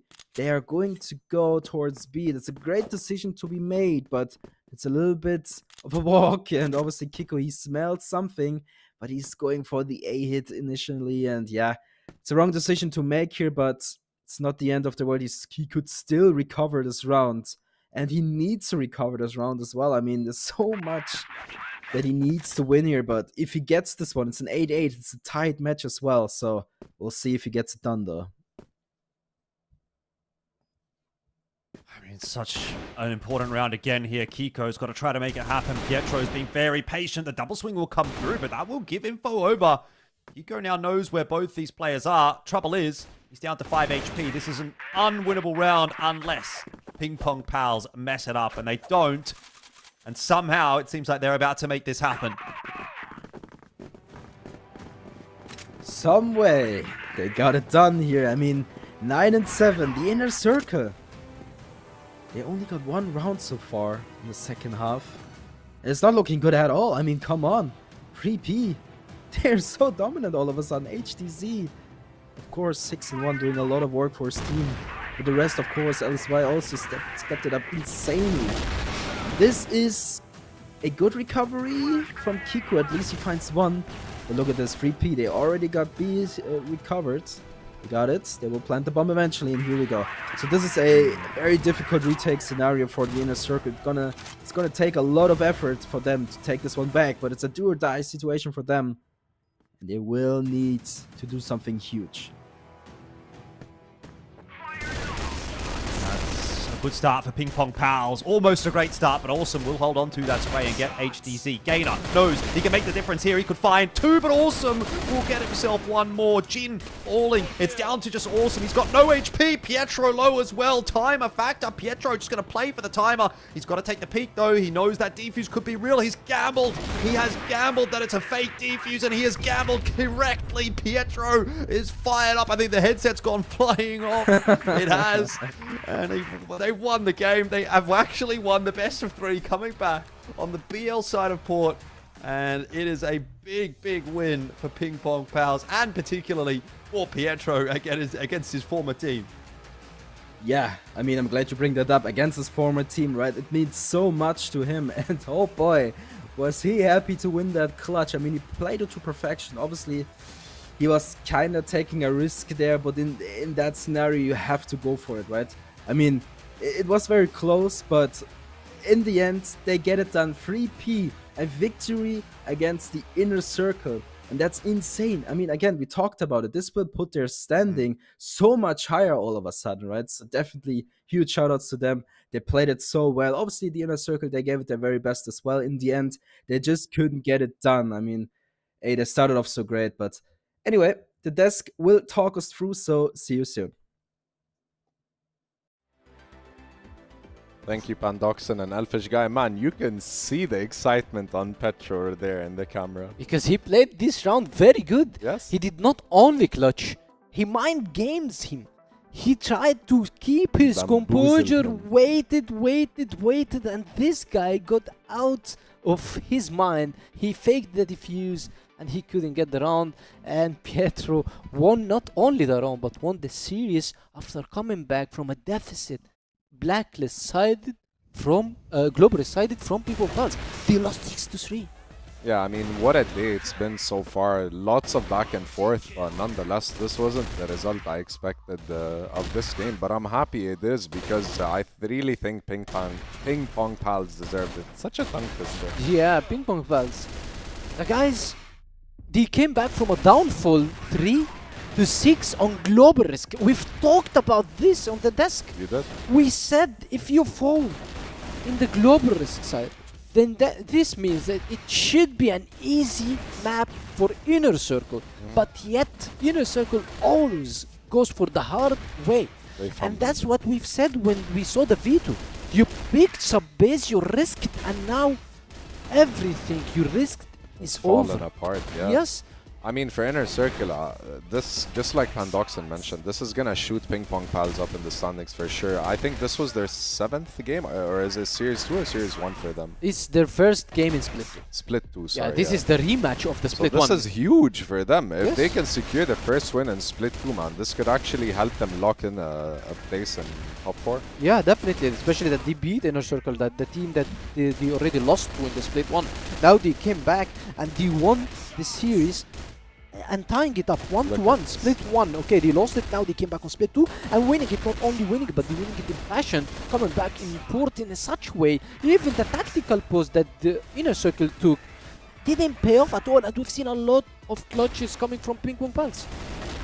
Yeah, PingPongPals, GG.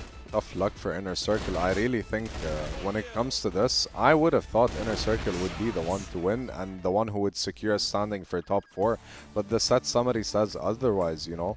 I mean, in theory, set summary looks so good for InnerCircle if you're hiding the score, but with the score and being involved, I really think PingPongPals played outstanding in all 3 games. How can PingPongPals win with 0.2 and 0.5 KD on MKZs and Petro? That means that they won it strategic-wise. Yeah, they did not skill. win. Yes, they did not win only on shooting, because shooting you have HTZ. The guy is popping off in all the series. By the way, he's definitely our MVP of this series for PingPongPals. So now, as we've seen, the strategic-wise of PingPongPals paid off, and it was better than InnerCircle, because InnerCircle they started really strong and then they fall shortly to PingPongPals, as we can see. HDZ is the MVP of the series. This guy coming back in the PingPongPals roster with Pietro, popping off and smoking his enemies. He played amazing, I'm not gonna lie, not just in this game but the previous ones as well, and possibly all series. All season long, he's been doing pretty decent, very high KDA, very strong APM player. Like, his actions per minute are just phenomenal, man. Yeah, and he also clutched a lot of rounds for his teammates, and we've seen in the last round how HTZ took the EBR and pushed the guys coming out from BC, killing one, damaging the other almost 80, and trying to secure as much kill as possible for him. If you were him in his foot, other players can say, okay, it's 4v5 post plant, let me play safe, let me try to hide, but this guy said, no, I will go, I'll take the EBR, I will fight, and they will kill, and they will do the damage needed for my teammates in order to secure the round, the map, and the series. Yeah. Nonetheless, there's been a lot of speculation in the sense that a lot of the teams that were expected to be in top 4 are now becoming less and less close to being in top 4, and the teams who were expected to be in the lower 4 brackets are now shining. They're shining. I really can't imagine what would happen if InnerCircle couldn't win the two toughest teams in the past week, which was GG and Anubis. Anubis, yeah. Anyways, enough about that. GG4 Triple P, man. What a performance. Tough luck for InnerCircle. I'm sure you guys can come back stronger as always. Take us to game 3, Penguin. What's game 3, man? This is the clash of the titans right here. One of the two strongest Egyptian teams in the league as well. Well, now we are talking about Anubis is going to be playing versus TBI. Yeah.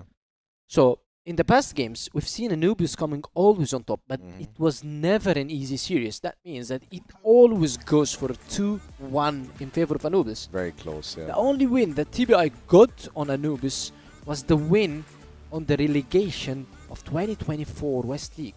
So now these guys want to be coming back, and we've seen that TBI is now having a solid roster and more better gameplay. We can say a better gameplay than the past seasons. And now Anubis is struggling, so things and numbers are going shuffled between those two teams. You cannot expect who's going to be coming on top, because usually you would say Anubis, but also looking at TBI's performance, these guys beat PingPongPals, by the way, whoever won today, and these guys beat Just Swamp look at their Gaming. standings. They're Yes, 4th place, and they man. beat Swamp Well-deserved. Gaming, and they almost beat Anubis in the first split. It went 2-1, and they almost also beat InnerCircle. They got one map with them, but then they got destroyed on Ankara last map. So they still have a good games. Yeah. Roxin on their side is playing Roxin very and well. FaZe, FaZe is yeah. playing very well. Halt is taking the up and doing the damage for his teammates, and we've seen how good he performed in the last game versus ROC Esports, one of the top contenders, and our unbeaten team. So now TBI having a lot of good momentum, and Anubis also coming back from a good momentum. Only struggled versus InnerCircle, but that doesn't mean that they are coming here not having high momentum after the InnerCircle loss.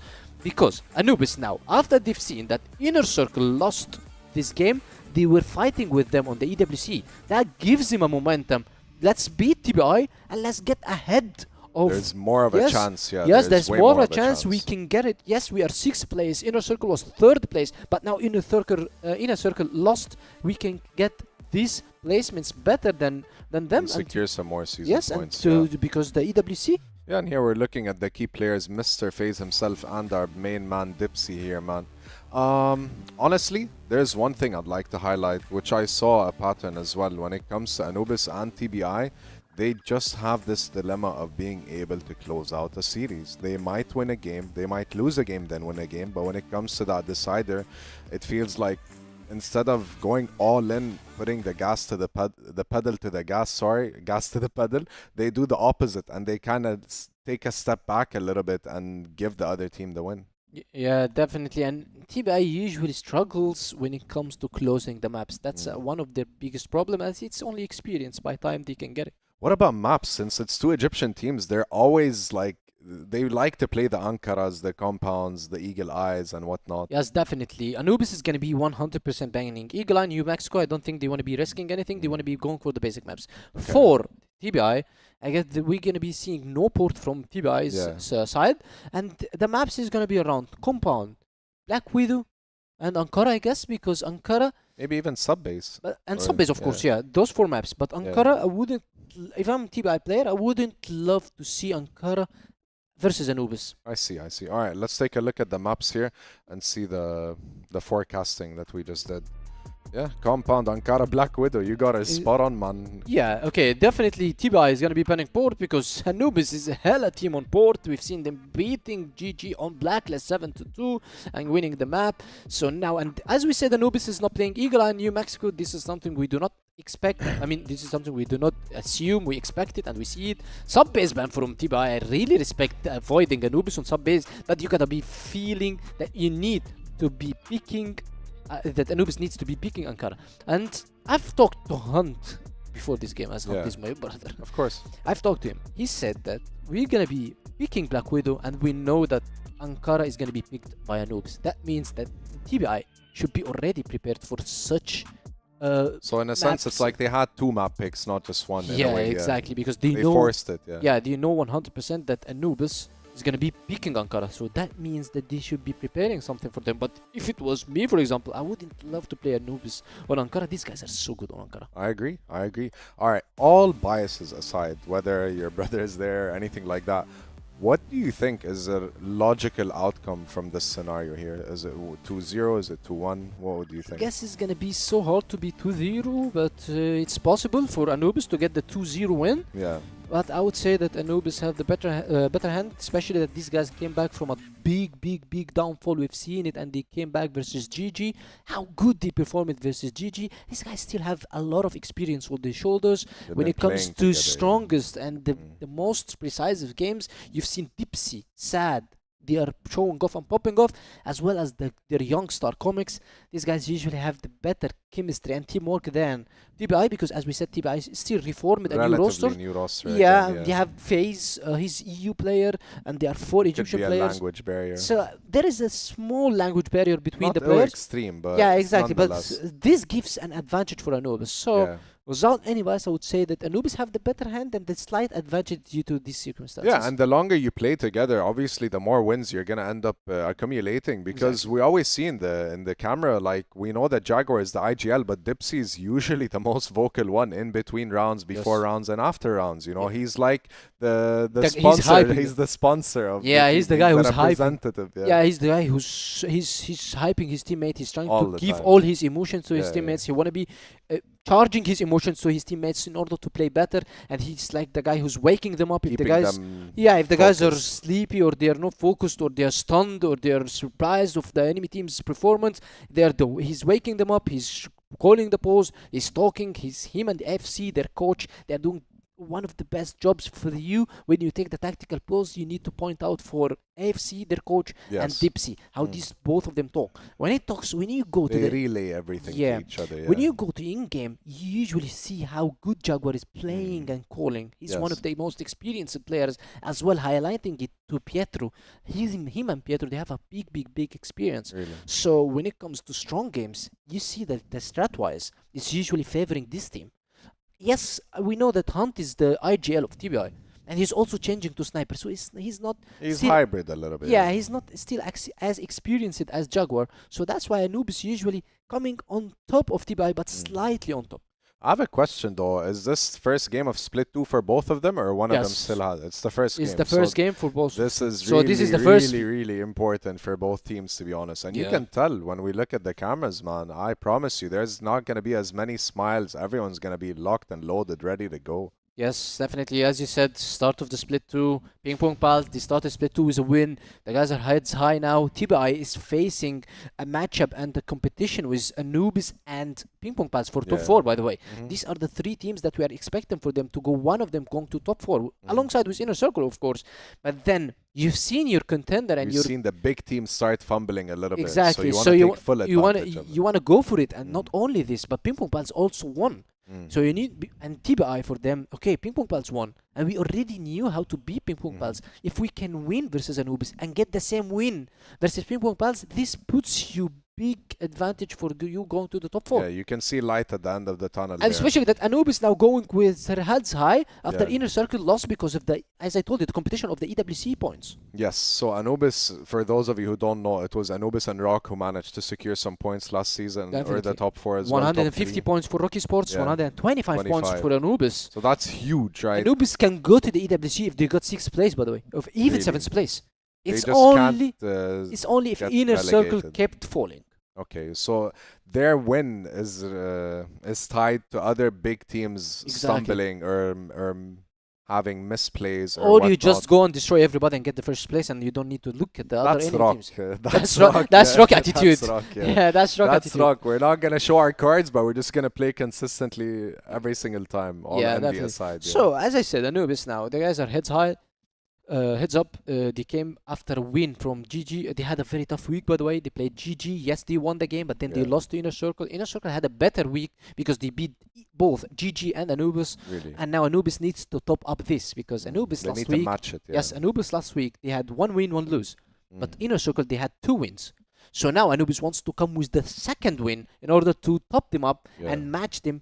Also, because of InnerCircle lost today, that means that Anubis can be matched with InnerCircle today, and InnerCircle will drop few positions from the table. That still, it's early, but they will drop few positions. And even as an organization, even if you're not thinking about the other teams and where they are in the standings, but this would definitely be a huge moral and momentum boost for Anubis if they manage to secure this win. Same thing for TBI, you know. Yeah, especially that TBI. Yes, they've seen InnerCircle falling now. So they want to be crumbling and going on You top. want to stay at least locked in that third, Exactly. fourth place. And they want to be winning Anubis because you win Anubis, win PingPongPals, you put one leg in top 4.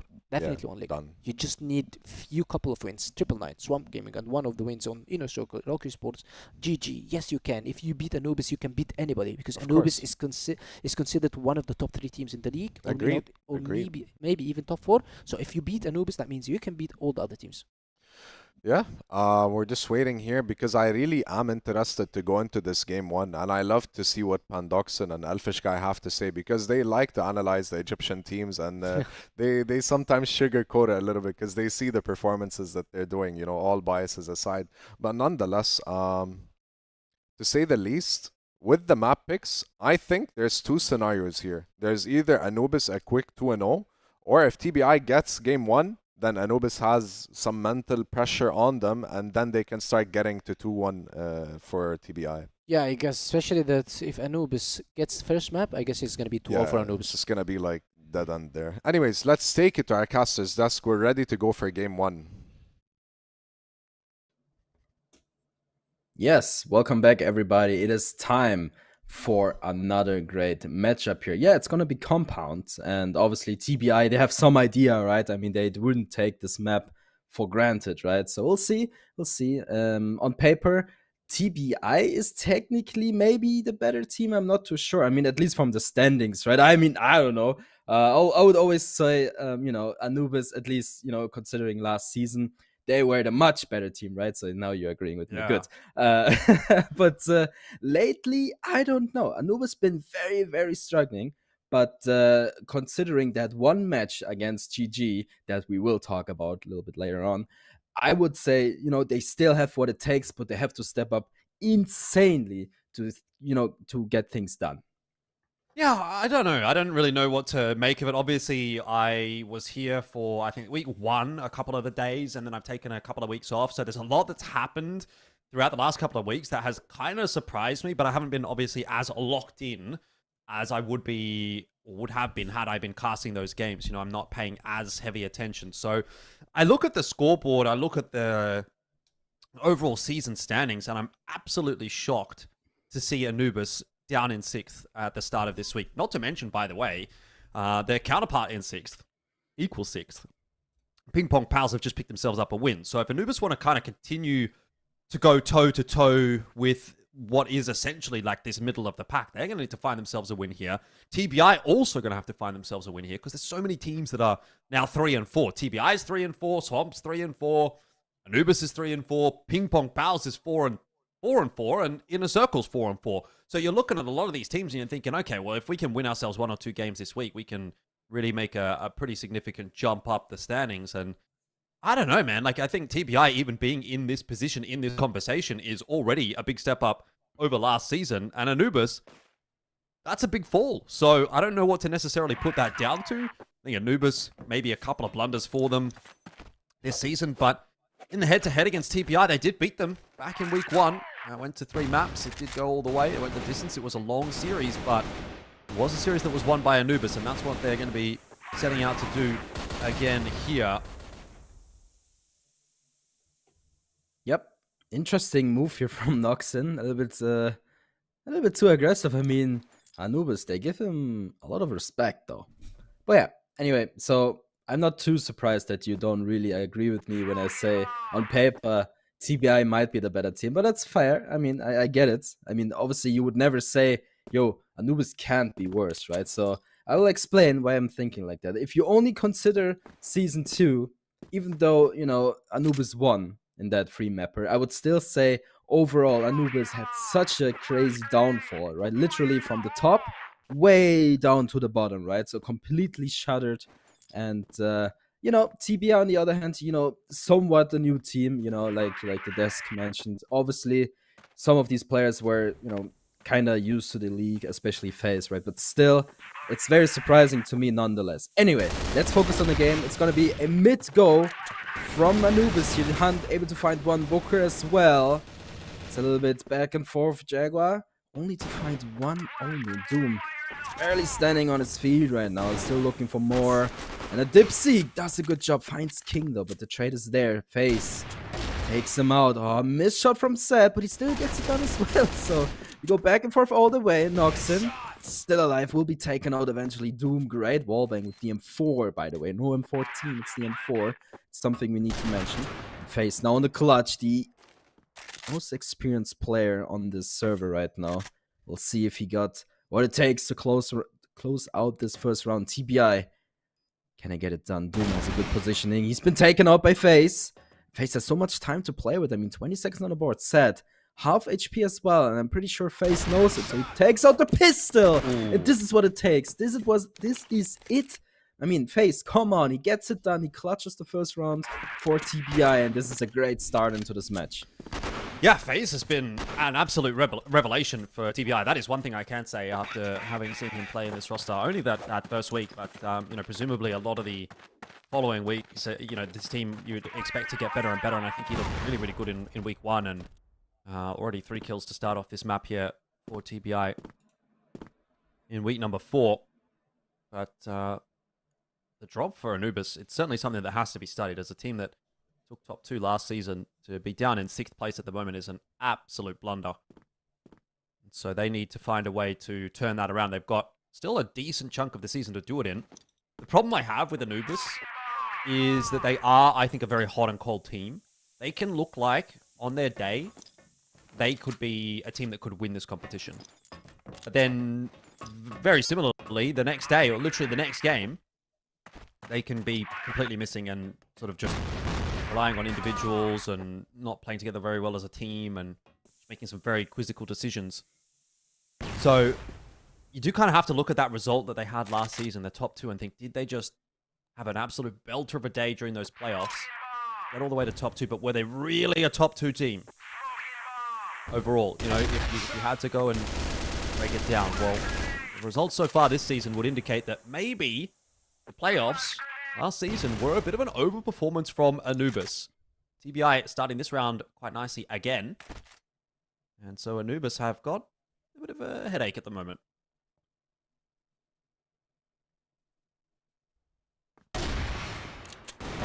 Face. Okay, sure. Takes out 2, maybe the 3rd. Not able to find Sad just yet. Looking for it, but decides to back off. Good decision making from him, but Doom works on the other side of the map. Finds King though, it's a big kill. Looking for a 2nd as well. Noxon gives it to him. Unnecessary though. Doom looking for more. Look at this, he's super aggressive. He's looking for anything. Booker will find the better of him. And the timer starts to run out. I mean, Sed's finally here, but Booker misses some very unfortunate shots. Still gets it done at the end. A little bit too close for comfort, but okay, TBI, here you are. I mean, Penguin, he said a lot of things about TBI, and you know, it is, there's a lot to talk about, but one thing I want to mention about Anubis is actually maybe the change of weapons is one big factor. Because I feel like, you know, they're still using a lot of these normal guns, right? I mean, of course, they're still good, right? Don't get me wrong, but a lot of meta has changed here, and maybe Anubis is not adapting too good. Maybe not. 1 for 1 in this round, though. Gives them a little bit more of a fighting chance. Hunt is tagged up pretty substantially. What I'm interested in is what Noxon's going to get up to here outside of... Hey, if he keeps this push going and he takes that window position above middle, he can get in for a very fast flank.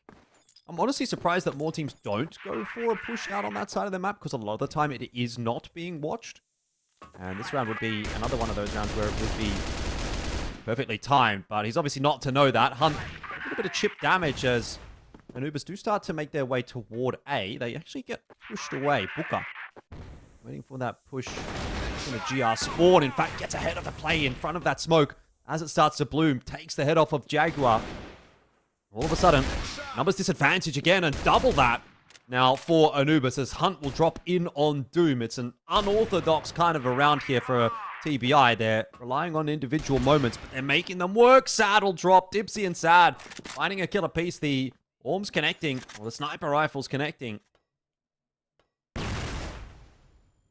Still got to find the plant, though.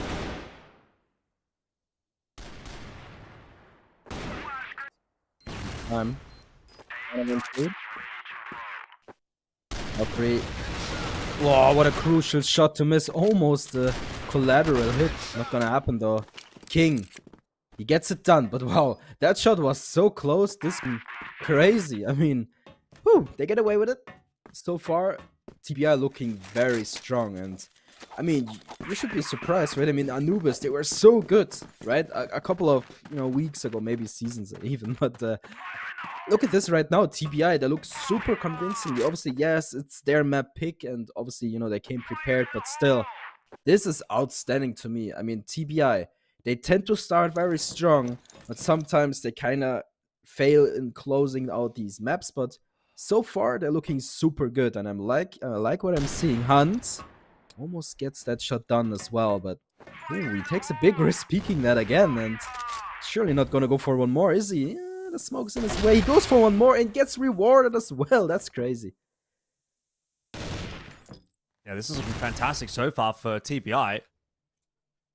The only thing that's sort of here in my head is that I've seen this kind of stuff from TBI before as well. And then it kind of starts to fall flat at some point. So, it's all well and good to keep it going. I kind of want to make sure that this is what we're going to get on a consistent basis. And if we do, then, oh, holy cow. It's going to be a pretty good day at the office for TBI. That is going to be surely a fourth, as Doom is all of a sudden left alone. And Anubis are just kind of taking 1v1 duels all over the map and pretty much losing all of them.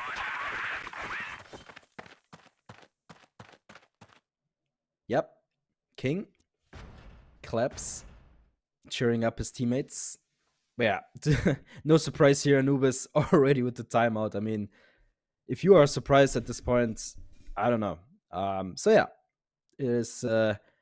So far, it's not looking good for Anubis at all. I was actually expecting them to step it up because they in the latest games, obviously they had some issues as well.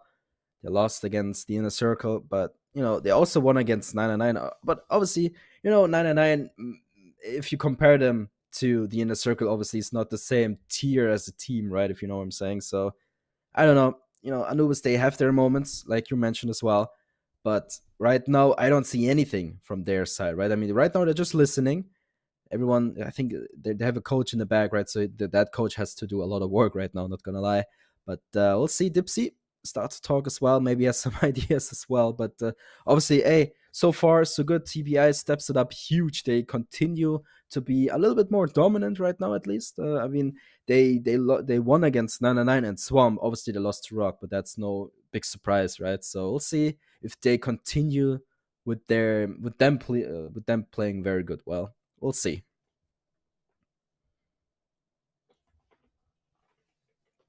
Doesn't seem to be in terrible spirits at the moment, Anubis, but still pretty early days.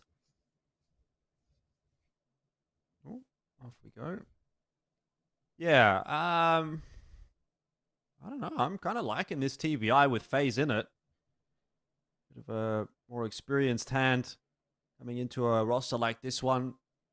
Does obviously end up forcing them to presumably speak English, but either way, that is looking like a pretty good result for TBI. I mean, in fact, I would have to say the dissolution of GV Esports has, I feel like, kind of made a lot of other teams look better. Swamp looks better, I think, with Snox in it. TBI looks better with FaZe in it. Don't know that I can necessarily say InnerCircle look a whole lot better with Awesome in.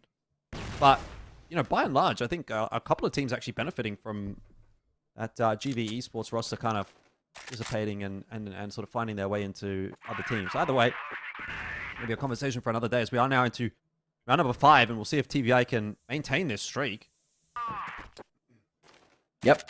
By the way, 999 also doesn't look a lot better with Creeds, but that's just, yeah. Sure. Anyway, You know, actually, when it comes to 999, Kreetz does a lot of impact, right? He actually plays super well in that team, but the rest isn't just on the same level, in my opinion. But yeah, like I said, that's a conversation for another day. We are here right now, TBI, for, you know, looking very fancy right now. Anubis going for another mid hit. We'll see if that works out in their favor. They're gonna like that. This one, that's huge. Now Booker in a good position as well. He finds one only. It's not gonna be enough, I'm afraid, but look at that. Noxon jumps in as well. Finds Dipsy. That's an insane kill, and yeah, all that work said, now left alone. FaZe and Noxon, they don't need to jump in just like that, but they will go for it anyway. The confidence on an insane height right now, and hey, it's just insane to me how TBI stepped it up. And one thing I also want to mention is, you mentioned it, that, you know, TBI is kind of forced to speak English. Yes, you're absolutely right, and I thought the same, but Penguin told me that, you know, the calls that Egyptian players do are still all in English, right? So the calls doesn't necessarily change, but obviously the mid conversations are a little bit harder, right? Yeah. Yeah. I mean, I suppose when things are going well, then it's very easy for things to continue going well here for TBI. You don't necessarily need to be getting into any kind of super in-depth conversation about what are we going to do in the next round, how are we going to change things up, this or that. You kind of just need to be saying, okay, well, you know, maybe one dead main, one dead here, one dead there, or, you know, two here, or this and that, kind of stuff like that. The thing is, like, when this maybe starts to fall apart, and this may be why it seems like it can be a little bit streaky for TBI at times, is that if it's not going well, what do they then have the ability to fall back onto? Right now, certainly not a concern. Everyone's just kind of hitting their shots, winning their duels. And Anubis are going to walk through a smoke. Surely they're not going to walk through a smoke. I mean, sad, he does get the trade, but would it be so difficult to throw a flash in that smoke and then try to pop in? You know, maybe see if you can find the 5-on-4 advantage instead of more or less kind of giving a player away to take that space.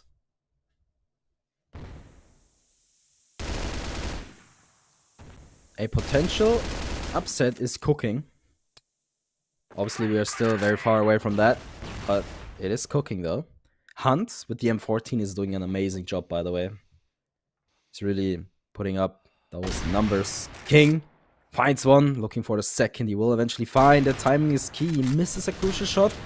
Gets... never mind, he didn't even get the leg shot on Jaguar there. But look at this, Jaguar. He pushes onto the side. Booker completely undetected so far. You will get a freebie.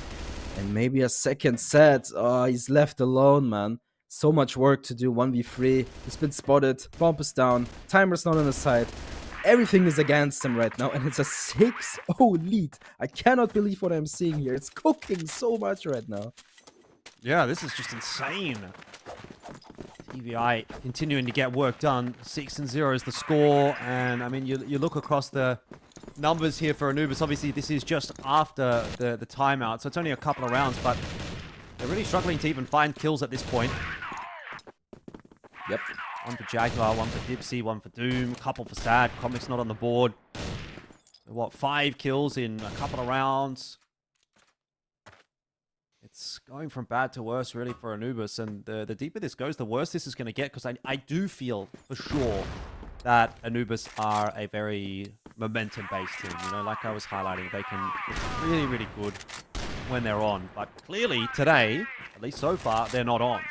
And that's going to become a problem the deeper it goes. I mean, the worse this ends up being, the more likely it is that it's going to affect them on Ankara as well. Yep.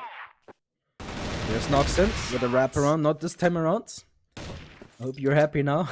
You wanted to have that happen. And yeah, well, there it is. Didn't really work out. So this time around, it's Anubis with the upper hand. But you have 1 minute and 15 seconds to go. Still need to recover the bomb and set up their potential mid goal once again. And it seems like this will be the case. We'll see. Hunt once again in the key position. He's not wasting any time though. He will swing. He goes down. This looks so much better. Oh, Jaguar as well. Perfectly set up for FaZe. This is what we expected. This is what we were waiting for. Anubis finally steps it up. They're getting a little bit warmer now, to put it in your saying. King. Not done just yet, but yeah, the rest of the squad is already down, so surely not the 1v5. Already got one though, but the damage has been done. So yeah, Anubis, they finally wake up. They get one round on the board, but there's so much more to do to get things possible. Yeah, hey, I like to see Dipsy stepping it up as well. Hypes up his team like, hey, you know, guys, hey, it didn't really work out so far, but we will come back.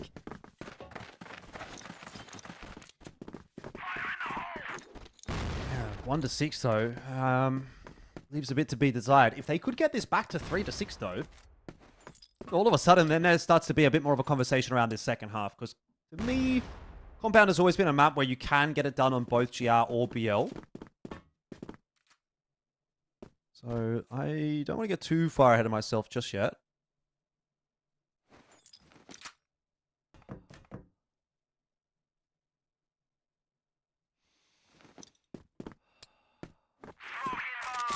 Well, of course, TBI have a lot to say about that as well. If they are able to close this half out, get another couple on the board here, make it an 8 and 1 half. I mean, that starts to look like a bit more of a foregone conclusion at that point.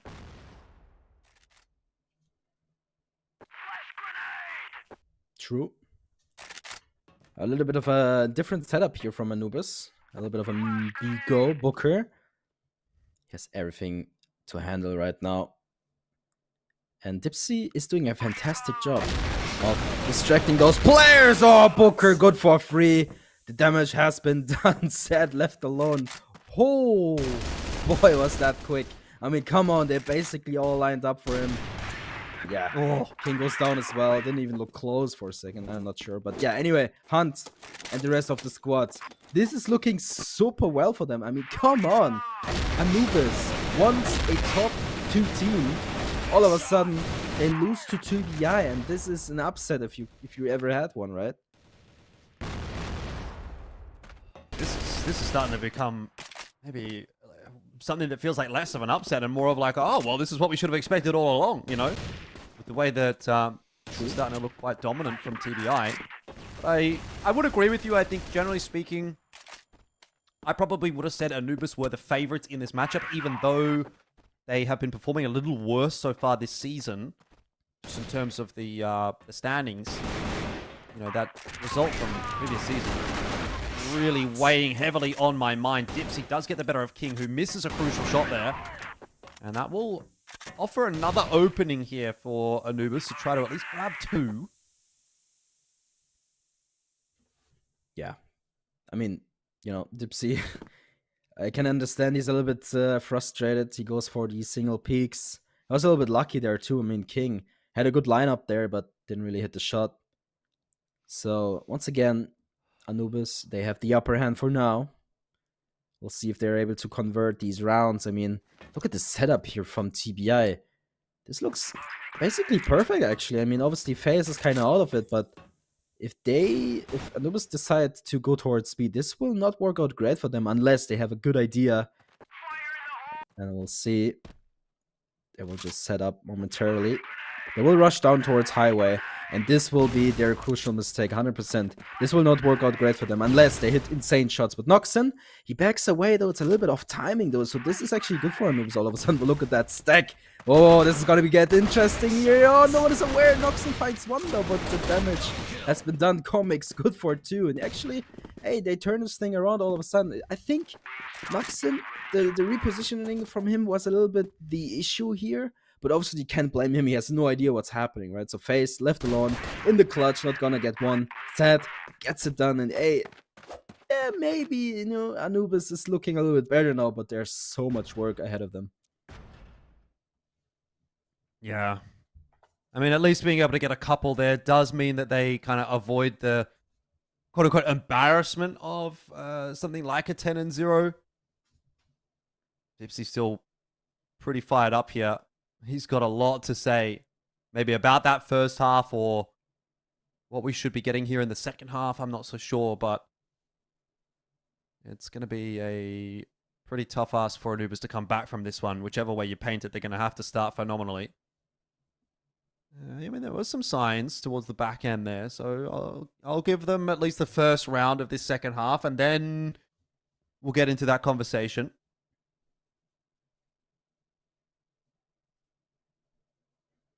he's fired up, man. Love to see it. The spirit is still there, even though things are not looking too great. On the other side of things, of course, Hunt, as we learned, is the IGL of TBI, has something to say as well, right? So King, of course, as you know, is kind of doing the same job as Dipsy, right? He's talking a lot of, let's say, motivational speeches, right? So he really keeps up the dream for his team. I mean, obviously, right now the dream is really right there in front of them. They just need to grab it, right? So we'll see. We are now on the other side of things. Anubis, GR, and of course TBI on the BL side of things. So we'll see.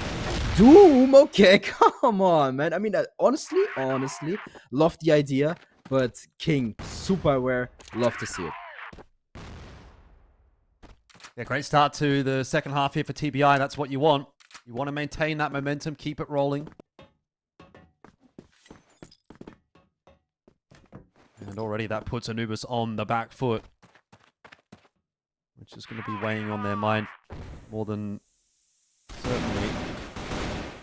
Comics, important tool for him to win here. Booker needs a bit of assistance, actually just gets himself out of trouble. They spot that forward hold from TBI toward B, and that is going to prompt a response out from TBI. They move their way over toward A instead to try to put some pressure on there.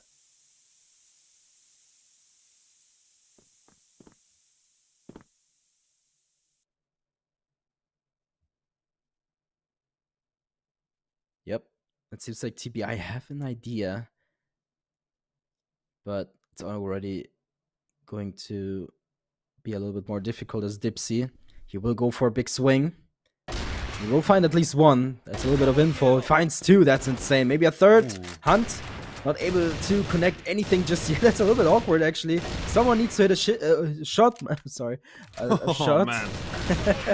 And look at that Dipsy. He gets it done. That's insane by him. He basically won this round all by himself. And, I mean, Hunt, he really had to hit a shot there, and he didn't really hit anything. And, yeah, I mean, Dipsy, finally some response. And, obviously, he's been the one he's been the communicative one, right? So he was one that was always talking. He gets some frags on the board as well. And this momentum could crush TBI. Yeah, I mean, it happens, definitely. But you're right, it's important to ensure that it doesn't end up becoming more than what it was. Dipsy for another double here. He's going to start to feel confident as Doom takes one in onto Noxon. So this round is starting to fall apart a little bit for TBI. This half potentially as well. King's got a pretty quick wrap into A if he could win this duel onto Sad. He's unable to do that, and now I have to raise some concerns here for TBI. It's exactly what I was talking about in that first half. When it's working really well, it looks fantastic, but then they just seem to disappear a little bit. And the question now is, have they disappeared for good on this map, or is there still some light in the tunnel here for TBI? Yep. And this also, like, hey, this is perfect, right? So you mentioned as soon as Anubis gets a little bit hot, they will get a couple of rounds in a row, right? And I said that, you know, TBI, they tend to start off very strong, and then they're unable to close out these rounds, right? So both things that we mentioned are coming together against TBI, and you can really tell this is not working good at all. I am pretty sure this is a timeout here called from Hunt, and this is absolutely the right decision here. It's not gonna working. It's not working out just like they expect it to be, right? So right now they need to find an answer against the aggression that Anubis have against them, right? Because obviously it worked out for a while, but then TBI started to get crushed. So we'll see what they have in store to fix things. It's a good time for attack timeout, to be honest. It's still early days. They've still got a lot of rounds to play with.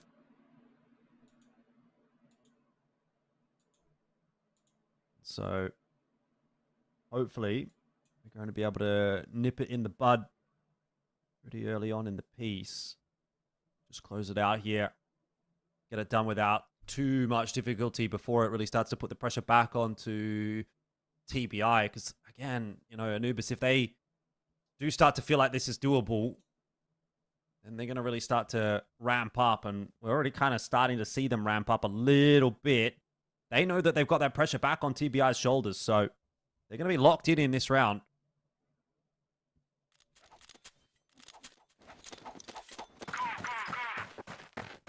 Yep, and all of a sudden that scoreline doesn't look too scary anymore, right? I mean, completely different story. Let's see if that's going to be a factor. Yet another very aggressive push here from Anubis. But it seems like TBI, they came prepared, set now in a very difficult position. Obviously, he's been spotted. If he's able to get at least one more, that would be insane for his team, but it's not going to be the case. And yeah, Anubis, they, you know, they had a good idea to continue with their pressure and their dominance, but all of a sudden, TBI, they found an answer. They got 2 early frags, basically gifted to them, and we'll see if that's going to be a big factor. I mean, it has to be, right? I mean, look at this Doom. Once again, goes in alone, tries to find an opener, but this just made things worse. And yeah, I mean, Jaguar and Comics need to recover this round somehow, but look how far away they are from each other. And obviously, TBI, they don't need to rush things. I mean, yeah, they could go for a quick push towards A or B, but that wouldn't be super safe, right? So they go the safe way, they group together, and they will get things sorted out eventually.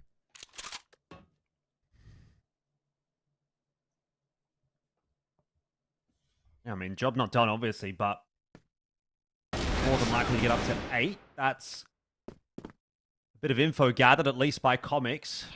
And hopefully that will inform the rest of the TBI guys to just head in towards A, which will prove to be successful. Noxon cutting off the rotation and then getting killed to finish things off. So TBI are up to 8. They are on the precipice of closing this map out.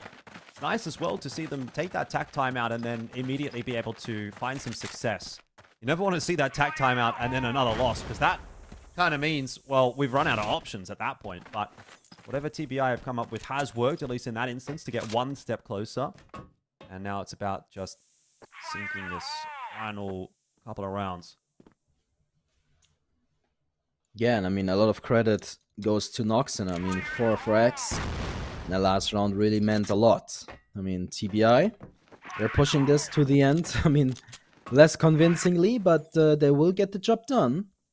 And, you know, they were only able to get this last round majorly because Anubis did multiple mistakes, right? I mean, it's a little bit rough to call that mistake, but it is, it was a little bit unnecessary. I feel like they could have played a little bit more reserved, but hey, they gave it a good try. It didn't work, so they definitely will not do that again anytime soon. And you could clearly tell by the way they're playing right now, right? They're super secure, super safe, and yeah.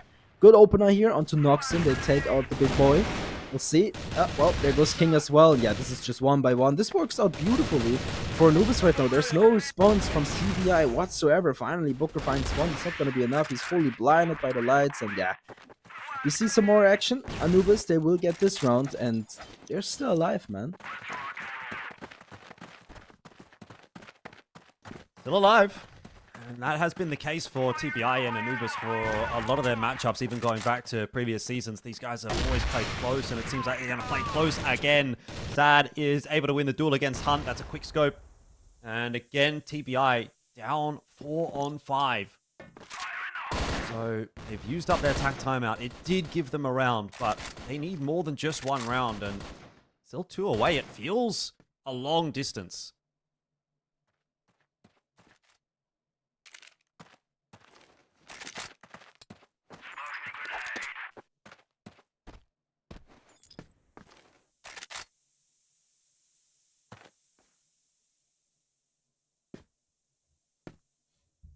TBI. The disadvantage that even got bigger right now. Comics finds Booker, catches him off guard too. I mean, not sure what he was thinking there, just looking for some more control, some more info. But that's a big kill from Noxon. I mean, Noxon 5-1. He's really stepping it up for TBI at the moment. Face finds Doom as well, but King goes down in the progress as well. So it's still a very winnable situation, but it's going to be a tough one as well. Especially Noxon, if he's able to find Sad. Not too sure if he got spotted though. I mean, yeah, Sad repositions himself, so he definitely saw Noxon. Unless that's just a repositioning by him. Not too sure. Regardless, I think TBI will continue their way towards A. They will stack B. It's a 50-50 chance, which they will lose. that gives TBI a great chance, actually, to win back this round, though. I mean, a chance is better than nothing. He's still alive, typically has been pretty good in the clutch. Noxon 5-1 after the reset. So he's in a pretty decent run of form in these last couple of rounds. There's a plant going down. Noxon looks to be the tip of the spear here for TBI. He's actually lurked his way out into mid, but Anubis are watching for it. Dipsy will pick that kill up. It leaves just FaZe, and he has now been spotted. So he's got to get aggressive. The flash blinding him, and he'll fall. Executed in the back of the head by Dipsy. Another round for Anubis, and yeah, starting to think about going the distance here on Compound, a map which was looking, again, similar to what we saw on Port in our previous series, like a done deal. Yep. This isn't TBI, I don't know. Looking forward to Penguin here. He will have something to say about this. I mean, he will just say, yo, hey, this is just what TBI does a lot of times, right? So, we'll see. I mean, it's not over just yet. TBI still has a great chance of closing off this game. But Anubis, obviously, they're doing a great effort in climbing back into this game. I mean, you know, some rounds are more convincing than others, but can't really blame them for that. And it's amazing, actually, how good Anubis is able to come back from this. I mean, they were basically losing, what was it, like 7-2. So the way that they are, you know, able to come back from this is actually insane. This proves how good Anubis is, right? I mean, every normal team would basically fall to the pressure and they would completely stop believing in themselves. But some way, Anubis, they keep the dream alive, especially thanks to Dipsy, right? He's been talking so much. He's been trying to, you know, keep his team stable, and so far he's doing a fantastic job. But yet again, Anubis, they start with the actually it's gonna be TBI. They start with the upper hand into this round, 2-man advantage. We'll see what happens from there. Surely this has got to be the one that TBI puts over the line to at least get them to map point. Everybody waiting for the go signal. It'll be off the back of this peek from Noxon. He will fall pretty quickly.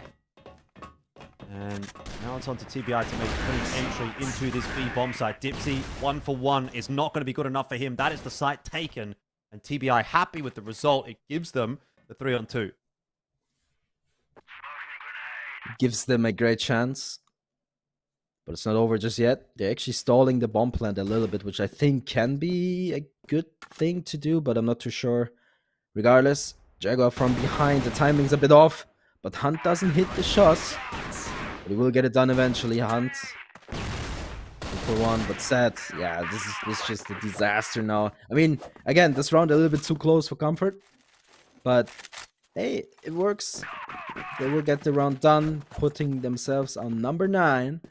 And Anubis, 4 rounds in a row is what it takes to only push it to overtime. And so far, you gotta give them the credit of, you know, the attempt. That was insane. They came back super strong, but so far, it's going to be more likely for TBI to bring this one home.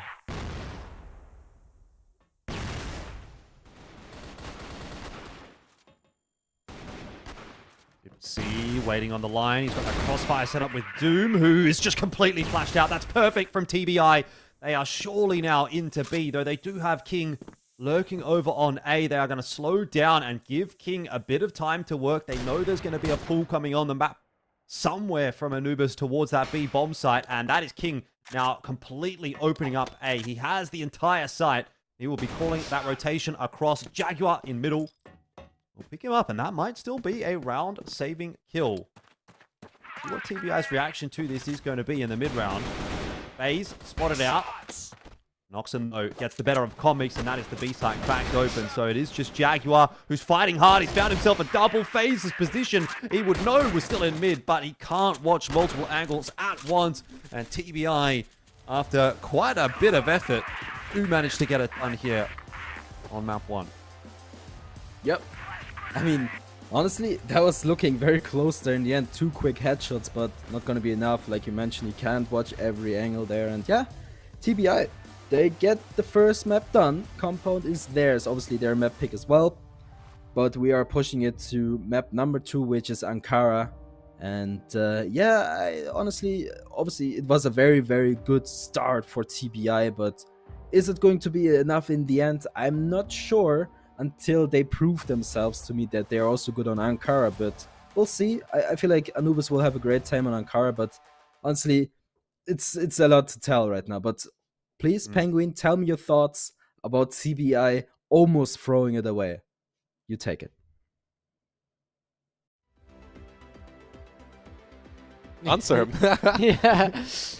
Classic TBI. We said that TBI is usually trying to make the game hard for themselves. Yeah. They are struggling always to close the game, but today they closed it. They played a bit slower, and this is the problem that they had before. Usually, when you have an advantage, you just run away and just try to finish the round, and then you throw it because it's just we have only 2 rounds left. Let's go. We are 8-4. Yeah. And then you lose 8-5, 8-6, 8-7, 8-8, and that's all the pressure on your shoulders now. But now, no, they didn't do this today. We've seen TBI. They're having the lead. They're playing very slow. They're playing till the last seconds. They are selling one of their teammates when they have a big advantage. We're talking about 5v3, 5v2, 4v2, or even 5v1. They're sending one player as a sell.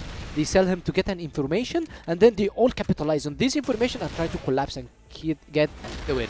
We've seen how good the guys played, the adaptations, how Hunt and Noxen played in the first half. Hunt destroyed Anubis in the 1v1 matchups. I guess he won all the 1v1 matchups in the blacklist, but then in the global risk he started losing few, and then FaZe adapted. He took the sniper, he got some intro frags. Noxen, man, usually this guy when he's low, they give him the ohm and he's always killing. Imagine if this guy is full HP and he's having a ohm. So he's usually the guy who's getting those important kills for his teammates. Yeah, initially the first few rounds was very one-sided to say the least. I have to agree with what you said. The Hunt, Noxen, FaZe, all these guys really stood out this game and performed exceptionally well. As we can see here in the replay, man, it's just, I don't know, I feel like, yeah, TBI came to play Crossfire, but at the same time, I'm getting some slight feelings that Anubis is just having an off day as well.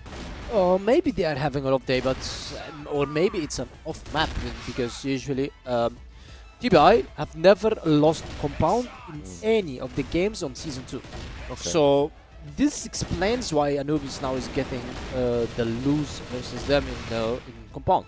But talking about Ankara, TBI showed some struggles in Ankara in the season 2, and also Anubis showed a lot of chances in Ankara, especially also in season 1. We've seen how they destroyed their teams, other teams, and how also they won versus ROC Esports in the playoffs, in the grand finals. So going into Ankara as TBI, you know that the other team is the favorite team, but you do not have anything to lose. You have one map in the pocket. Even if you lose this map, you're still going for a full best of 3, and you still have the chance to capitalize and win on Black Widow, which also we've seen a very good performance from TBI versus ROC Esports in the last week. How they play good in Black Widow. So also Anubis now need to play 2 clean maps in order to reverse sweep TBI. Otherwise, TBI will just they're just gonna run away with the victory. Yes. Definitely. I mean, whether it's a bad map or not, I really think the score gap is a bit big than what I expected. I was thinking a 9-10, 8-10 for whoever wins, but 6-10 is kind of, you know, it tells you something. It tells you that TBI have done their research, they've done their homework, they've you know, sat back, reviewed their gameplay, they've analyzed all the mistakes, they're managing to integrate FaZe and Noxen into their flow of shooting in Crossfire, and it's working out, and I'm happy to see it. Yeah, and the most importantly is the guys are now not in a hurry to close the game, or not in a hurry to close the round, because usually they are the one who's like, okay, we have an advantage, let's just go and end the round. No. Then they throw it, they lose one of the important rounds, they lose confidence, they lose potential, their composure is not the same, and then the teamwork goes down a bit, the mental. So, and then they can't close at the end they can't close the game. But you're now, saying they're having less throws in a sense. Yes, exactly. And now they are playing more chilled, more slow, like more based on information. They're selling one of their players to get the information, to scout out the other areas, and then they capitalize on this information. So they are not doing anything random. And this is what usually made them lose a lot of rounds in the past games.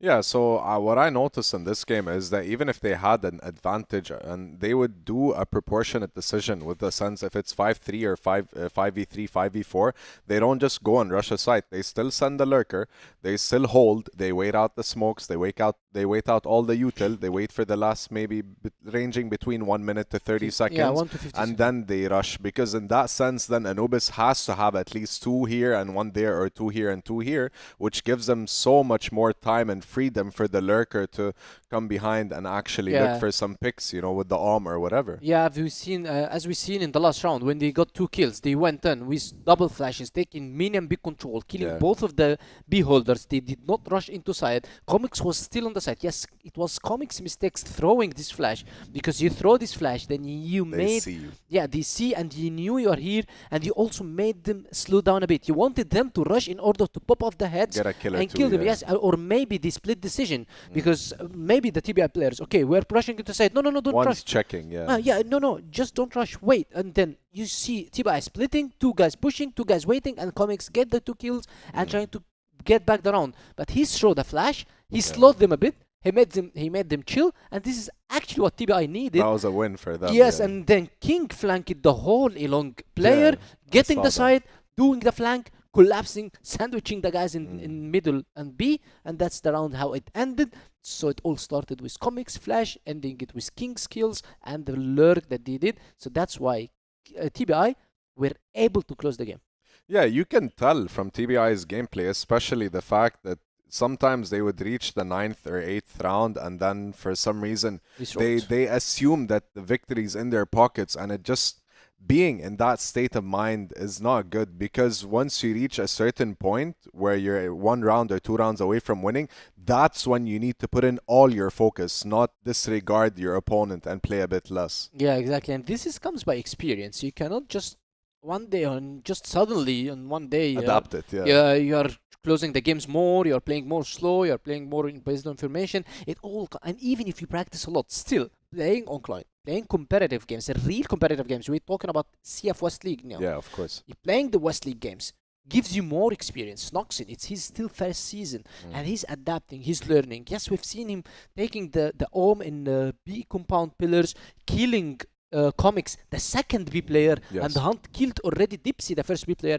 In this situation, he should have instantly pushed into mini and took mini and big control in order to force rotation into B side, and his teammate easily slips to A side. But he did not do this, so they almost slipped around. Why? Because only Dipsy rotated to side, and he hybrided both mid and B, and they didn't push mid. Jaguar was ready, Sad was ready, and only if FaZe did not hit his shot, I guess Anubis would have won this round. It's all because Noxin, he took the op, he killed, he didn't take control. It all comes with experience. That's an example for I'm saying these guys, by experience, they are adapting. When they watch their games, when they watch the VODs, when they even watch this stream, he'll understand that he should have taken this mini and big and try to capitalize on this information and win the round. Yeah, that makes sense. It's just the hours you've put in compared to just playing normal Crossfire compared to playing like competitive is just 2 different learning curves. Anyways, let's go to game 2, please. I can't wait.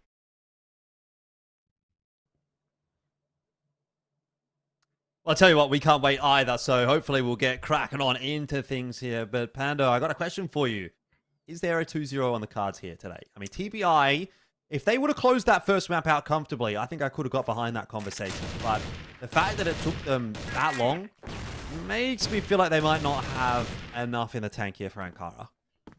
I don't know, dude. I don't know. Maybe they need to refill or something, but we'll see what happens. Honestly, realistically, in my mind at least, that shouldn't be possible, but 10-6 shouldn't be possible either, so we'll see.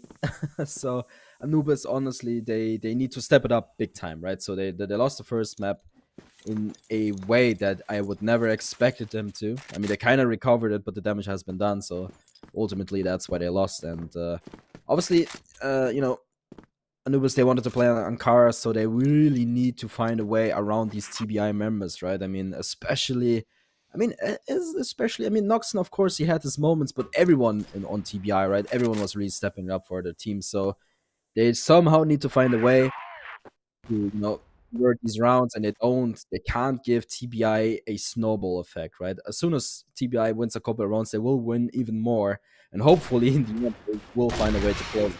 Lots of talking, we'll see. TBI, they start off great with a couple of kills of their own, and Doom trying to recover. FaZe is there to get one himself as well. Comics now trades him out, and yeah, the damage has been done. Sad and Comics left alone. Make it Sad only. Make it no one. TBI, they will find the first round. A little bit scared seeing that one there from Hunt. If he goes down and the fight in middle doesn't go cleanly either, that actually is a round that could still fall by the wayside for TBI, but we're going to get a technical pause straight away here from Anubis. So a little bit more waiting before we get properly underway into map number 2, which is unfortunate. I think we had a similar result or a similar start to map 1. I don't know what the tech issue is necessarily, but they're all connected still at least, which is a start. Yep. Just had to be. Yeah, I mean, unlucky. You see, there's it's Doom trying to help Dipsy. It seems like Dipsy has the issue, though. So we'll just wait and see if they're able to fix it. But yeah, I mean, there was only one round, not much to talk about, honestly. I mean, yeah, TBI, they got it done. A lot of trades here and there, but wasn't really close for Anubis. So yeah, again, we talked about what to expect. We talked about the round that just happened. So we get to chill a little bit longer, guys. Hope you enjoyed the stream so far. It's been a very back and forth. I mean, every single game today was kind of interesting. I mean, obviously the first 2, they were kind of expected in my opinion, but the rest, well, it was great. Yeah, I mean, I think even in that opening game, even in the 2-0 that ROC were able to get, there was a little bit to kind of look forward to from a storylining perspective there. That was the first 2-0 that ROC was able to pick up of the season. So what's that going to mean for them going a little bit deeper here into Season 2 of 2025? We'll have to wait until tomorrow to find out. They will be playing again, but tomorrow up against Gaimin, and that will be a tough one. This one may be a tough one for TBI as well. Not quite having that same luck that they did in the opening round. Dipsy and Comics with their respective sniper rifles will be able to start the round with positive effect. That's a nice mid-round push, though, from King in what amounts to be a disadvantageous situation. Still, he has brought it back to something a little more manageable. Now it really comes down to if Booker on this off angle can find more than one frag. That would be the deal. I mean, if he's somehow able to find 2, this would be a disaster for Anubis, but look at this. Oh, the timing. He's only able to find 1, though, which is not quite enough. Oh, and Booker is not even able to find 1, so it's actually going to be a disaster. Oh, that was close, though. That was a little bit of a chance for TBI to recover this run. Now, all of a sudden, I'm not too sure about it anymore. King basically almost dead. So yeah, I mean, it was a great effort. I mean, all of a sudden this could have been TBI's round, but yeah, King is gonna stall this one out, take some time to talk things through, and yeah, Anubis, you know, they take this one and they tie things up. Yeah, I mean, that might need to be a bit of a lesson for TBI at the start of these rounds, that they can't be taking those aggressive peaks. So you're going to know that there will be sniper rifles trained in your direction. TRGs, as it were. No longer the AWM, the ORM. At least not in most instances. So let's just say there'll be a couple of TRGs looking in your direction. And if Dipsy and Comics are going to be as sharp as they were in that round, then it's going to start off poorly for TBI if they take those fights. It is totally possible, though, to play the GR side without taking those early fights, though. So, see what the adaptation is going to be here from TBI. Are they going to try and have a little bit of a look down mid this round? Doesn't look like that'll be the case. They're just going to leave Hunt there with the TRG of his own to see what he can do. But triple sniper setup from Anubis on this BL side, bro. They want those picks. They're expecting and hoping TBI to make an aggressive play. And at least in this round, they're not going to get that. Yeah, I'm pretty sure Comics will switch to a normal gun eventually. This is the case. Picks the HK. Yeah, triple sniper setup. You know, it's not a very common setup, but back in the days when GV was still a thing, they were using that strategy once or twice. Worked out pretty well sometimes, not all the time, obviously, but it's nice to see it here and there. But let's see, Noxin in the key position, obviously. Has a little bit of backup here with Booker, but Booker will go down. This is a huge challenge here for Noxin. The flash is good, doesn't really get anything there as well. Yeah, Anubis, they start to look a lot better. Hello, Face. Oh, a crucial miss, but will not matter too much. Dipsy puts his cold out and gets it done in the end. Now, Hunt and King left in recovery. Obviously not going to work out this time around. King can't really play the timer either. I mean, it's not going to work out. So the little bit of a conversation they were given in the last round, that wasn't really enough to sort things out. And honestly, I'm not too sure what the issue here is so far. Maybe it's misjudgment from TBI. I mean, they were 2 on A, but Booker went down too early, and that was kind of the opener for Anubis, though. It definitely feels like Anubis are getting the run of things. They're getting to do kind of what they want. Anubis not really being unsettled on this BL side at all. Hunt and Dipsy more or less just staring at each other through that smoke. But one of the key talking points, I suppose, has been that the sniping has been a little more on point for Anubis in this map so far than it has been for TBI. 0-2 for Hunt, 0-2 for FaZe, although I think FaZe was rifling last round. Whereas you've got 4-0 for Sad, and Dipsy's been chiming in with his snipes as well. So that's where a lot of the difference is being made. A lot of these rounds are opening up with a kill or even 2 for Anubis. It's a big stack over toward the A side of the map now for TBI. The read, a potential misread, but the push not actually committed in toward B at the moment. C4 heading in that direction, though, would indicate that this probably will be a B finish. It could be. Anubis is doing a great job of just playing the timer a little bit. Hunt will find Dipsy. That's a huge kill to start things off. King with a lot of info to play. The grenade is great as well. Look at that damage being done to all of these Anubis members. And it's just a matter of time before he swings around. He finds one though, but the trade is there. Hunt will go down in the process. I'm not for sure. They will wall bang this box. Yeah, for sure. That was a expected play there, to be fair. But FaZe is doing a great job to keep things alive, at least for now. But look at this. I like this. Comics going for a little bit of a swing towards Hotel. He finds FaZe. That's an insane kill to find. Now, 35 seconds on the board. The bomb's still not planted. Again, they play the timer to perfection, right? Look at this. Noxin goes... Actually, Noxin finds Doom as well. So, Comics now in a big clutch. 3-1. He has been very clutch. But there's more than that. He's already been spotted, Booker. On the mini tower there, Noxin with the wrap around. That's insane. Comics keeps things possible. And this is all of a sudden a very, very winnable round for either. Noxin not able to connect his shots just yet. And Comics, again, he played the timer beautifully. But in the end, it is going to be TBI that win that round. It was super close. Way too close for comfort. But in the end, the round counts and they get away with it. Yeah, way too close for comfort there for TBI. The fact that that has to come down to a 1-for-1. I mean, it should have been a 1 round to begin with. King kind of left up the creek without a paddle. It took so long for TBI to make that rotation across that they weren't able to prevent the cross into the sniper tower. So 3 players on A once again for TBI. It almost cost them in that last round. But they do manage to get it over the line. Again, very similar setup. Hunt holding forward behind the smoke. He's just going to lose his life there to Doom. Bit of a wayward spray.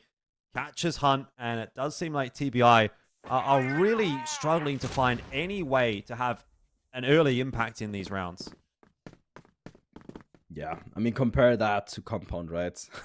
And Compound, they were somehow able to find all these openers, right? But not this time around. But I like this stack here on A. This is the right decision. It comes down to utility. FaZe, good for 1, finds the opener. It's insane, but he's been spotted. He will be taken out. He gets 1. Oh, look at these trades. That's insane. Noxin in the key position. Good for 2. Looking for 3rd. Not gonna watch a main. He goes down, and all of a sudden, again, a 1v1. King on the clutch. And it's going to be Dipsy. So let's see if he's actually going to play the timer once again. And it seems like he's not going to rush. Yeah, it's not going to rush planting that bomb just yet. It's wise from Dipsy because King's so fast on the flank, but Dipsy's got absolutely no idea where King is coming from. So he's going to take matters into his own hands and start to make his way towards B. It looks like King has read into that, the possibility that he's working over towards B, just purely because there hasn't been a plan on A, and King is going to find an insane timing here in onto the B site, gets some chip damage onto Dipsy, and the finishing blow as well. Back-to-back clutches will go the way of TBI to very tight rounds that could become very critical later on in the piece. 3-2 is the lead for TBI. It's still not quite enough to convince me the way that they're winning these rounds, but at least they are winning rounds. Yes. I couldn't agree more with you. I mean, they're winning rounds, but not as convincingly as they were before. Hunt misses a crucial shot here. I mean, 1 and 4 is not really up there just yet. He's really not hitting his shots, but the rest of his team obviously got him in the back. Not too big of an issue. But imagine if Booker and Hunt, of course, if these two players also hit their shots, this could be a completely different game right now. But we'll see if they are, managing to step it up once again. Obviously, it's been a very, very long first map for them. I mean, obviously they started off super great, then they kind of fell back.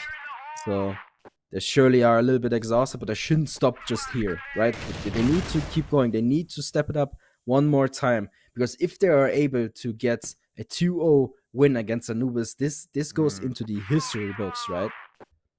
It's a very forward hold from multiple members of TBI. King's just going to keep going. He has a position, a forwards position, but he just gets a little bit too greedy for more and will go swinging into scope of Dipsy. There's damage here from Hunt into middle. These TBI guys, they're just so antsy. They can't sit still.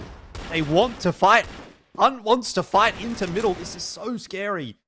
Every single swing he takes, it feels like he's going to give up his life, but at least does enough to bring it back to 4-on-4. And, I mean, Anubis are all over the map at the moment. I mean, a big push out here from FaZe, but I don't think he wants to go any further necessarily. He's going to keep on going. Hunt still looking for info, gives up his life, and now Noxon knows he's got to get some work done. I mean, Dipsy is shooting his teammates. What is going on in this round? No one has any idea where anybody else is. Noxon for 2 is huge. FaZe is fast on the flank, but not fast enough to catch up with that rotation. This round is an absolute mess. Doom's going to go back in. He's not going to expect FaZe on that line, but he'll still get the flick in. And now it's on to Booker to try to clutch it out 1-on-2. I mean, even Anubis are choking under the pressure here. They've got to cross to try to get the plant. Booker pre-fires. What am I watching? What is this round? Both teams feel like they're just kind of losing their heads a little bit in the mid-round. A little bit, yeah. I mean, a little bit awkward, but Anubis, they somehow still get it done. Unless Booker pulls out an insane clutch. But like I mentioned, 1 and 4. It's not having the greatest time just yet. And yeah, he goes down eventually. And you know what? It's actually insane when FaZe was going for that big wraparound. I'm 100% certain he spotted one of these players going onto the tunnel, because the A player of TBI, he instantly rotated as soon as FaZe spotted him. But this Hunt, once again, misses another crucial shot. And honestly, if Hunt hits a shot, this could be completely different, but it's not the case. Sad takes him out. And look at the aggression. I feel like Anubis, they are playing all over the map, like you mentioned as well, and they just find these openers, right? In a position to make a difference. Here comes multiple members, though. He's trying to pre-fire on his way out. He has survived for the moment, calling for a bit of assistance. He's got FaZe in there as well to help him out, and there's Noxon as well coming to reinforce the B bomb site, but Anubis in the mid-round instantly making that call to go back over toward A. King, I mean, this is a bold push, but I don't half mind it. They need info. They need to know whether the push is coming B or A. He'll somehow win that duel against Comics from, I don't know, 30 HP, whatever he's on at the moment, and put it into the 4-on-3. This is a must-win round, though, for TBI. They have the advantage. Got to find a way to convert it. I think the best-case scenario here is just play the buddy system, trade down, and that's what they're going to do. I mean, they don't need to trade in this instance because Dipsy's caught unawares, but as long as you have multiple players pushing together, I think that's a better situation for TBI than just pushing Extremities solo and losing 1v1 duels. So, in this instance, it seems like it's going to work out for TBI. That has got the C4, though, and maybe even given a plan on A if he wants it. Yeah, TBI three players stacked in the GR side. You only have Booker that is lurking around. It's not necessarily, but they decide to still do it anyway. That was done. Give him the benefit of the doubt, but yeah, it's not gonna happen this time around. TBI, they take a round, a little bit weird, but again, a round is a round, they get it done, and it's a little bit unsatisfying almost how both teams play, right? I mean, you mentioned it as well, the other round, right? So, not too sure what's going on. Maybe it's the time, the weather, something is surely kind of distracting them or giving them a hard time. Whatever it is, I hope they figure it out, and Anubis, they don't really go for that push, but a lot of attention is giving towards B, and TBI, they also give a lot of attention. King with a huge mistake. But look at this. It's a back and forth. Jaguar gets one as well. Han not able to find a second. And yeah, this is a disaster for TBI. Everyone goes down. They had a good call, right? Yeah, you've got the 3 players over towards B. What is he dropping down for on that timing? I mean, it's frustrating to watch, honestly, because I feel like, TBI... They are really just not making these rounds easy for themselves. They are kind of holding on, a 4-4. I mean, Anubis as well, to be fair, making a few mishaps here and there, but I do feel like on the GR side, they're a little bit more glaringly obvious for TBI than what they are for Anubis. It's just a wild first half here, but FaZe getting aggressive. And he does get the better of Dipsy this time around. He doesn't spot much else out on that B side of the map, so might need to be calling an early rotate over towards B. That's coming through, courtesy of King, and it will be well timed because there is a push coming in this direction from Anubis. Noxon has floated across his position, unknown. He's only going to be good for 1. You've still got one more player on this site, but King goes down as well. They just can't hold a site. They literally just could not hold a site to save themselves at all. So Hunt and FaZe are going to have to put this one together, and these two haven't exactly been stellar in this first half. 3-7 for Hunt, 3-6 for FaZe. Yeah, honestly, this is tough to watch, like you mentioned.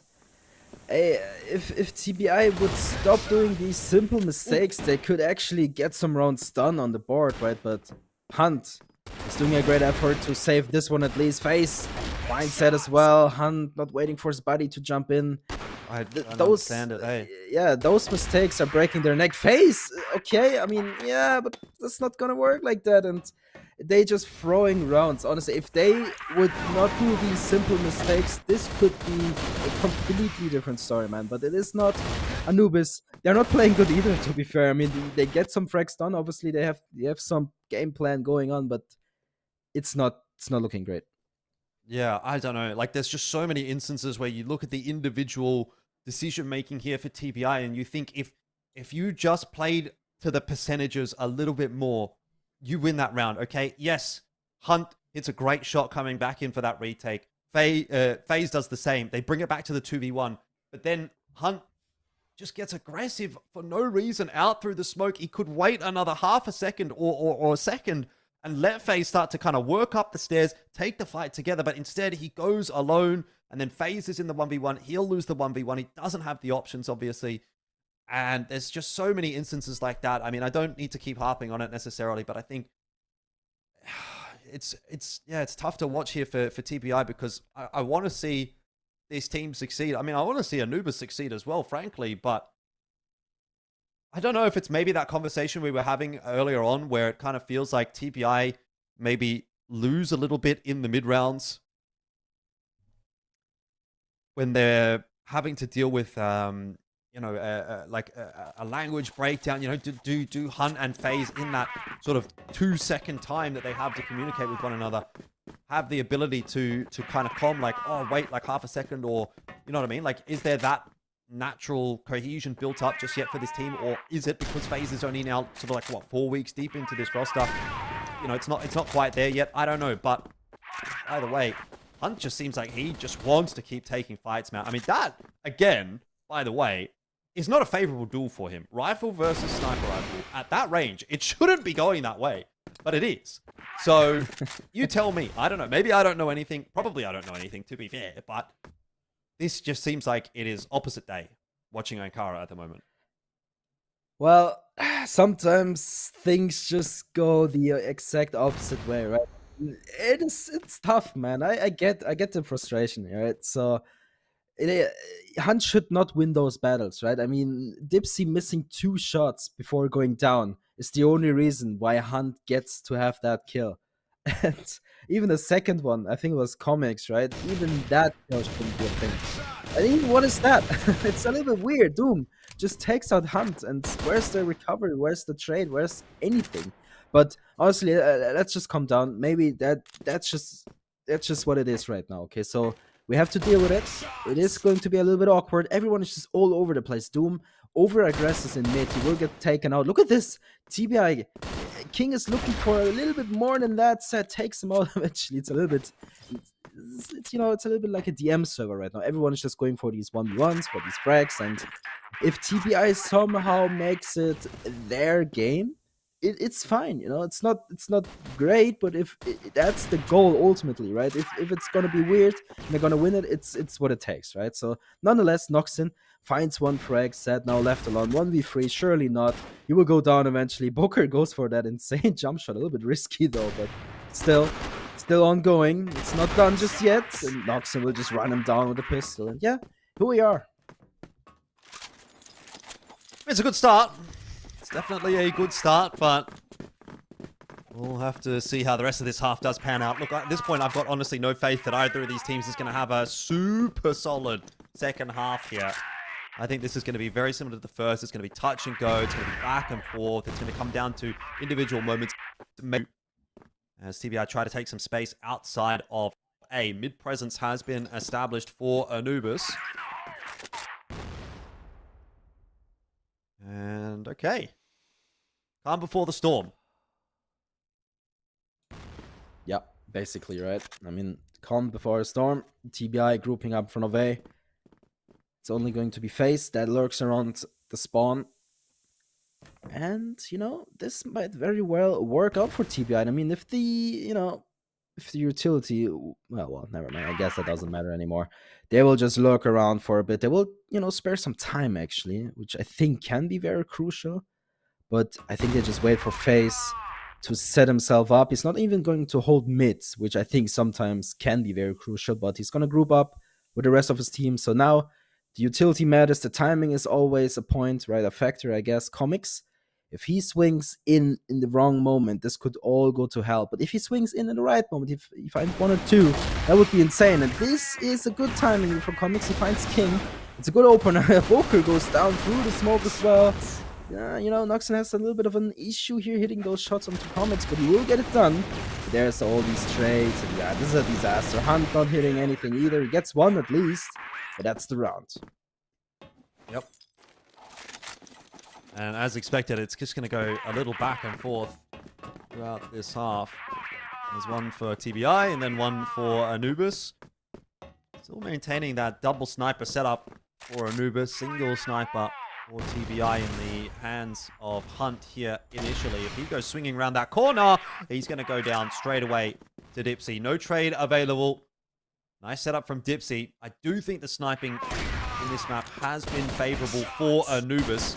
Austin will eventually run Dipsy down, but Baze also fell for that kill. So 2 for 1 so far.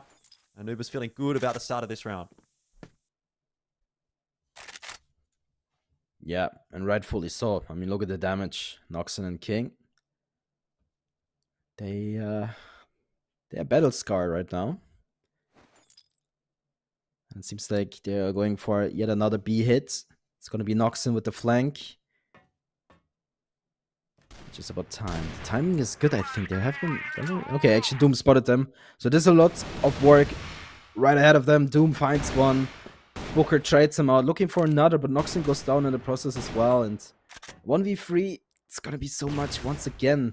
TBI, they don't look convincing at all. I mean, they have ideas, but they just don't have the manpower that is required to get things done. I mean, look at this plant. Okay, he actually decides to get a little bit more safe. And okay, this is an interesting pick. Okay, still has a lot of time to work, but he doesn't need to plan necessarily. He could still play the timer, which I think is a beautiful idea, but the body system is being played from Anubis.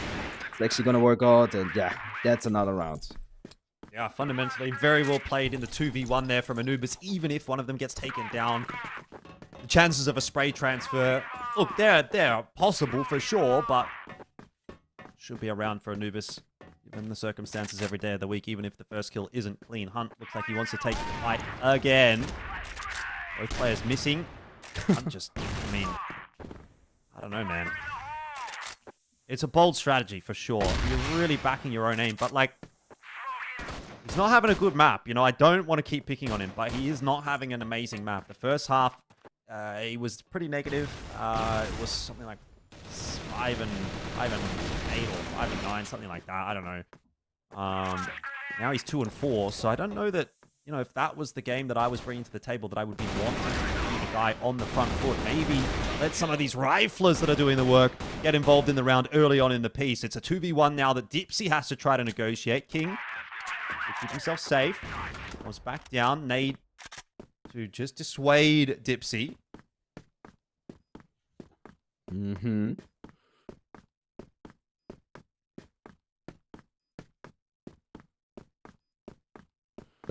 It's just very unfortunate. Well, yeah, I'm not even sure what to say right now. I mean, King, he did a great job in, you know, getting those frags and even backed off when it need to be done, right? But seems like this is super unfortunate. I'm not sure what is gonna happen. I mean, TBI, they look happy though, but I would assume that they won the round, but maybe that's wrong. Can't really tell. So again, very unfortunate. That's just how things are sometimes. It's kind of rare, but just gonna have to deal with that. Yeah, we'll get some update on that when we get back into the game at some point here.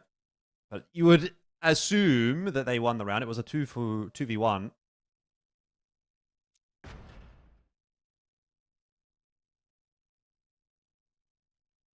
FaZe looks like maybe he's disconnected as well. I don't know. Honestly, I think the room crashed because everyone was kind of lagging out. So again, that's just me assuming. Could be anything. FaZe being... Oh, there he is. Anecdotally, my connection to vMix dropped as well. I don't know if that was on your end too, but I just like kind of full disconnected from our broadcasting setup for those at home. So I don't know if maybe it was something maybe on the observer's end potentially only as well. So we do get the confirmation that it was a room crash. I don't know what that's going to end up meaning here in terms of whether or not that round was completed. Would be the first question. Yeah, it's a good question actually, because it was ongoing, right? And it's no one's fault.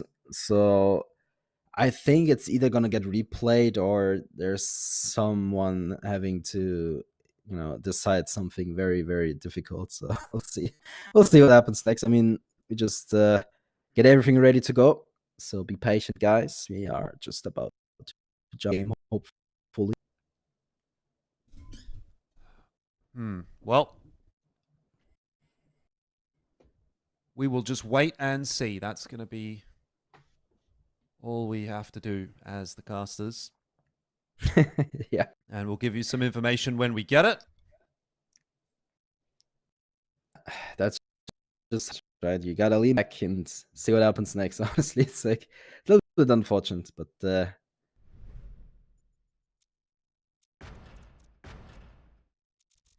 intense game, even though it's a little bit unsatisfying, like we said earlier, but that's just how it is.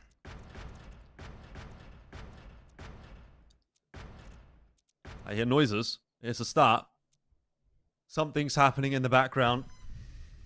Would love to get some confirmation as to whether or not that round did actually end up going through for TBI. I mean, it'll be a pretty important one for them. If that ends up having to be replayed and then Anubis win it, I think Anubis probably just go on to close this map out from there. That would be a massive tilter for TBI, who are, frankly, kind of just barely hanging on this BL side at the moment. There was some positive signs from the riflers, so we'll take that away. The one thing I do want to see, and we were sort of touching on that during the cast there, was Hunt keeps trying to take these opening duels. And, you know, that's all well and good if that's like part of the strategy or the setup, but sometimes you just have to recognize that it's not your day. And I don't think it necessarily has been his day here on Ankara. So I think defaulting back to something that maybe doesn't require you to take those essentially like 50-50 aim duels and see if you can go back to something that's going to be a little bit more strategic, a little bit more, you know, team oriented would be beneficial here for TBI.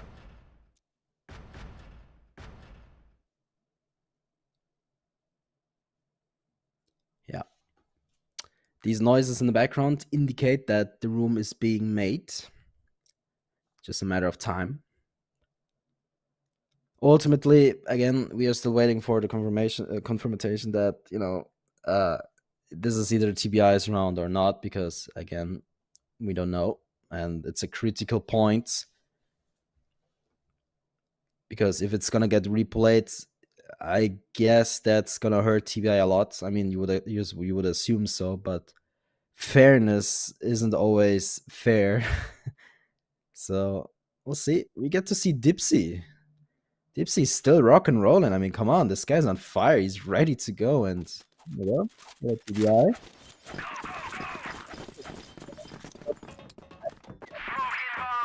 6-7 scoreline. So we'll run it back, I guess, and see how this goes for TBI. Straight up nuts in through mid. C4 over there in the hands of Hun. He wants to make sure he doesn't go down, but there is a player in connector here. Should only be able to get one. Dipsy, though, gets two. Almost three. That is very bad for TBI. Booker's about to get finished off here as well by Sad, who has just missed a few shots. Booker going to get aggressive. Yeah. I don't know if that's the play when you're on such low HP. So this round kind of falling apart for TBI. Yeah, it's about to get even worse. Doom has a great position. Takes out Face, but is instantly traded though, so that is definitely a good start, but look at that.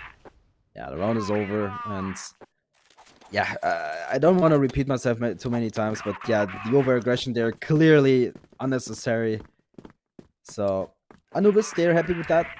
They take it, and they love it. So it's 2 more rounds for Anubis to close things out. Very, very, well, not convincingly, but definitely a great mix-up here. Oh, Jaguar here, looking for a third, gets it though. Noxon takes him out eventually, but is already left alone. I mean, they are rushing these rounds, but it's not gonna work out for TBI like that. And yeah, Anubis, again, they're pretty happy with that. Yeah, Anubis just looking a little bit sharper on the map, honestly. That too being a big factor. Noxon, get a freebie onto Dipsy. Doesn't expect the peek in from Doom, and Sad's also going to come running at him. They're going to charge at him. Noxon given a chance here. If he can try to isolate one of these duels, hit some good shots, it won't be possible. And Anubis are going to go up to map point. Good effort from King to start things off, but Hunt just completely disregarding the possibility of a hotel hold, and Jaguar getting away with way too much spacing. Not really on point for TBI here. And they've been punished for it in that round. Yep, we are pushing Black Widow, it seems. It's not over just yet. TBI is still super aggressive, though. This time around it worked out. Sad will go down. But Anubis, they have a great idea. 3 people stacked onto the bomb site A. Comics once again in the same position. Timing is a factor as always. It's also a little bit of luck, I guess. It's gonna be FaZe that lurks and throws a great flash onto the bomb site A. But yet again, Comics wins the first duel, but it's instantly traded out. Let's see how this one pans out. I mean, that's a great next shot from FaZe.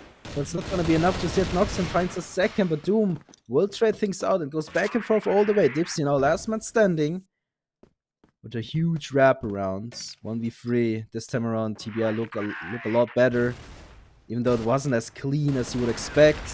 Dipsy finds the first one, but the damage has been done to him. Still a very winnable position for him. The flash is a little bit weird. Doesn't work out that great, but Dipsy, hold your horses. Still winnable position. Timing is key. 18 HP FaZe. Obviously the most experienced player here on the map. We'll see if he gets anything done. It's about timing. He gets it done. Woo! A little bit too close for comfort, though. It's a really good line being played by FaZe. You know, he's, as you said, very experienced, and in that 1v1, he knows that he has the advantage. It's an off angle. Dipsy's tagged low. All he has to do is get a cheeky little shot in. And he plays a confident line. You know, you don't want to be seeing him being swung on. You want to see him in a position where he can be a little bit of a surprise to his opponent, and that's exactly that position. So, nice clutch for TBI, but this map is still a long way away from OT. King under a bit of pressure here. Doom putting some damage down as well. The push in here from King is a confident one. Dipsy has just whiffed like no one's business, apparently. And TBI have found now 3 opening duels. The action does not stop on this map of Ankara. It just keeps going. Yeah, the dream is still alive, TBI. I think if they get this round done, obviously it's going to be one more. Let's see if that's going to be the case. I mean, if they're able to get it, that would be insane. This could potentially be overtime all of a sudden. I mean, Anubis, they're not giving those freebies anymore. I mean, okay, that is one freebie, I'm sorry, but overall, not as many. Comics looking for redemption, will not find it though. The dream is still alive, so we'll see what happens. I mean, honestly, this could go either way from this point on, right? Yeah, certainly could. One round to go for TBI to push it into OT, which would be a real fumble, I think, from Anubis. Gonna get another pause. Attack timeout from Anubis. I honestly thought they would have already used it, but they're gonna keep it until the 11th hour to have this one final conversation to try to steal the deal on map 2 before pushing us maybe through to map 3. So, is it going to be the timeout magic? Obviously, Dipsy having a great time explaining things once again. Everyone else just listening. Especially Sad, look at him. Eye contact.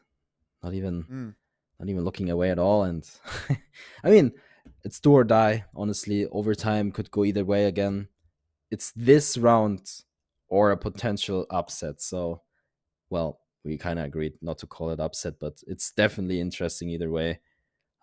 So they will have some time to talk things through. Same for TBI. Obviously, they probably have some issues to take care as well. One of these issues are giving Anubis too much to work with. So you don't really want that. You want to avoid that. So we'll see.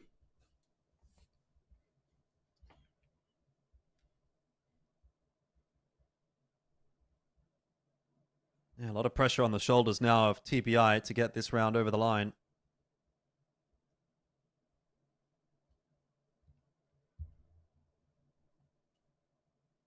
They've worked hard to get it to this position, and it would be a bit disappointing to see it fall flat here without a crack in OT. King's still AFK, apparently. So we might be waiting a little longer. Oh, Here we go. He's back. Lock in. lock in, gamers. This is also your last chance to make things right. Unless we are pushing a third map, which is still very possible though. They're given a lot of time to talk. This is almost a little bit too much. You don't want to overcomplicate things. Oh, anyway, back into the game. It's a do or die situation for both teams. Obviously, TBI, they want to push it to overtime. Anubis, on the other hand, they want to close it down and push it to a third map. Let's see the aggression here. It's going to be uncontested so far. Knocks in, leading this push. Oh, this is a little bit uncomfort. Look at this. That's Anubis stacking towards speed though.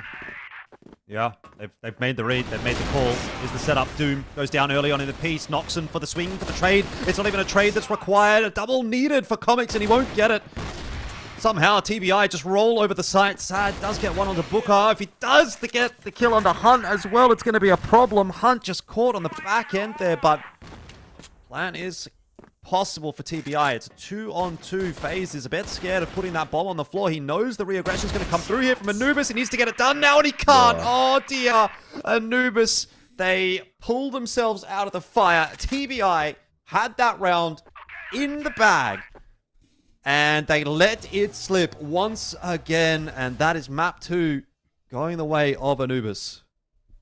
Yeah, I mean, like you mentioned, they had it, but honestly, they ran into a stack, so the outcome in the beginning was very, very interesting. Somehow TBI, they made it interesting, but obviously the experience when it comes to Anubis, they get it done regardless. So yeah, set 2, like you said, will go to Anubis. We will be pushing Black Widow for our final map today. A lot to expect, obviously. I mean, the desk, they will have to talk it through. I mean, we both really don't really know what to expect, especially considering how map number 2 went, right? So guys, don't go anywhere. We will go to a quick break. See you soon.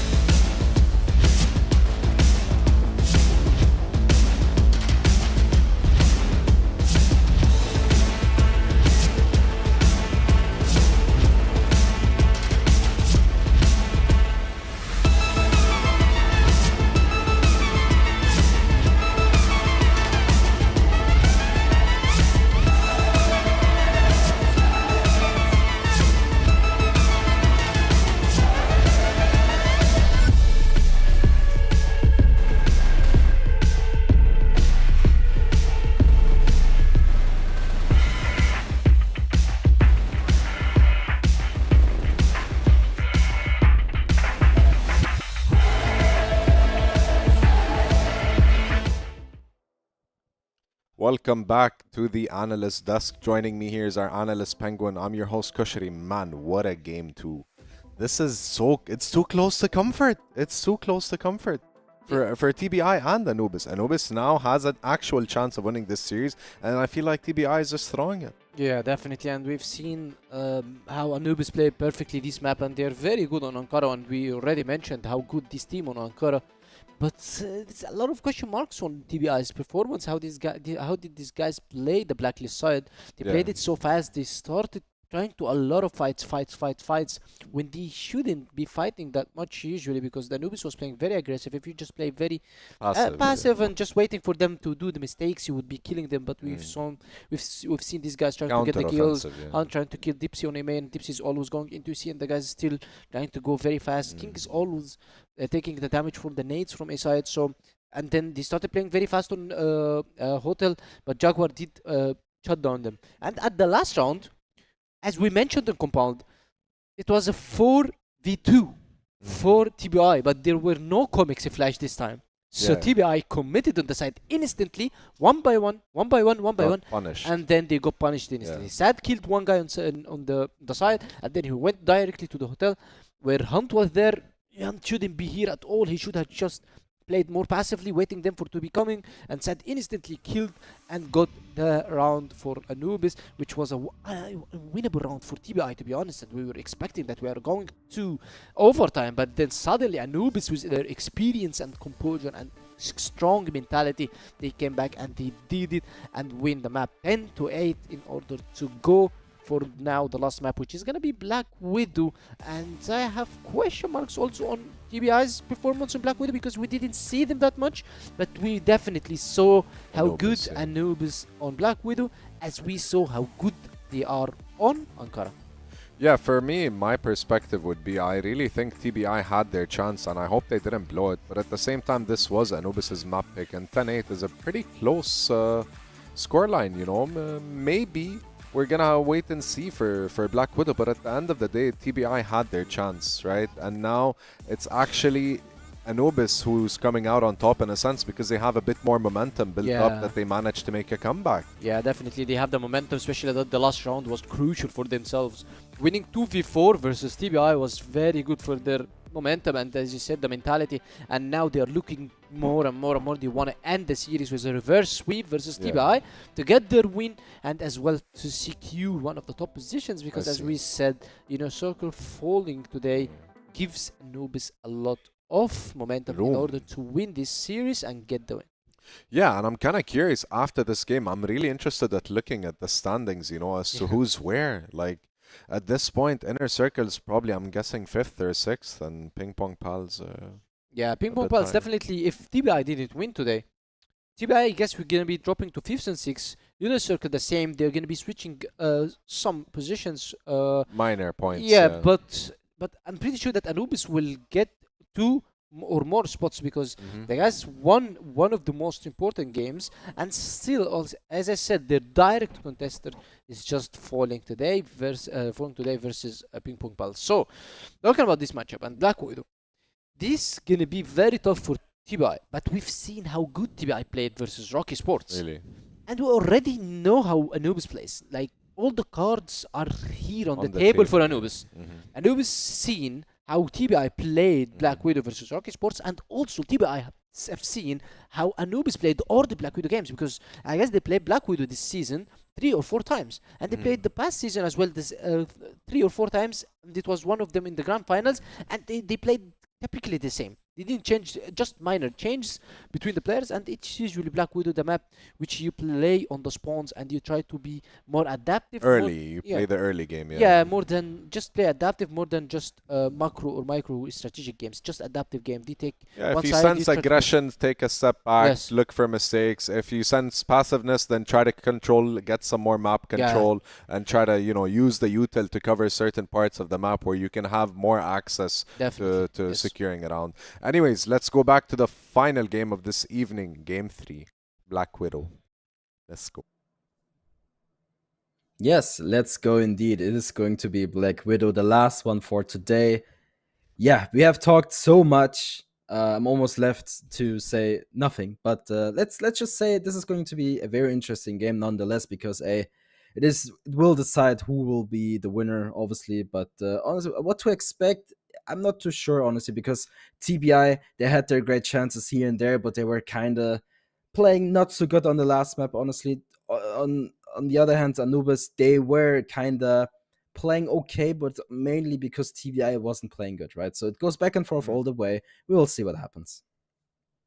Yeah, look, let's just wait and see. I think it will be a pretty messy game. I mean, that much is probably relatively obvious. We saw that on Compound to a degree, but certainly even messier on Ankara. And Black Widow is the same kind of map where, you know, you can have sort of quick rotations, you can have mid-round decision-making coming into play, and that's where that messiness, that game kind of can devolve a little bit. It's a 1-for-1 to start the map off here, and Hunt quite low for TBI. Does probably leave the favor slightly leaning towards Anubis after the initial exchange, but not dramatically. Yeah. Could be worse. Could be better. We'll see. Hunt in the key position once again. Like you mentioned, pretty low on HP though. Still looking for anything. He will be given a free kill. Maybe. Not gonna happen though. Hunt had a good position there with the sniper. Not gonna be able to find anything. The bomb will go down. And it is a TBI retake situation. Good position here from Sad. Misses another crucial shot. Booker gets to live a little bit longer. And they know something is cooking there. Comics. Yeah, Comics. I mean, Comics is not even close, but they're still so worried about him. And rightfully so. I mean, yet another missed shot. Come on, someone needs to hit a shot. There you go. This is a good shutdown here. Good start for Anubis. I mean, yeah, wasn't perfect, but still they get the job done. And this is the first round, though. First of many that is going to be required. 1-0 the score. Faster long take out here from Anubis. They are going to be greeted with a bit of damage in their direction. Jaguar doing the majority of that, but they do take long control. So in terms of an exchange, probably worth it as far as they're concerned. They haven't lost a player for that territory.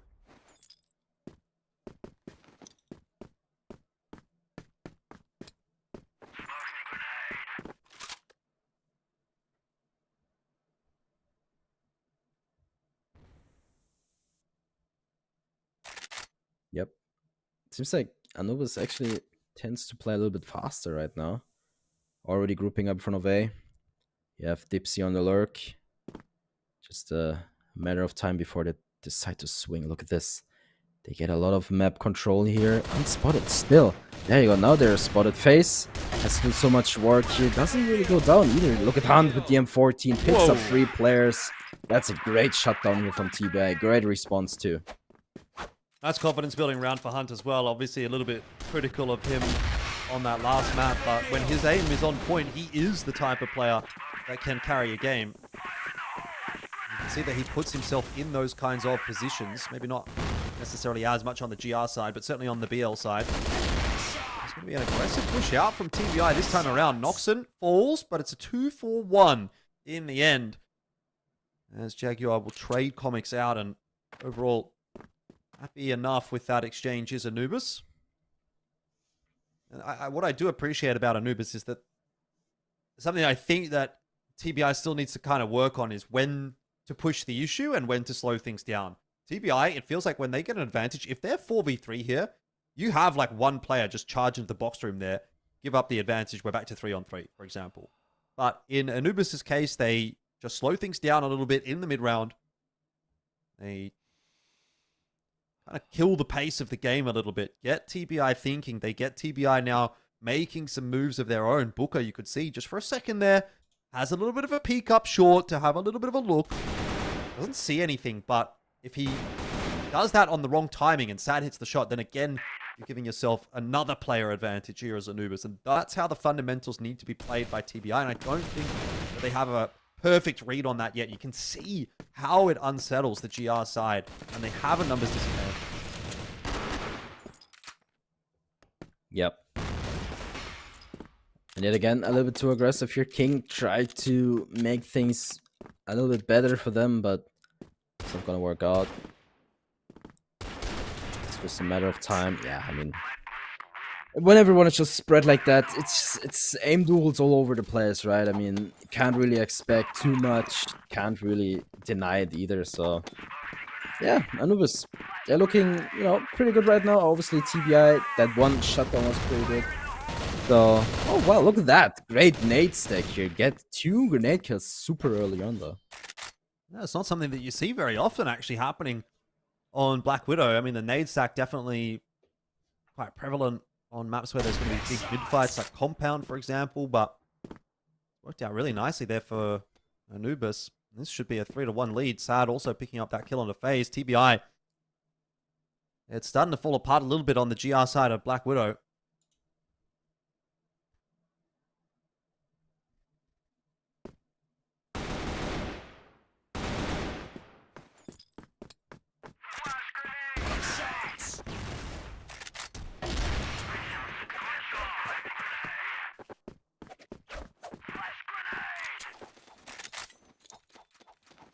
There it is. Not gonna waste any time. Anubis, they really picked up the pace here. In the driver's seat. TBI still looking for a response though.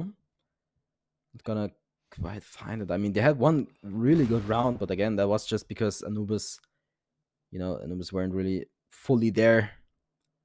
But yeah, in the end, they still get the round. So TBI.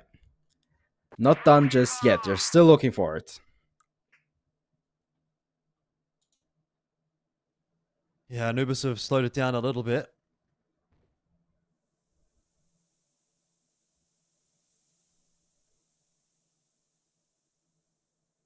Slowed it down a lot, actually, is the answer. Yep. The default setup, waiting to see if there's going to be any antsy moves made from TBI. Honestly, I don't think it's a bad shout at all from Anubis. We've seen TBI do like to be on the front foot. They like to get aggressive, even on this GR side. So, waiting for some aggression. It's probably not something that's going to go astray too many times, actually, as Anubis here. And even should it, well, you've got still time to try to win this round. A minute left on the clock is plenty of time for them to make this push in over bridge. Doom, a nice entry from him. Does get traded back down, but Anubis are so much cleaner with these trades and entries at the moment. It's very reminiscent of Ankara. Anubis are feeling just a little bit sharper on the firepower level than TBI at the moment. And yeah, this is pretty much it. I mean, Anubis right now, they're looking very good. Not gonna lie. I mean, look at that. Very standard nade stack though. It works out beautifully. Lots of trades. But TBI in the end, they don't really have an answer. What was that? A drop shot? Crazy. Okay, well. Yeah. I'm a little bit surprised how good Anubis looks right now. I think this is a potential take. I'm not too sure though. But a much needed one regardless. I mean, if TBI still wanna, grab this victory, they need to step it up big time, because it's not only the decision making, it's also just them not hitting their shots, right? So I feel like there's just a lot to fill right now. Yeah, the wind has gone out of the sails of TBI, perhaps.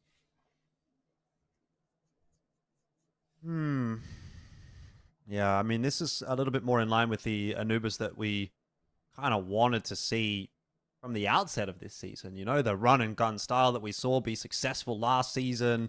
Wolfpack heavy, aggressive plays. And we haven't really seen that pop up all that much. But I don't know, as they ease their way a little bit deeper into the sort of second half of the season and once again kind of find that form, we might see those flashes from Anubis pop back up again that remind us why they were the number 2 team after Season 1 of 2025.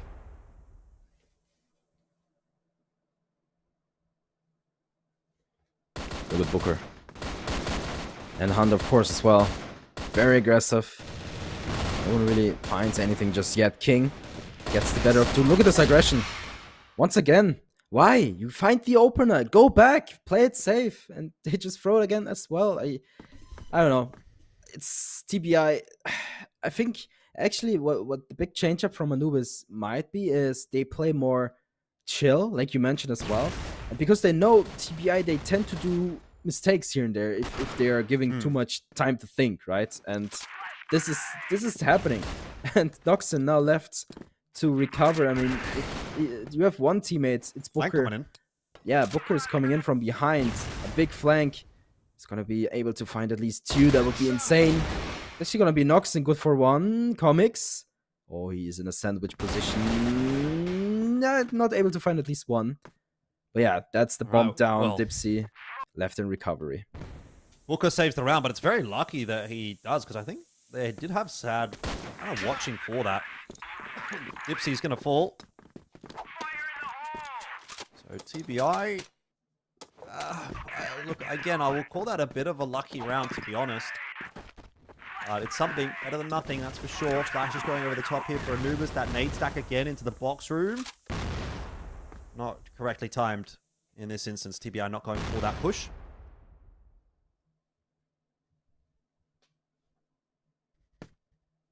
Yeah. You would assume they learned. We'll see if that's the case. I mean, a little bit of aggression is never wrong, I would say. You still have to play to your best abilities here. It's not gonna work out that great. I mean, it's an even trade. Hunt still not backing up. That's a lot of damage, though. Still alive. He should just, you know, change guns with face, maybe. But look at this Hunt. Super aggressive. He's still fighting it. He's literally 1 HP. It's not gonna work out at all. Knocks him. For a little bit of info himself. Goes down as well. And yeah, not gonna repeat myself too many times. But Anubis, they're doing a great job of just waiting and stalling and getting these frags 1 by 1. Yeah, just waiting for those mistakes from TPI. And, you know, again, I often say, like, in a numbers disadvantage situation on the GR side, you do need to take a bit of a risk. And it certainly was a bit of a risk being taken there by Hunt. But I think there's a bit more of a calculated way of doing that. You know, send 2 players maybe like pushing down long or something like that. But yeah, Hunt just wants to send it. He really backs himself. And that is admirable in some situations. But ends up giving away his life a lot as well. Unsalvageable round in the end there for TBI. 5-2 the scoreline here. Anubis have a massive lead, and he might be about to get a little bit more as Dipsy is kind of watching for this push down short. It's sad. Watching the A long line. This is going to be an A split. No doubt about it. An A finish on the cards here if that long control is maintained for Anubis. Yeah, King has a great position there. Belong water. They basically have a lot of map control to work with. That's basically why they stacked so heavily towards A. They still kind of have mid as well, but obviously, again, the focus is all over A, which, again, is a good call. And even now, King backs up for the potential. He's actually going to go back. He was always almost going for a wraparound. Not going to happen this time around. But TBI, they put some frags on the board. It's not done just yet. Comics misses a lot of shots there. Dipsy not able to close down the round either, and yeah, it was a good effort, especially here from King, you know, basically closing down the entire B bomb site here, allowing TBI to stack towards A.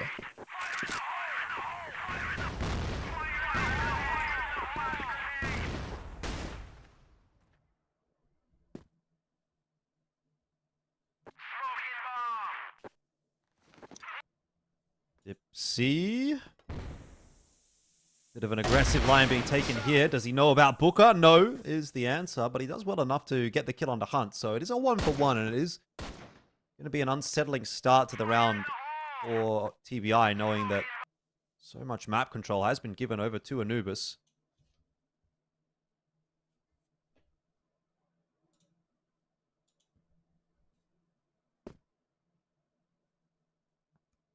Yep. So, again, TBI with a lot of map control. But Anubis, they have a good idea. Rushing towards mid here. The smoke is not perfectly done, but Booker misses a lot of crucial shots, and this might just fall apart. Ping, not able to connect another frag either. FaZe now left alone in a 1v3, and this will be the half for Anubis. And honestly, this, could have been a lot better for TBI if they just stalled a little bit longer, right? Like if they just calmed themselves a bit down, but didn't happen. So they're gonna have to deal with that. It's gonna be FaZe. Yeah, he's been spotted already. Goes down, and this is gonna be the half.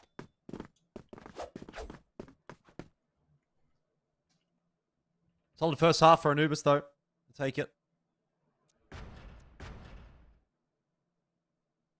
A lead established. How much further can they push it? Black Widow moving on to that GR side. I imagine that the double orm will be a conversation point here again for Sad and Dipsy. It was very much a go-to on Ankara, and it's certainly something you can pick up on this map as well. They had a lot of success with it there. I'm sure there's no doubt they'll have it here.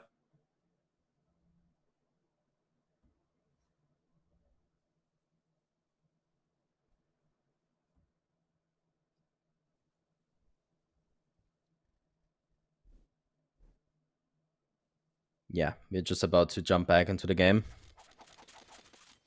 There it is. Yeah, I mean, Black Widow, it ultimately comes down to these fights all the time, right? The individual skill is being tested a lot. And so far, Anubis, again, they will have the upper hand.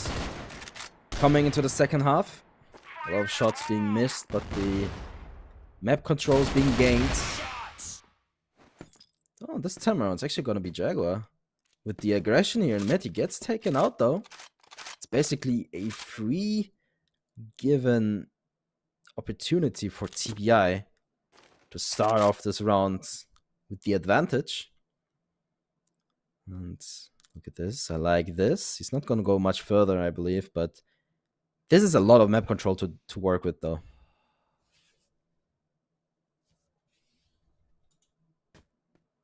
It is. See what Dipsy does decide to do if he would elect to push any further here on the long line. It would be a bold choice. FaZe, we're going to go walking onto it. Reaction, a tough shot there for Dipsy. It's a really tight hold that he had there, and he'll miss the shot onto FaZe. Oh, actually, he hit it through the box, I think, but FaZe surviving. It's going to open the account here for TBI to push their way forward. Comics gets a 1-for-1. It's not going to be enough. Plan will go down here. A 2v4 post plan. 3 very low HP TBI players, though. And I don't imagine it'll be doable for Doom as a solo, but he's got the kill onto FaZe for free.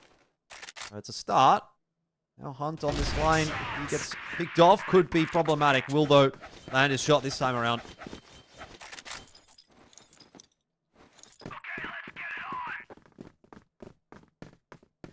Yeah, I don't think Anubis will be more aggressive than that. I mean, obviously they will still go for the A-long control. You always want to have that. Gives you a great opportunity. FaZe, okay. Maybe the third as well. Not gonna find it through the smoke. And that's a huge kill. Actually, 2 huge kills for TBI to start things off. But don't go back, guys. You have the advantage. Don't go over aggressive once again. You want to work from there. And they actually do a great job of, recovering themselves now. And yeah, hey, again, Anubis, they still want a long control, but again, this mid push we had the other rounds, that didn't work out, so they won't do that again. Okay, that's a nice pickup.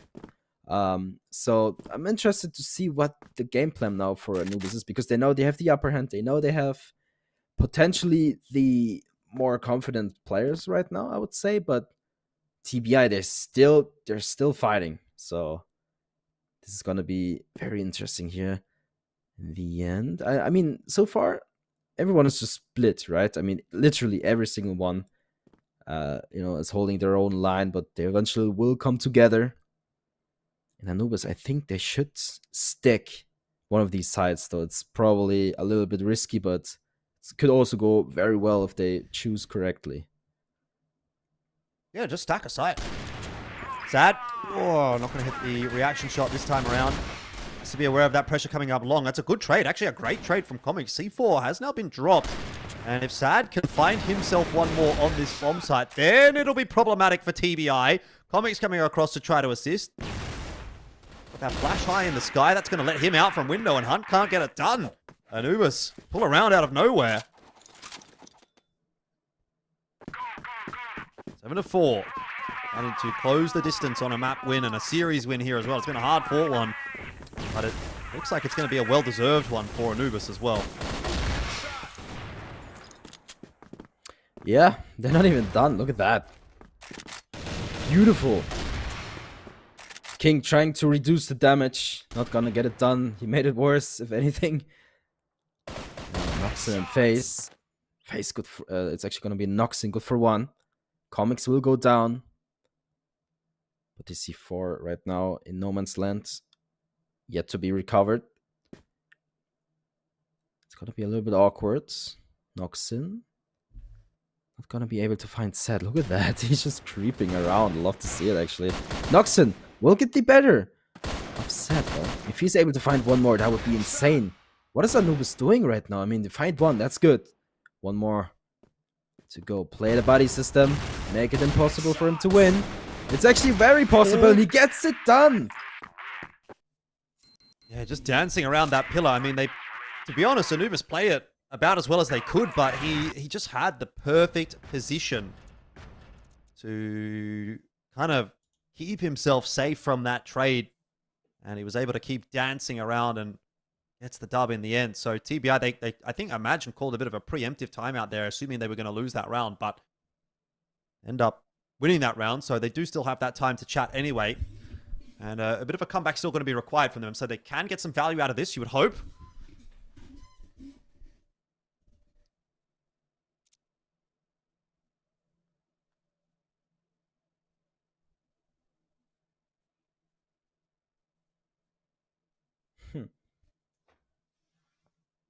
Yeah, I mean, they're looking for answers, and I don't know if there's anything they can do correctly right now. I mean, ultimately, again, hitting the shots is what you need, what you want.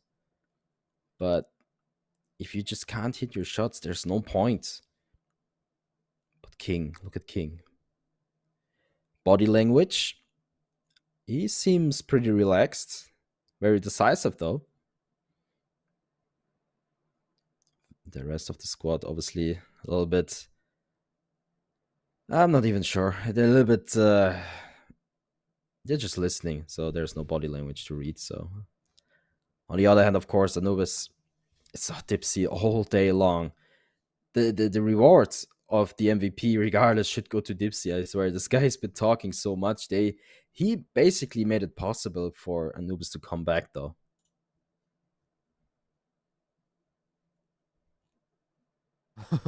Bit of stress maybe showing here for Anubis. Zoom. But he looks okay. Getting locked back in as we head back into game. 7-5 the scoreline here.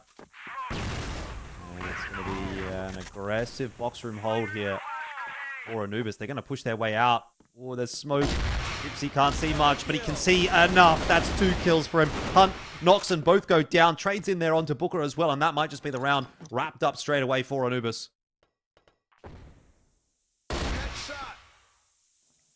Yep. Face.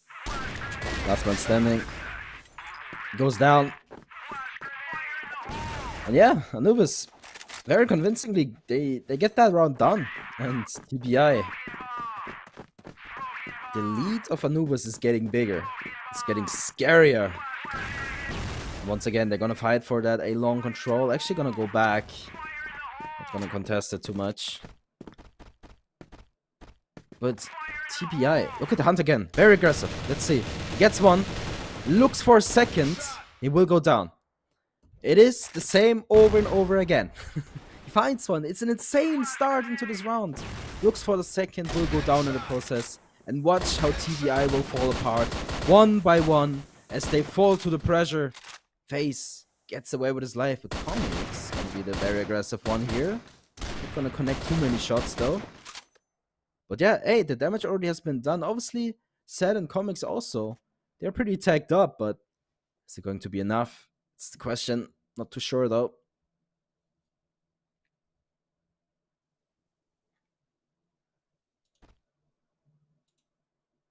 Well, reset at least. Gives Noxon and FaZe some time to work. They're going to try and swindle their way into this A bomb site somehow and see if they can find themselves a pick. But very, very safe positions being held by Anubis. And you honestly may be able to get up and find Jaguar if he's not watching window, which, well, he wasn't initially. He was too worried about the mid push, but now keeping an eye on it. Comics has been spotted out. That's definitely going to turn the attention here of Jaguar, who will just show his spot to TBI and give them something extra to think about. That C4 still not retrieved. Jaguar out into mid, catches FaZe, and now it's just Noxon solo. Grenade in, not enough to catch up with Sad, and Comics will get the job done. Anubis are now a round away from finishing this off.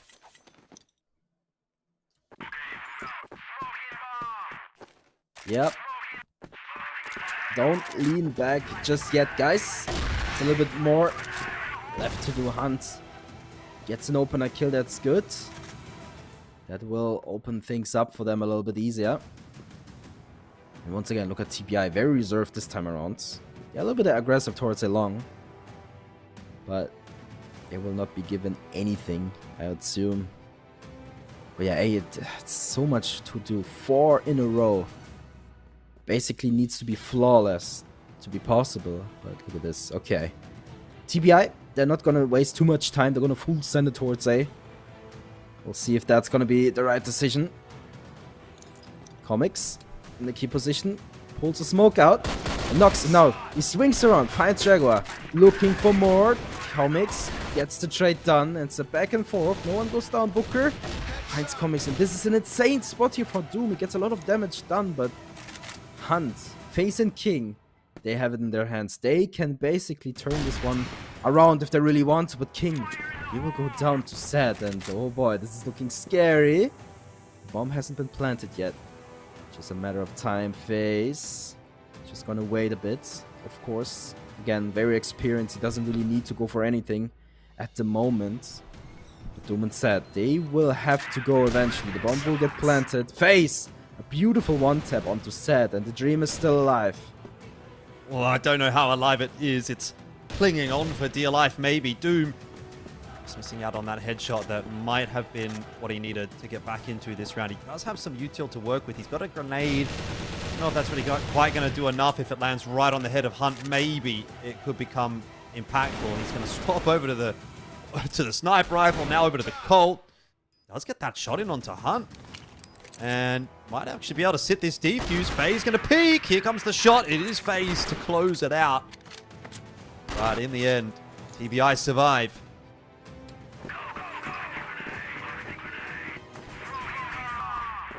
Too close for comfort.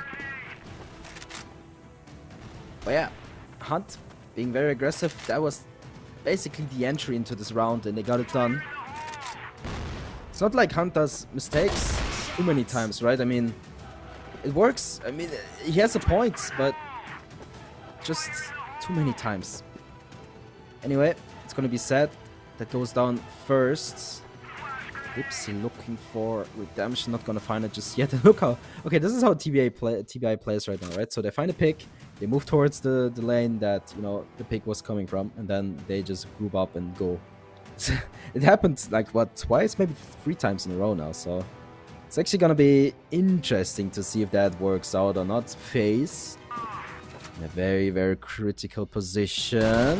He's gonna be aware, finds Doom. That's another big kill.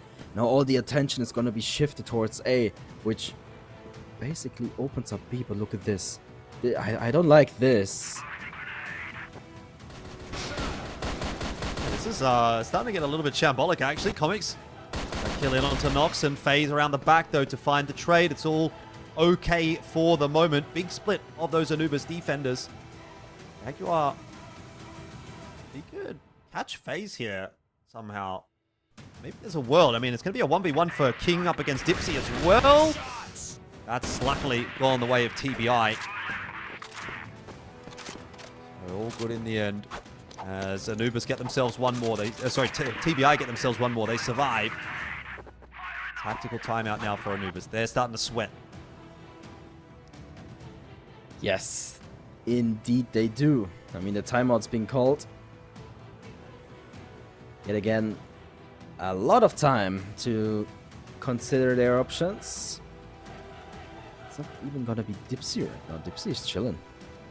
It's probably the coach talking, I would assume. And as soon as the coach stops talking, Dipsy goes in and activates. Once again, I swear this guy is...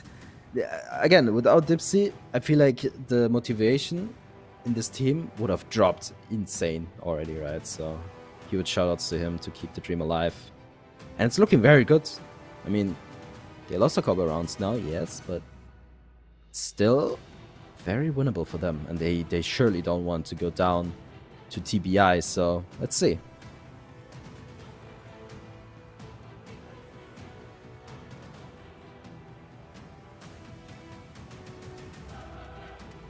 Time ticking away here for Anubis. Looks like the conversation is done. Ready to lock back in. Try to find this last round that has become a little bit elusive. Seems like it's always the most difficult one to get over the line, is that last one sometimes. Maybe you just need to go back to basics. Slow it down a little bit. Try to slow down that momentum that TBI are building up here.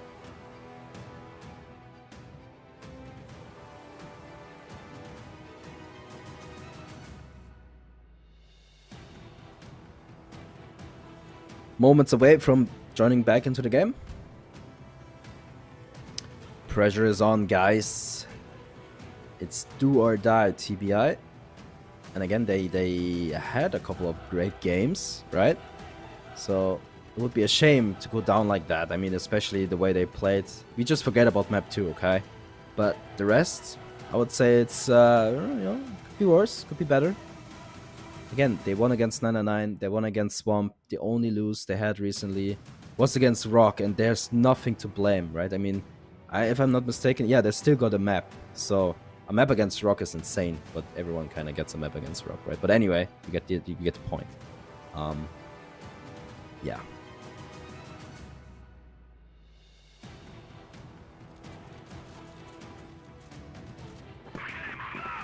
All right, sounds like we're back in. 7-9. Can TBI force the OT? We weren't able to do it on the last map. It ended at 10-8 for Anubis. Could be once again similar heartbreak here for TBI if they just let it slip at the final hurdle. Sad, waiting on a nice line, but not going to be given the challenge. And TBI again slowing it down. They're going back into their shells a little bit when that pressure starts to build up.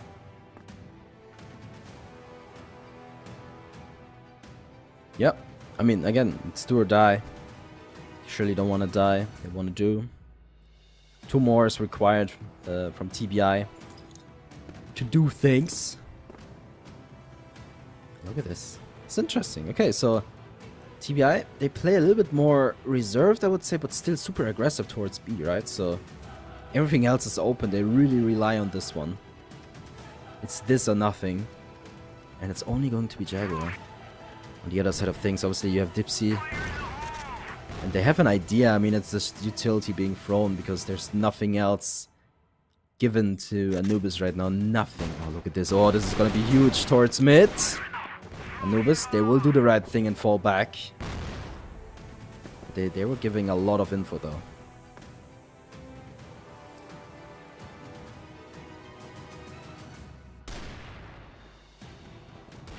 So said he wins the race is the mentality that TBI are bringing into this round. And they've at least managed to keep 5 players alive. This rotation back over onto A long would still prove to be an ill-fated one. Again, I will highlight Sad has just been seating on that line this entire round. He's got to be getting bored at this point. There's a flash out from Comics. just to try to play a little bit of delay, but it's not going to slow TBI down all that much. Comics gets some chip damage in. He gets a headshot or two. There's the kills coming through, and that's the map over. TBI are done. Anubis will finish it off 10-7. It was indeed an ill-fated call to go back over to long, as Anubis will finish the map off, and TBI, for all of their toils, will come away with nothing today. Yeah, I mean, what a flawless round there in the end. A much-deserved victory here.